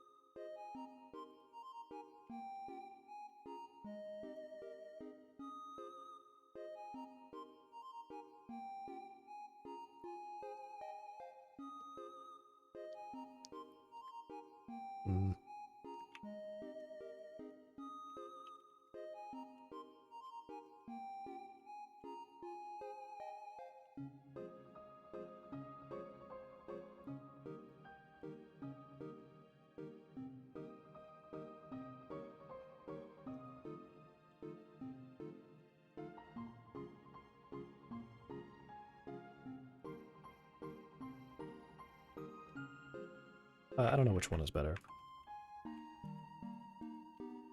Probably that one's better.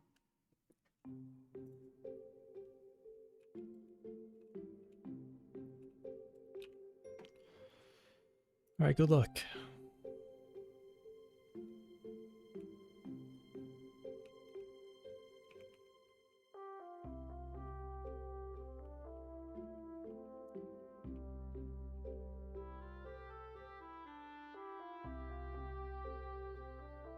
I'm seeing his legs drag really badly, actually. This is dragging right now. Yeah.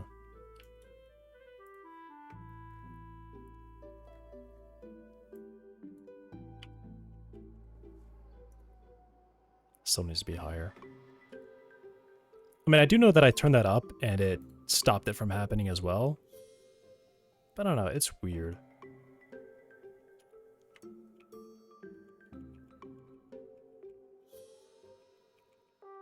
Yeah, there's some drag happening there. No drag there that I saw. I'm seeing that back leg drag again, though.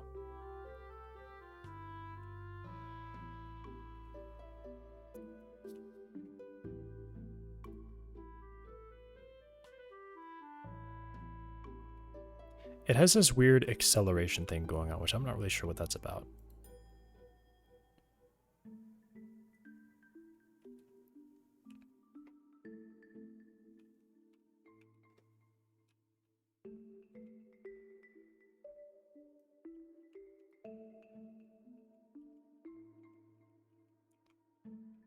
Yeah, why does it not start moving there?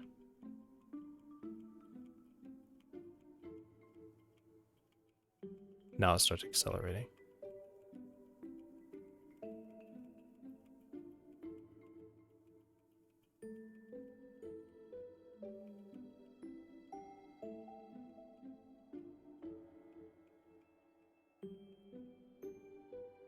Yo, what the hell? Why this leg is just like forever pushing forward right now? Why is it doing that? Now it finally grounds. Yeah, what was that? That.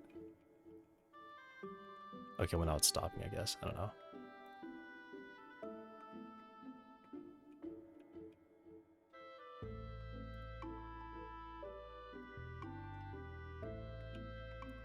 Is it just because it's like near an edge and it's like freaking out?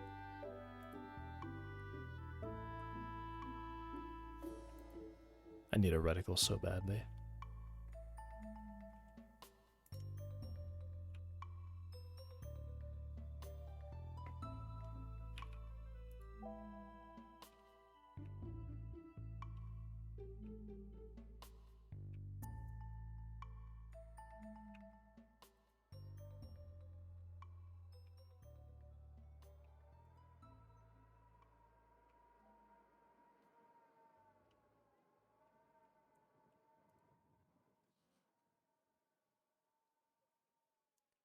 It's just super weird.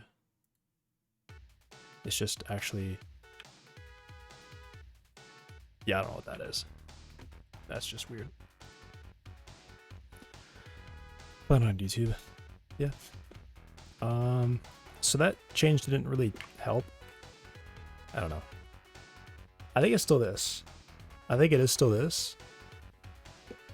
And maybe I just need a lower... I don't know, maybe I just need like a 50-50 split or something.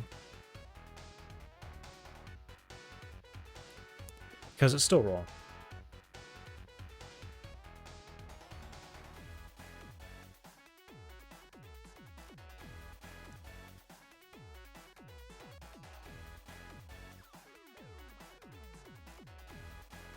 I think there's some edge case I'm missing.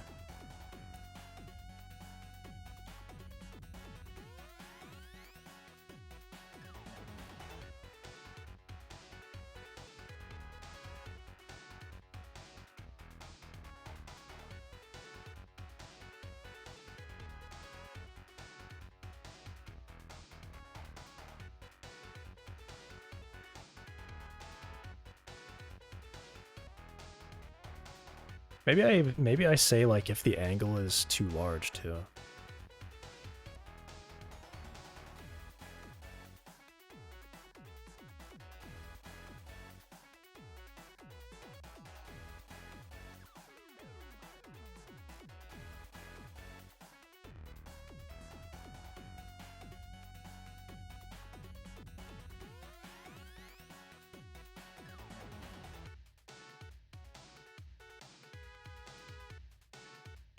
Also, this should be up here, I think. Not there.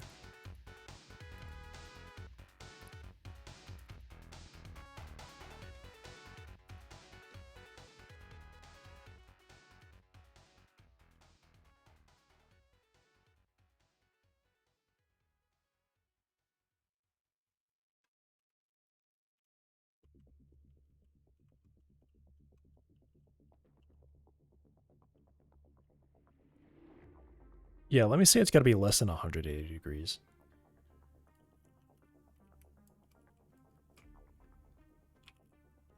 It's got to be less than 180 degrees.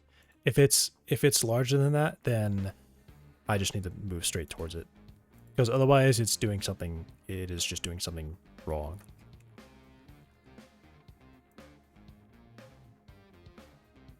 Maybe that'll help it.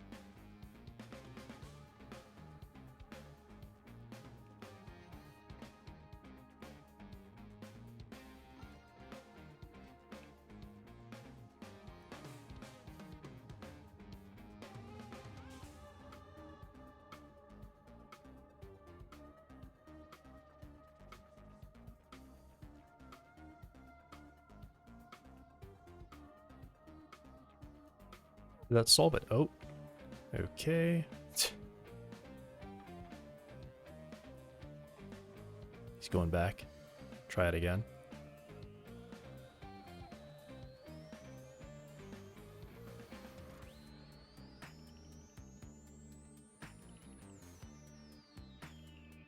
That looked really weird, but I'm gonna ignore. Oh, it just.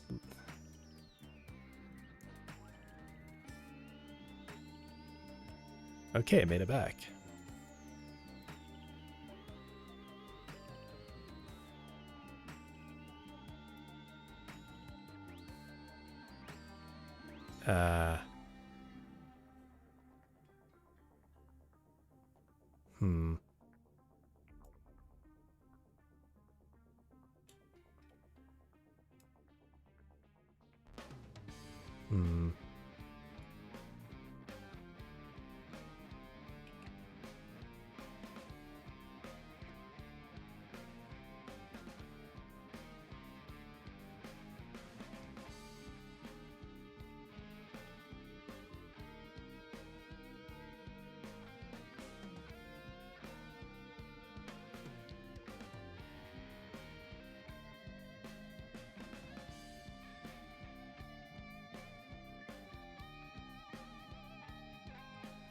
Oh, is it this?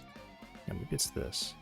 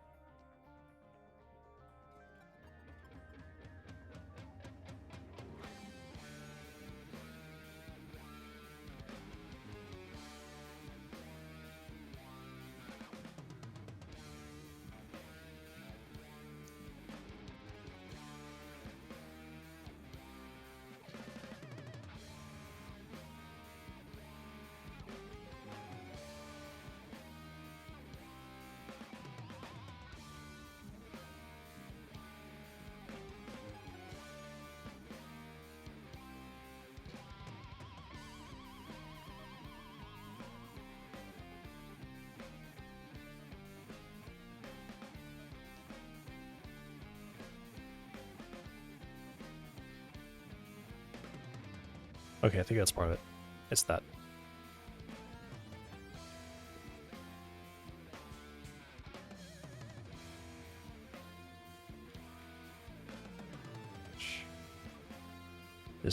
This makes me really mad.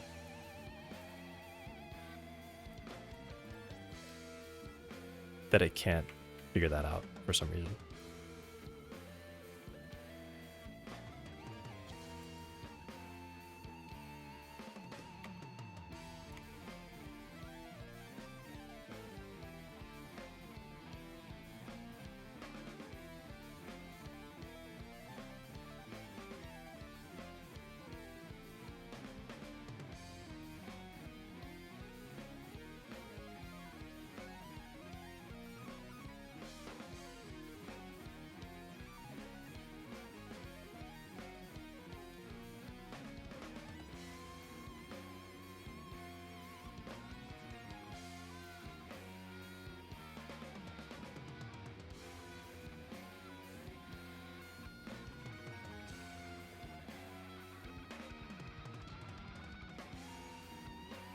It might be this.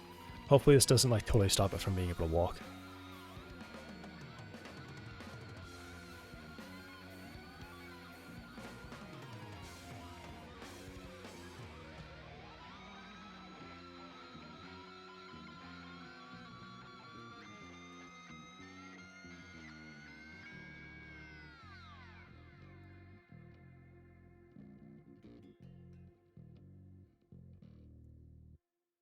I'm gonna stream, alright. Yeah, what is that? Do that again. Do this again. Please do this again. Oh, come on, do it again. Yes, okay. Which legs are dragging? I think all 3 of these legs are just floating right now or something. Right? So...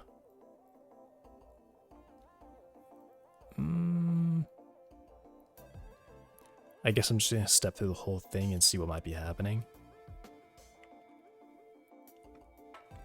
I'm looking for 2, 3, and 5. Either one of those. Any of those. Because it looks like they're all doing the same thing.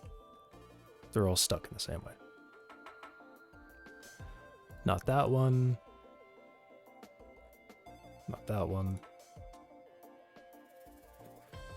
Okay, leg 2. This one I'm definitely sure is being weird.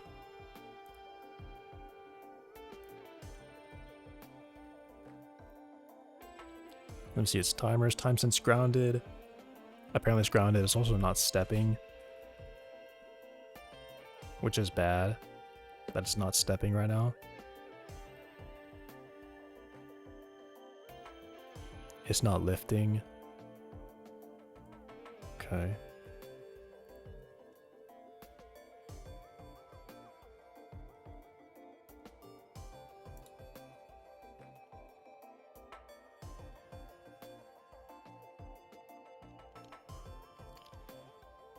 I guess I'll look at this.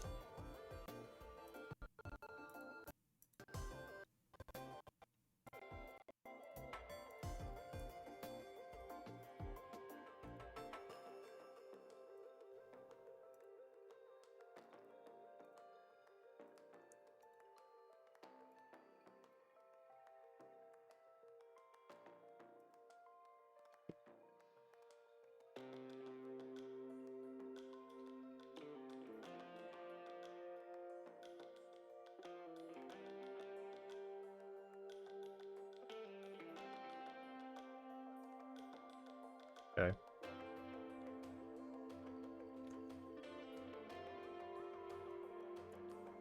It is definitely dragging.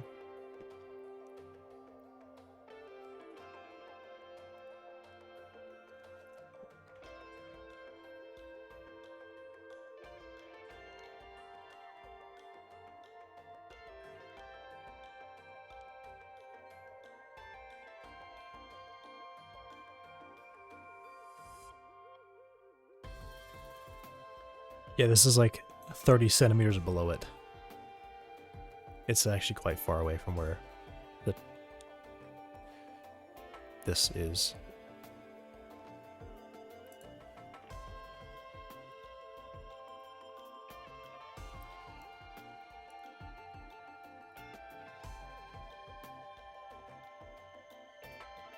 It is not comfortable.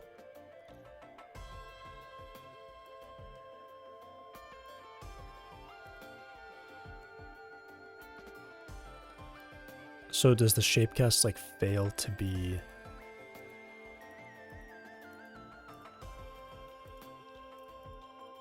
aligned or glide?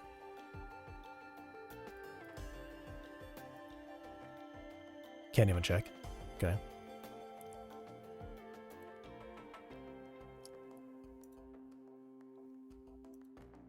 Okay, so it's colliding.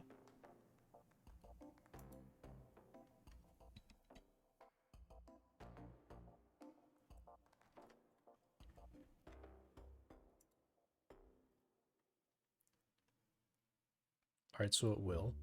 Oh, I guess, okay, yeah. This is still, I think I'm understanding it. This one never gets a chance to step because it's technically not stepping right now.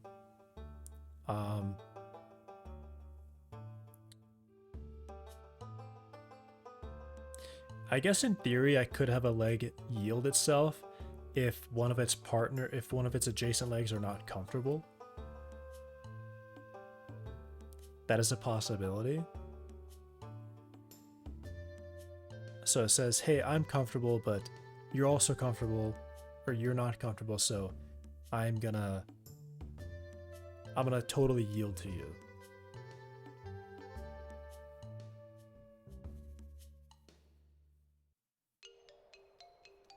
And as long as all the legs that the uncomfortable leg has to wait for are yielding to it, then it will be able to eventually take a step.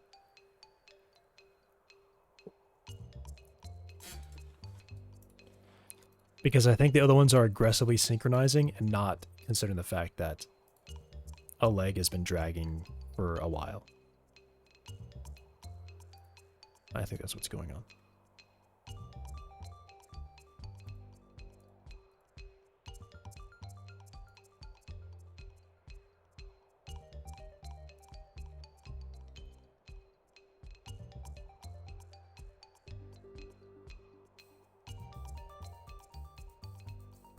Allow step sync, okay. So step sync, so before this check, I need to make sure that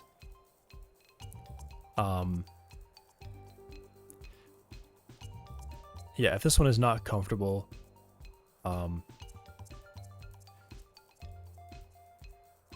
mean, I technically allow it to always move, but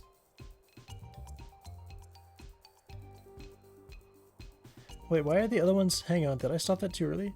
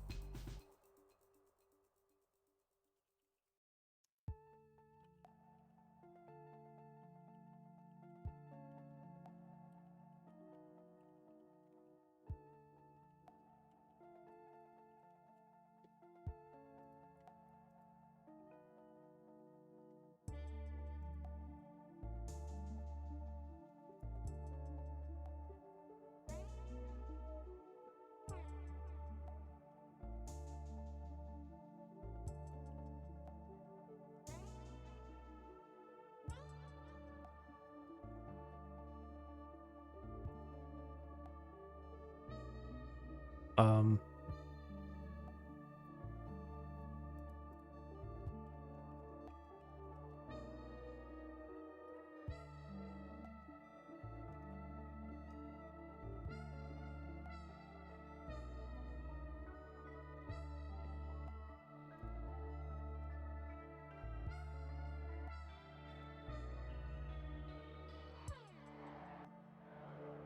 we're not comfortable, we move. And at this point, we're doing these checks. So I want to say,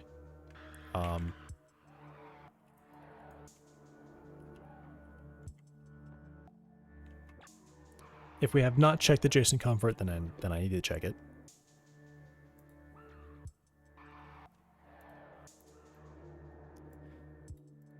Which is basically just going to be this.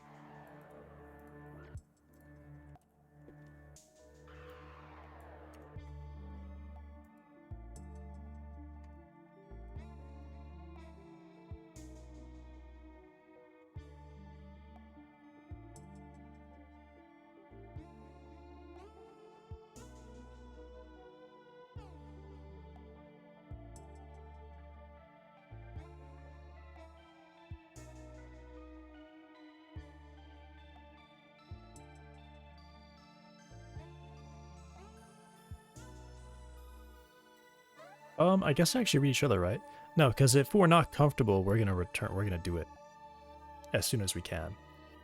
We will. But this is in the case that we are comfortable, and the adjacent leg is uncomfortable. So we're gonna say, no, I don't want to move, because definitely that leg should get priority there. Okay.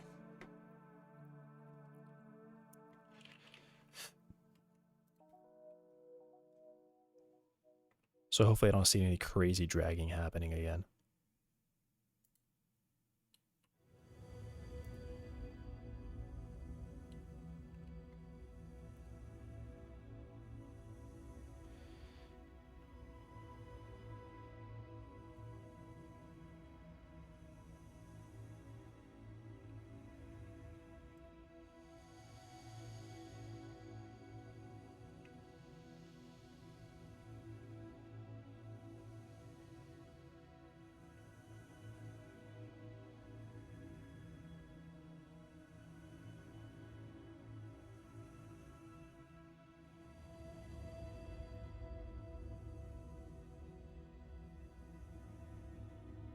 Okay.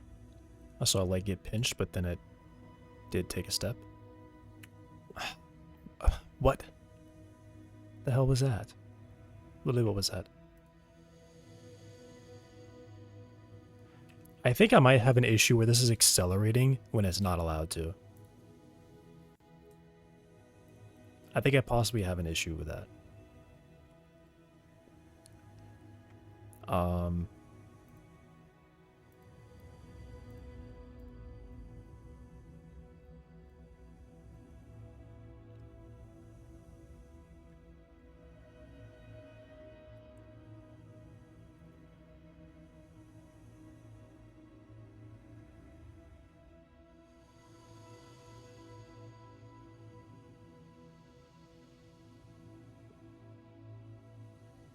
I mean, I think it probably is that when a leg is uncomfortable, it needs to be applying friction if it's grounded.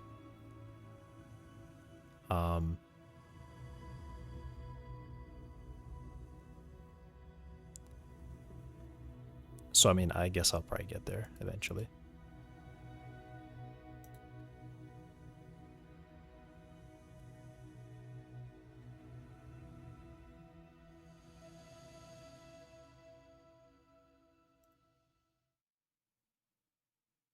Oh, this can just be a break.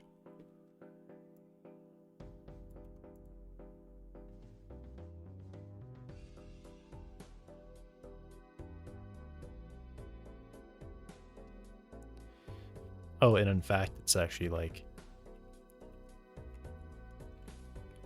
Check this.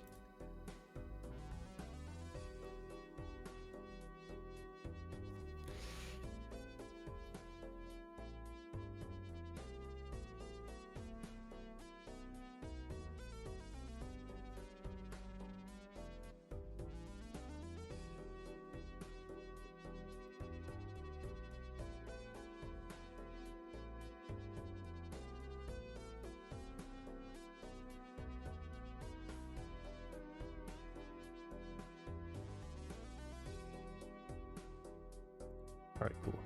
Those count another bug. Is that possibly why it, like, just never spins?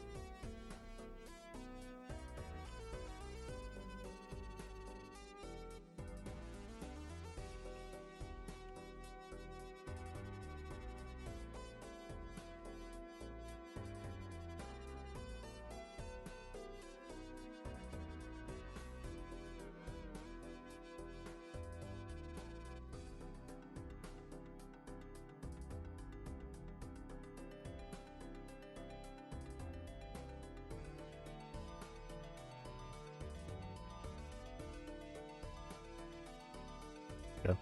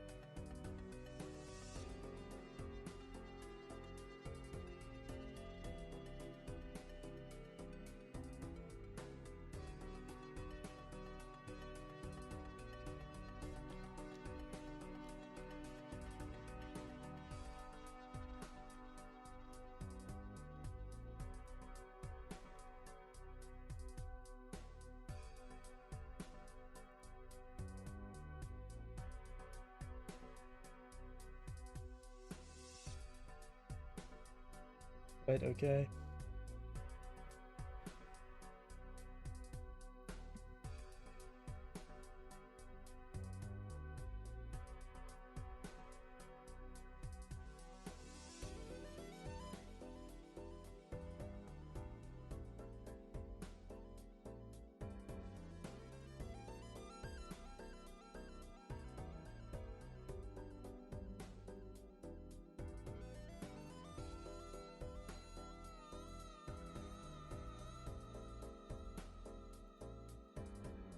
I kind of forgot what I was looking for now. Dang. I think I was just looking to see if I made any other mistakes with the moving stuff, because moving is always false at the moment. And I changed it to is stepping.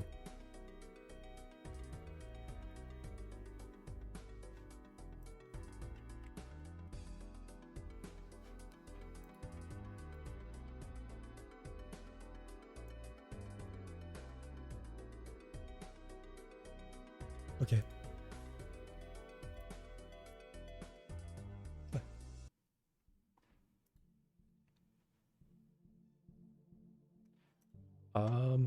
So there was that.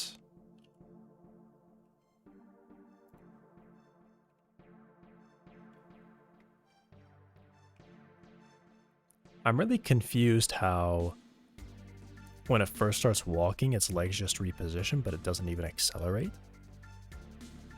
Not sure how that's happening.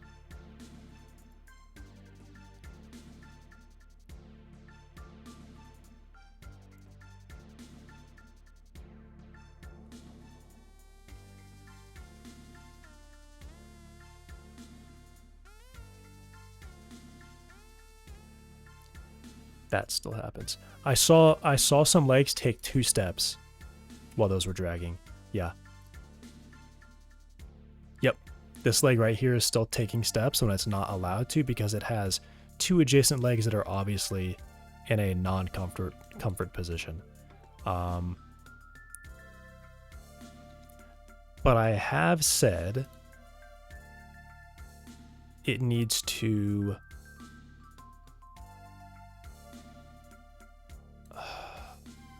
How many times am I going to get back to this one? If we're grounded...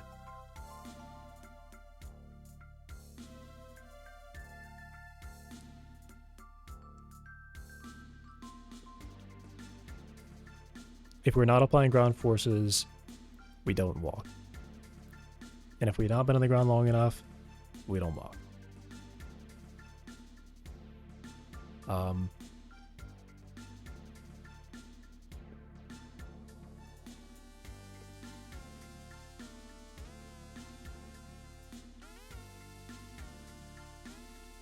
No, I get it.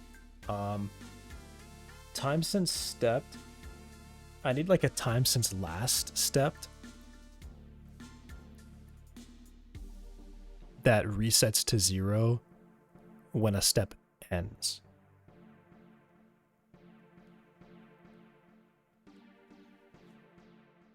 Because that's what this should be.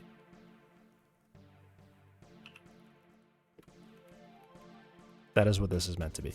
This is meant to be a time since last step.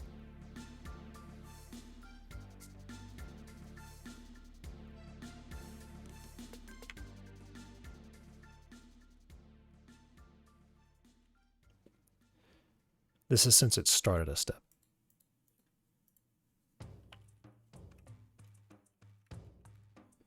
Time since start step.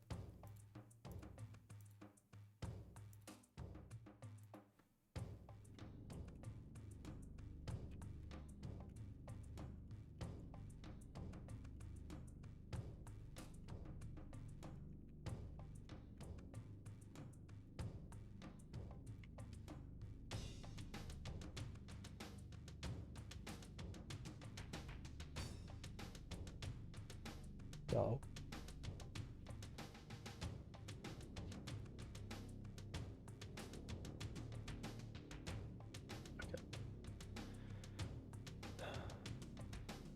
I'll be right back. I gotta take dog out. This is also really close to break, so I'll actually call it a break too. Which I forgot to set the time. Set a timer for. Okay. I will be back.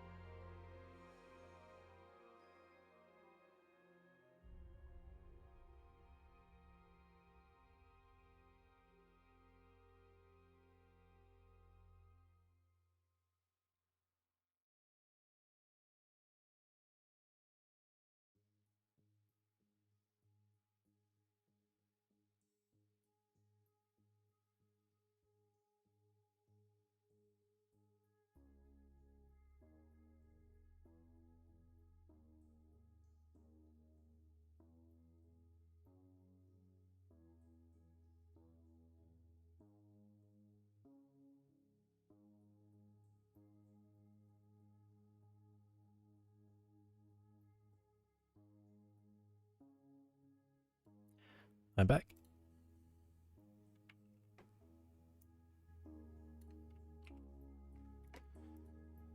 Alrighty.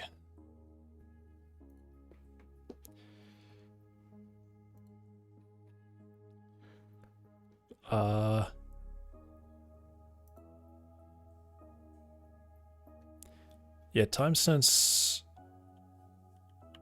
start step is always going to be going up. Start step, time sense start step.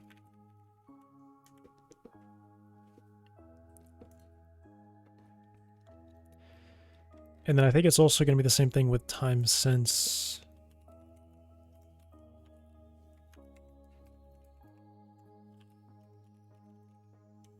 Like that.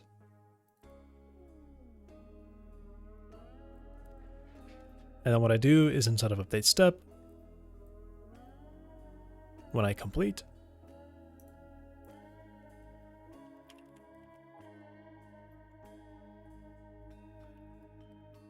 reset that.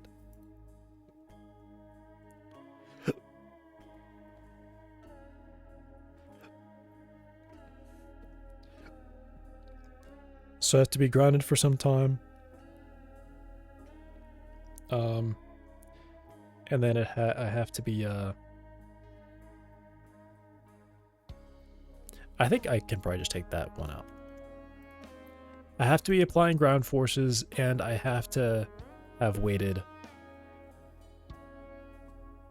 this amount of time after I take a step, right?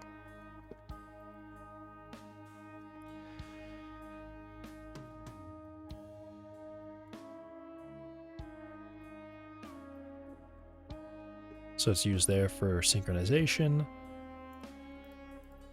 And then last step is used there for that purpose. Hopefully that's not too big of a time, and it's able to walk correctly. All right.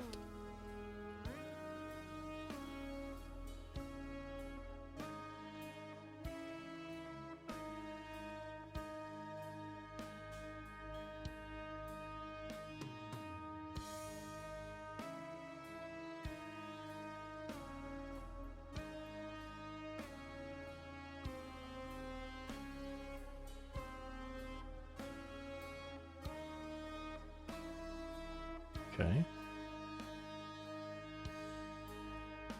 All right. It's still happening. All right. I'm gonna, I think I'm just gonna explode. How many things could it be? Genuinely. How many things could be going wrong here? So this is leg 2, 3, 5. Is that right?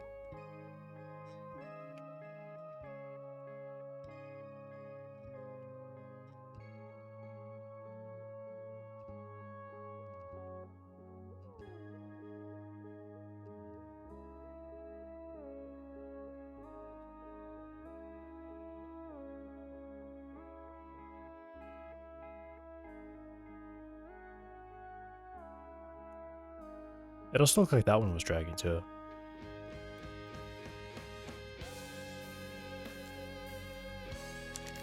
Alright, so I've tried like 3 things now, and not one of them has worked. What does that mean? That means I'm making some kind of there's something like really wrong that is like more fundamental than anything that I've tried to fix so far. It's not a step delay issue. It's not. I mean but it is. But it is. I am watching other ones take a step, which means the one that I'm looking at right now is not taking a step. Right?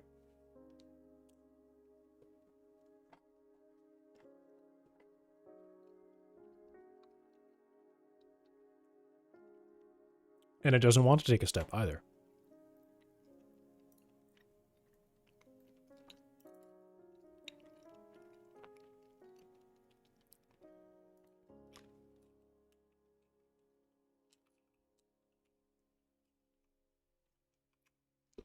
In fact, right here I can just return false.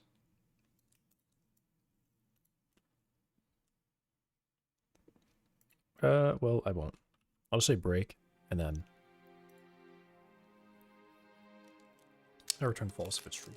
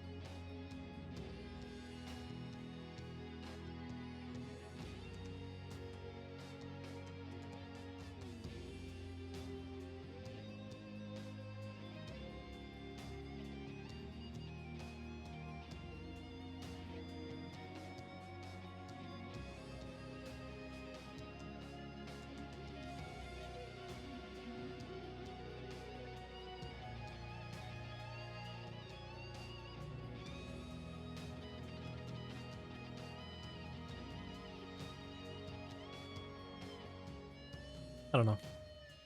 There's just so many things I gotta check.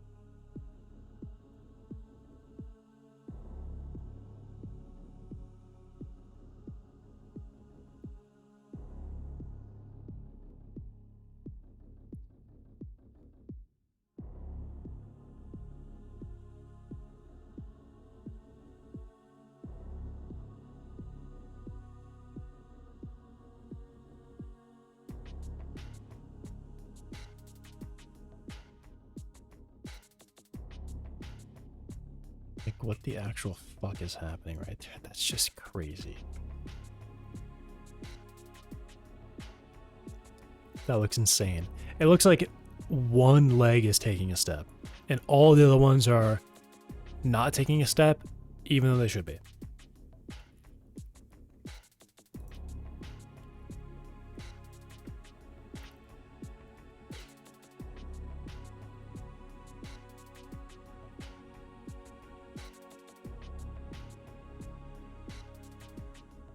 It's crazy to me.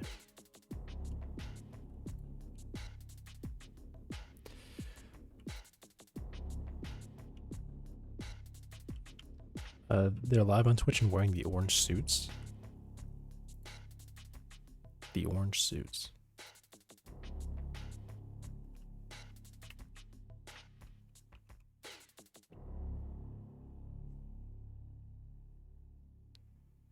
Yeah.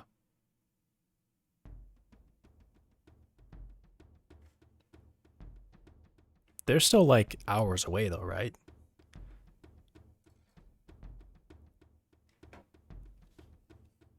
Like, it could be dark. They could be landing when it's dark.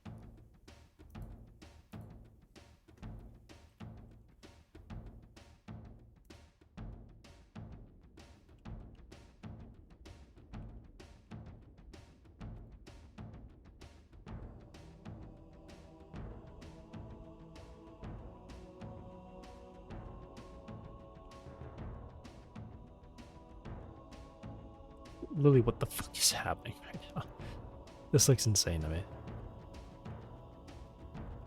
Okay, it fixed itself.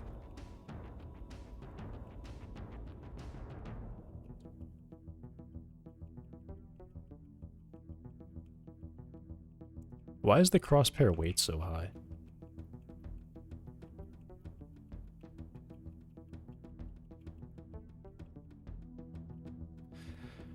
At 2 a.m. on my end? Oh, wow. Okay. They're coming in fast. Seems like they're coming in really fast.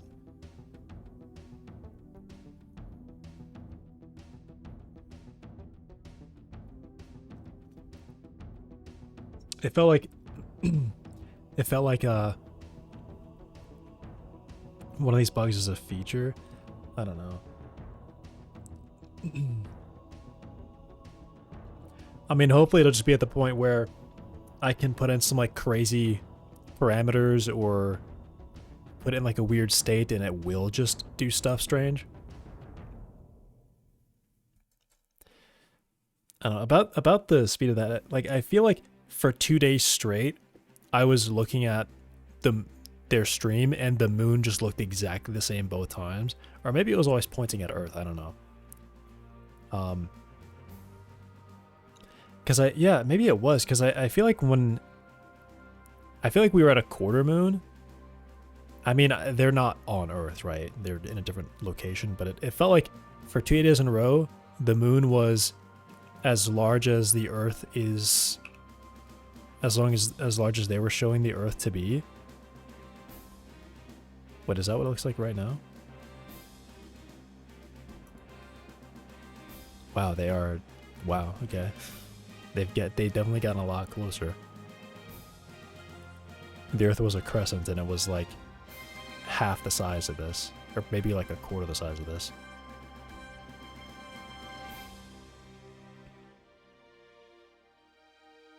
That's nuts.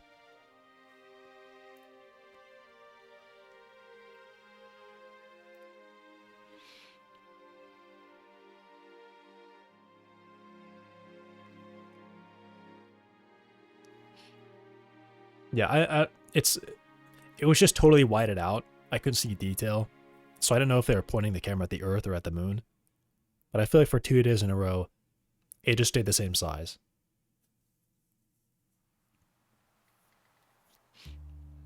So I don't know, whichever way they were moving, it was like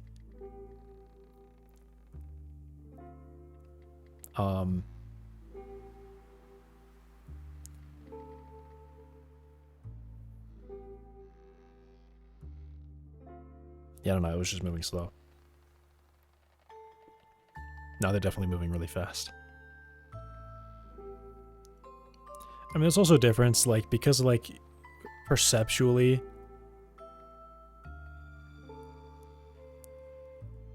is that right? It's like, once you're actually close to the thing, a little bit closer looks a lot more different than being farther away and a little bit closer. I can't think of the exact what that ratio is, though. I guess that's the inverse square law, right? Is that right?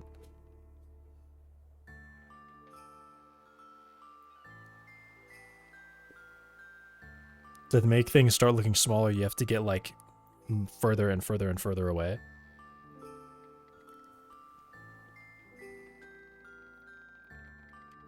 But once you're already close, it can look like you're getting closer really, really quickly. Just because it starts filling more of your field of view. Alright.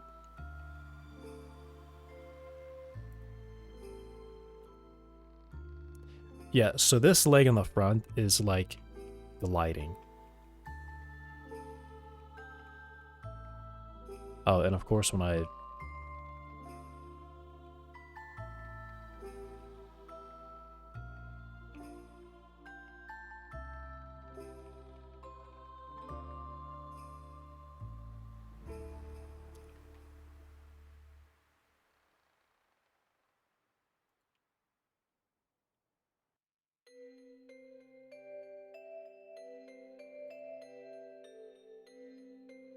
I don't understand. Because I feel like I definitely saw it taking like several steps in a row. And like a lot of legs got caught and none of them could move. Like just then, it just happened again.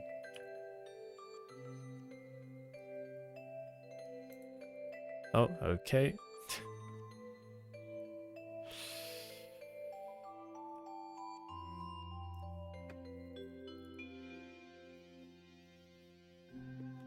It's getting too, there's too much stuff happening. There's too much. There's just actually too much. And it's probably the reason why it looks weird.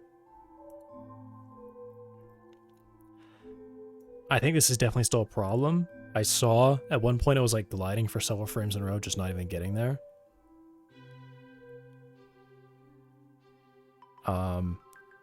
So is it still this? Is it still this being just dumb?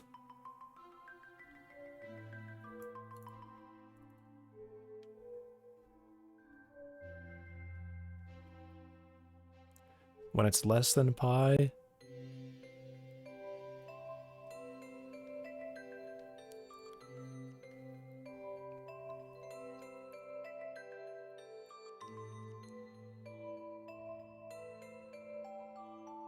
Because I definitely saw what happened one time is the leg rotated in and then it just like stayed tucked under.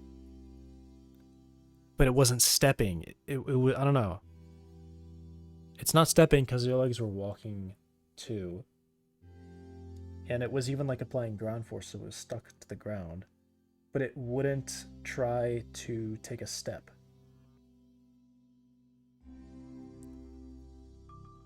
Or somehow the other legs weren't yielding to it.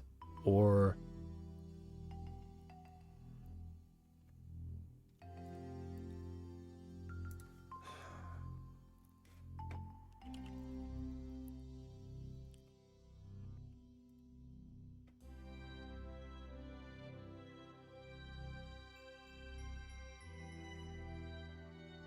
like, I've got no idea.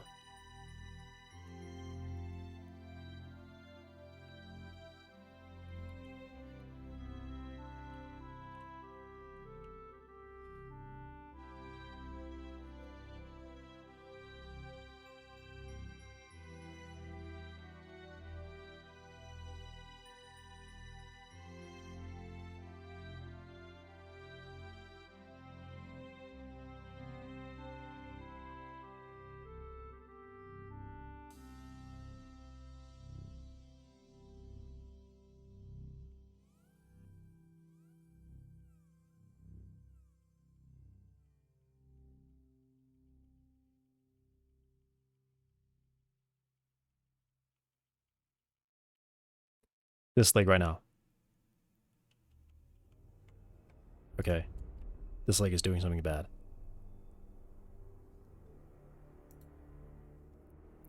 It's the only leg that's stepping too. That is leg 2. What are you doing? Why won't you walk?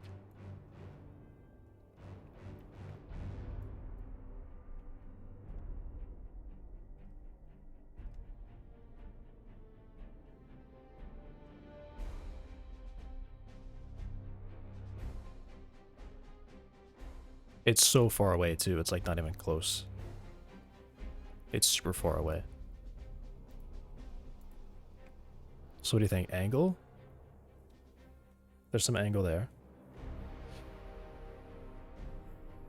Man, you're really gonna make me open up Google Translate to see this?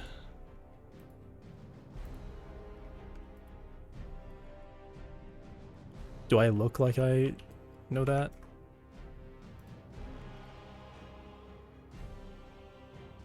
What does that mean? What are you talking about?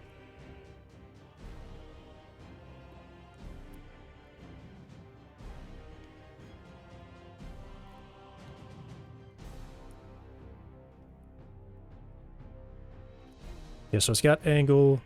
It's a small angle. So it does a rotation.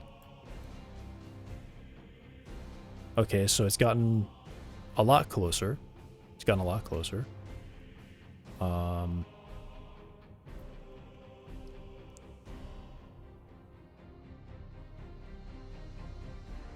Yeah, I mean, that's just a lot closer. And then it's going to fix its length. It's nearly there. That shouldn't happen. It's square on top of it. It is square on top of that point. So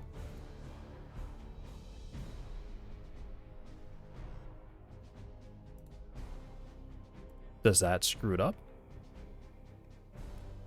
Whoa, what? It was sitting right on top of it, now it's not.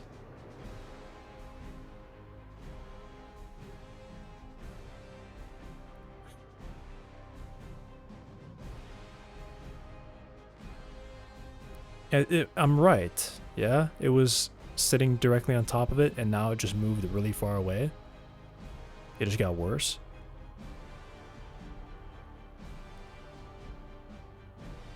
Maybe I should only do it if it's not bad. You can't stop typing, please. You're making me look up what you're saying every time.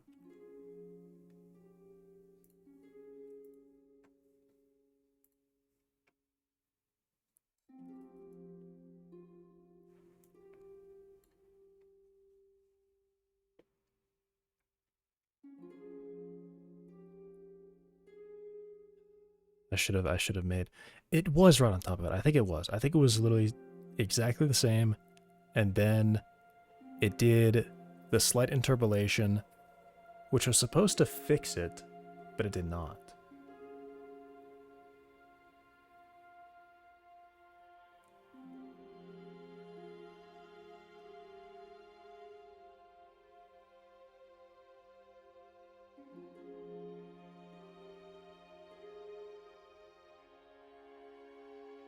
Maybe.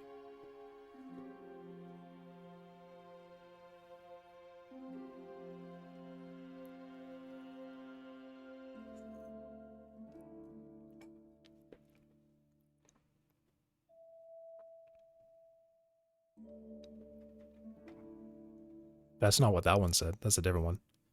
Yeah, I got that one. Oh yeah, the first one. Yeah, I Google translated myself.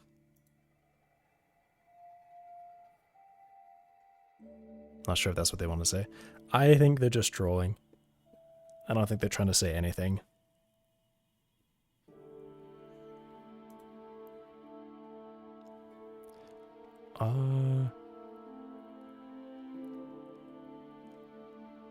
What do I do about that?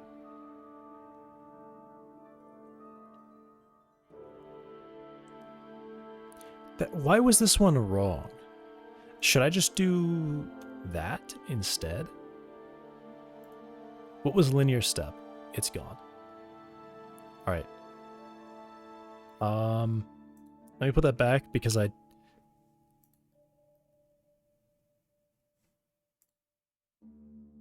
hopefully that leg is still trying to move. And I can look at it again. Bigger fish to fry with NASA. You can tell it's like a sphere now. It doesn't look like a flat shape. 1 hour. Nuts.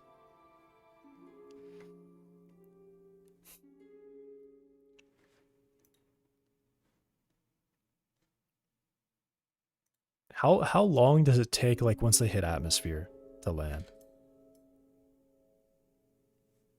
Is it like a few minutes?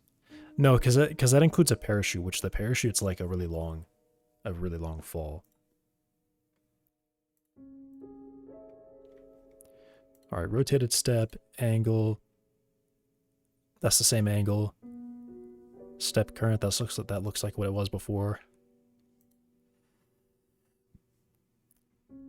Rotated step. Very close.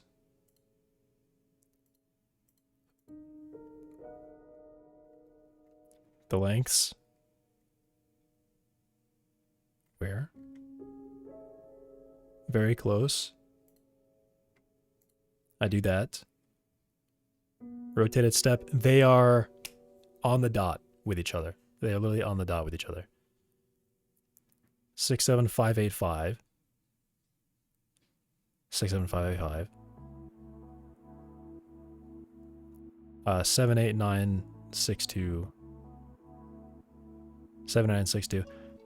They're sitting on top of each other, right? And then I get here. This runs. Linear step. Linear step is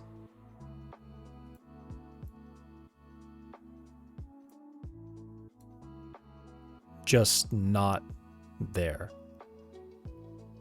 It's like a much smaller motion. Atmosphere, 30 minutes. It takes like 30 minutes to fall.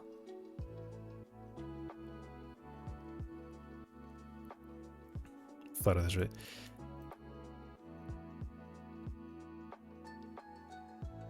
Is this the... Yeah, this must be the US right there. If that's the... Yeah. Because it's getting late here. So they're like, they can like see where they're gonna land already. You're just copy pasting the message.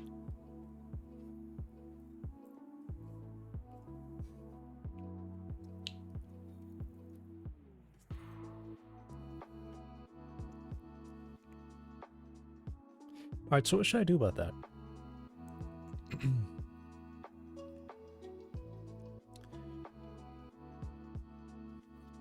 I mean, honestly, I think if I bring it back to what I had before, where I take the straight line path and I project it back onto that straight line, then that is fixed.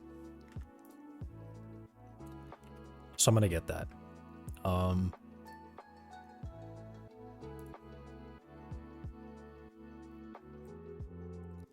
Though I've probably already committed with that change. Yeah, I definitely have.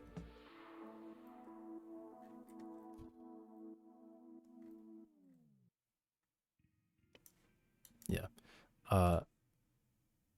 So this. Hopefully it's in like the same place. It didn't move around too much. This one.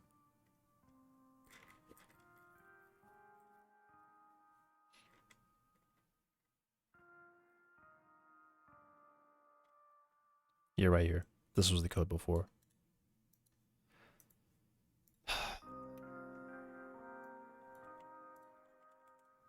So normal, I take flat target,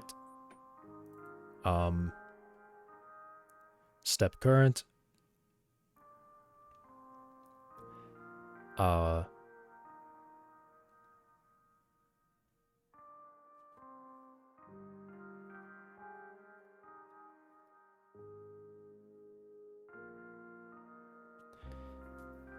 take that plane, I take...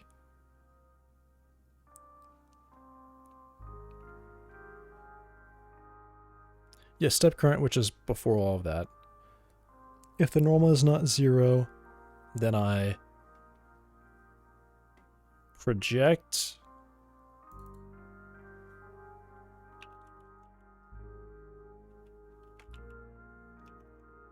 rotated step. But I do want it to be like as a line segment. You know what? Maybe that's what I do, actually. Wait, oh my gosh, that's exactly what I do. I'm kind of an idiot. Geometry 2D. End but. What is that? Segment. Okay, closest point to segment.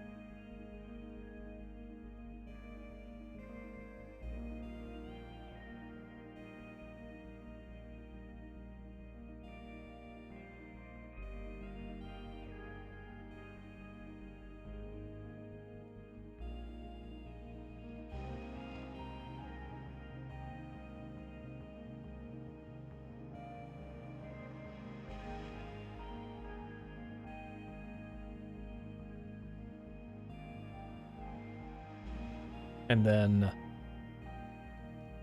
it would just be step current interpolate to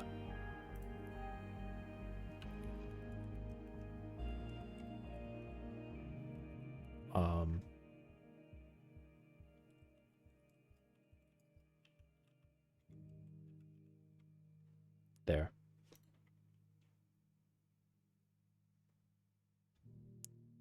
Oh, why?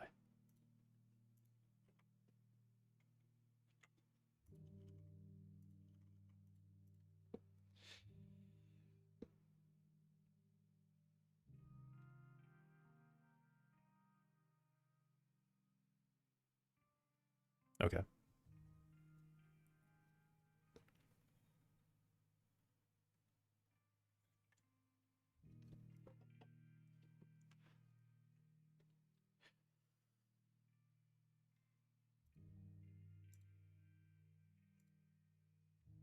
They're getting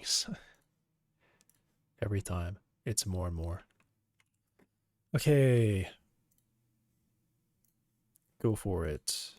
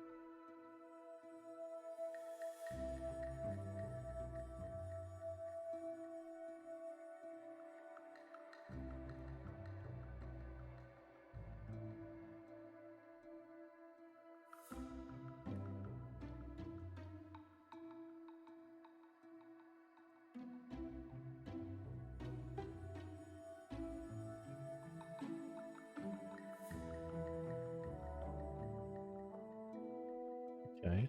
Will you face me? Will you try? Musical chairs with its feet or something? What was that? Look at me. Which most language frameworks same instant reload behavior like Java? Whoa.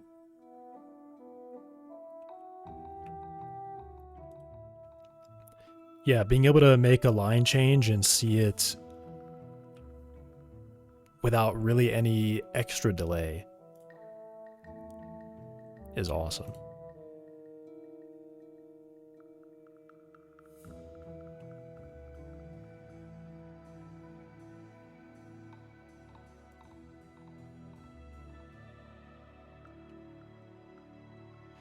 Ooh, it failed.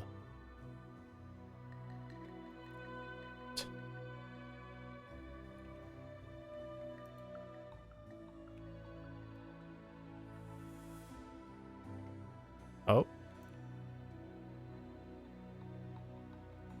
Oh, it's on this wall now. Okay.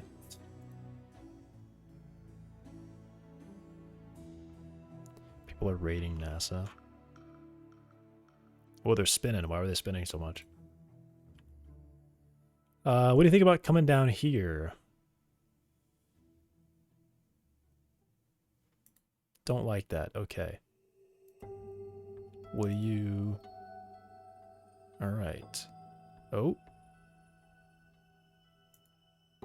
Okay.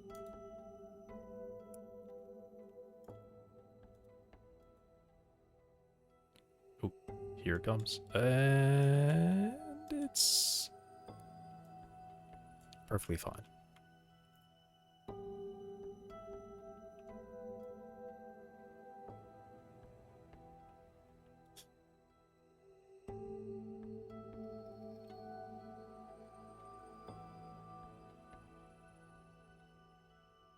Ooh, alright. This is definitely... Well, I mean, not really. This leg should be getting a step. These two legs should be getting their step. I think they're not allowed to, though, because this leg is not grounded.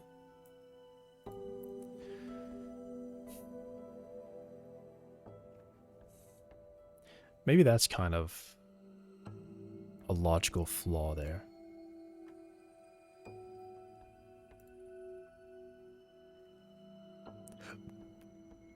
If this leg is not grounded,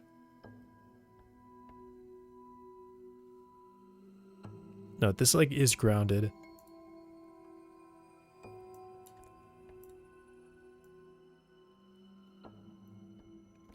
Maybe it would be like, if the leg is applying ground force, and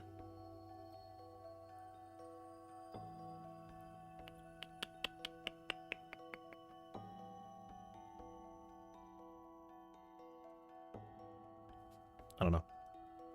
I had a thought there. It left me. I mean, I was going to say, if one of its adjacent legs are not applying a ground force, then don't care if it's not grounded. But then it's the case where if the leg is like this, if they're not moving and they're not stepping, and they are not applying a ground force, maybe this is what I say. If they're moving or stepping, don't do it. If the leg is not applying a ground force, then I ignore the leg.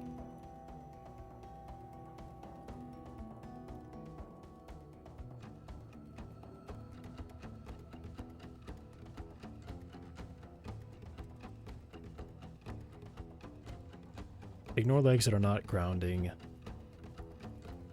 and not moving.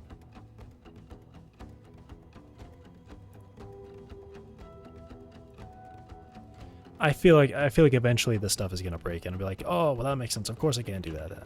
Because then it'll just never work. Or it's gonna fall off. It's gonna like detach really easily. It's gonna like faceplant or something. Because it's kind of like, oh, well, obviously that's a problem.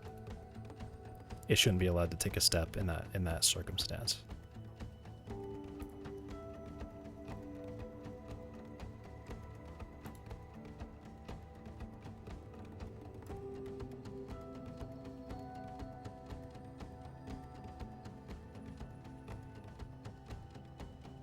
Ooh, okay, I saw a lot of weird stuff there, but it kind of, yep, and it's gone. And it's gone.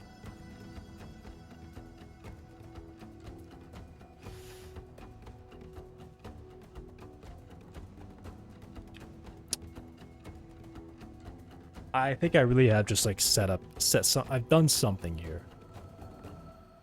Because this didn't used to happen.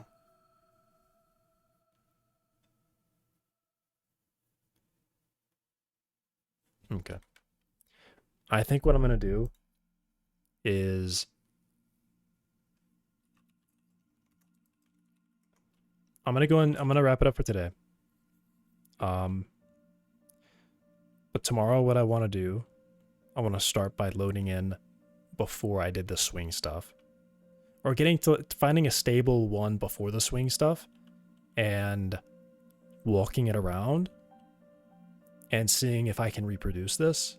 And if this isn't happening, then I'll try to step forward until it does happen and see what I did. I'm assuming, I mean, I'll do a quick test.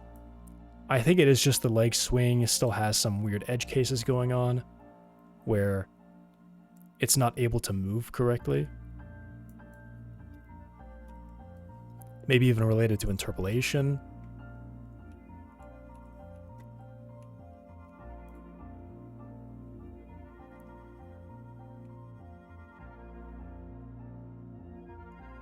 Or it's related to like its leg move speed is too low. I don't know. And it's hard to, there's too many variables. It's hard to test it.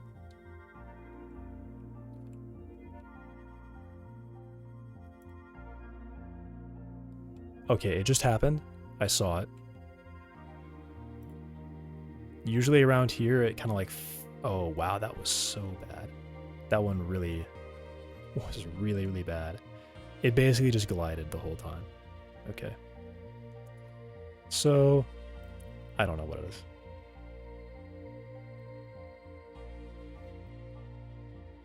I don't know what it is.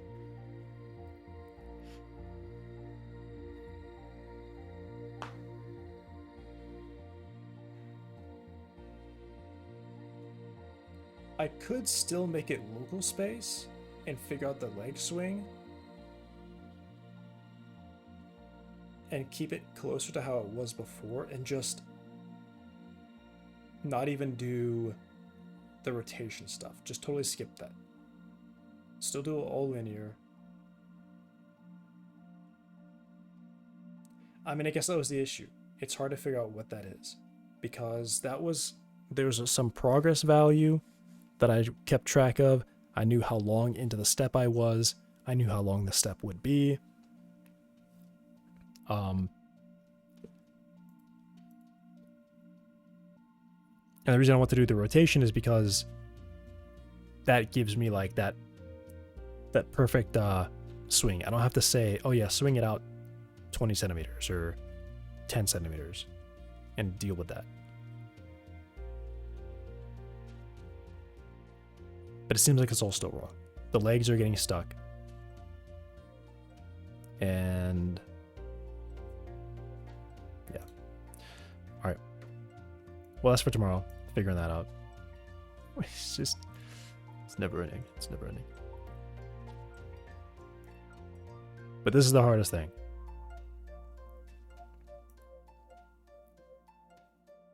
This is the hardest thing.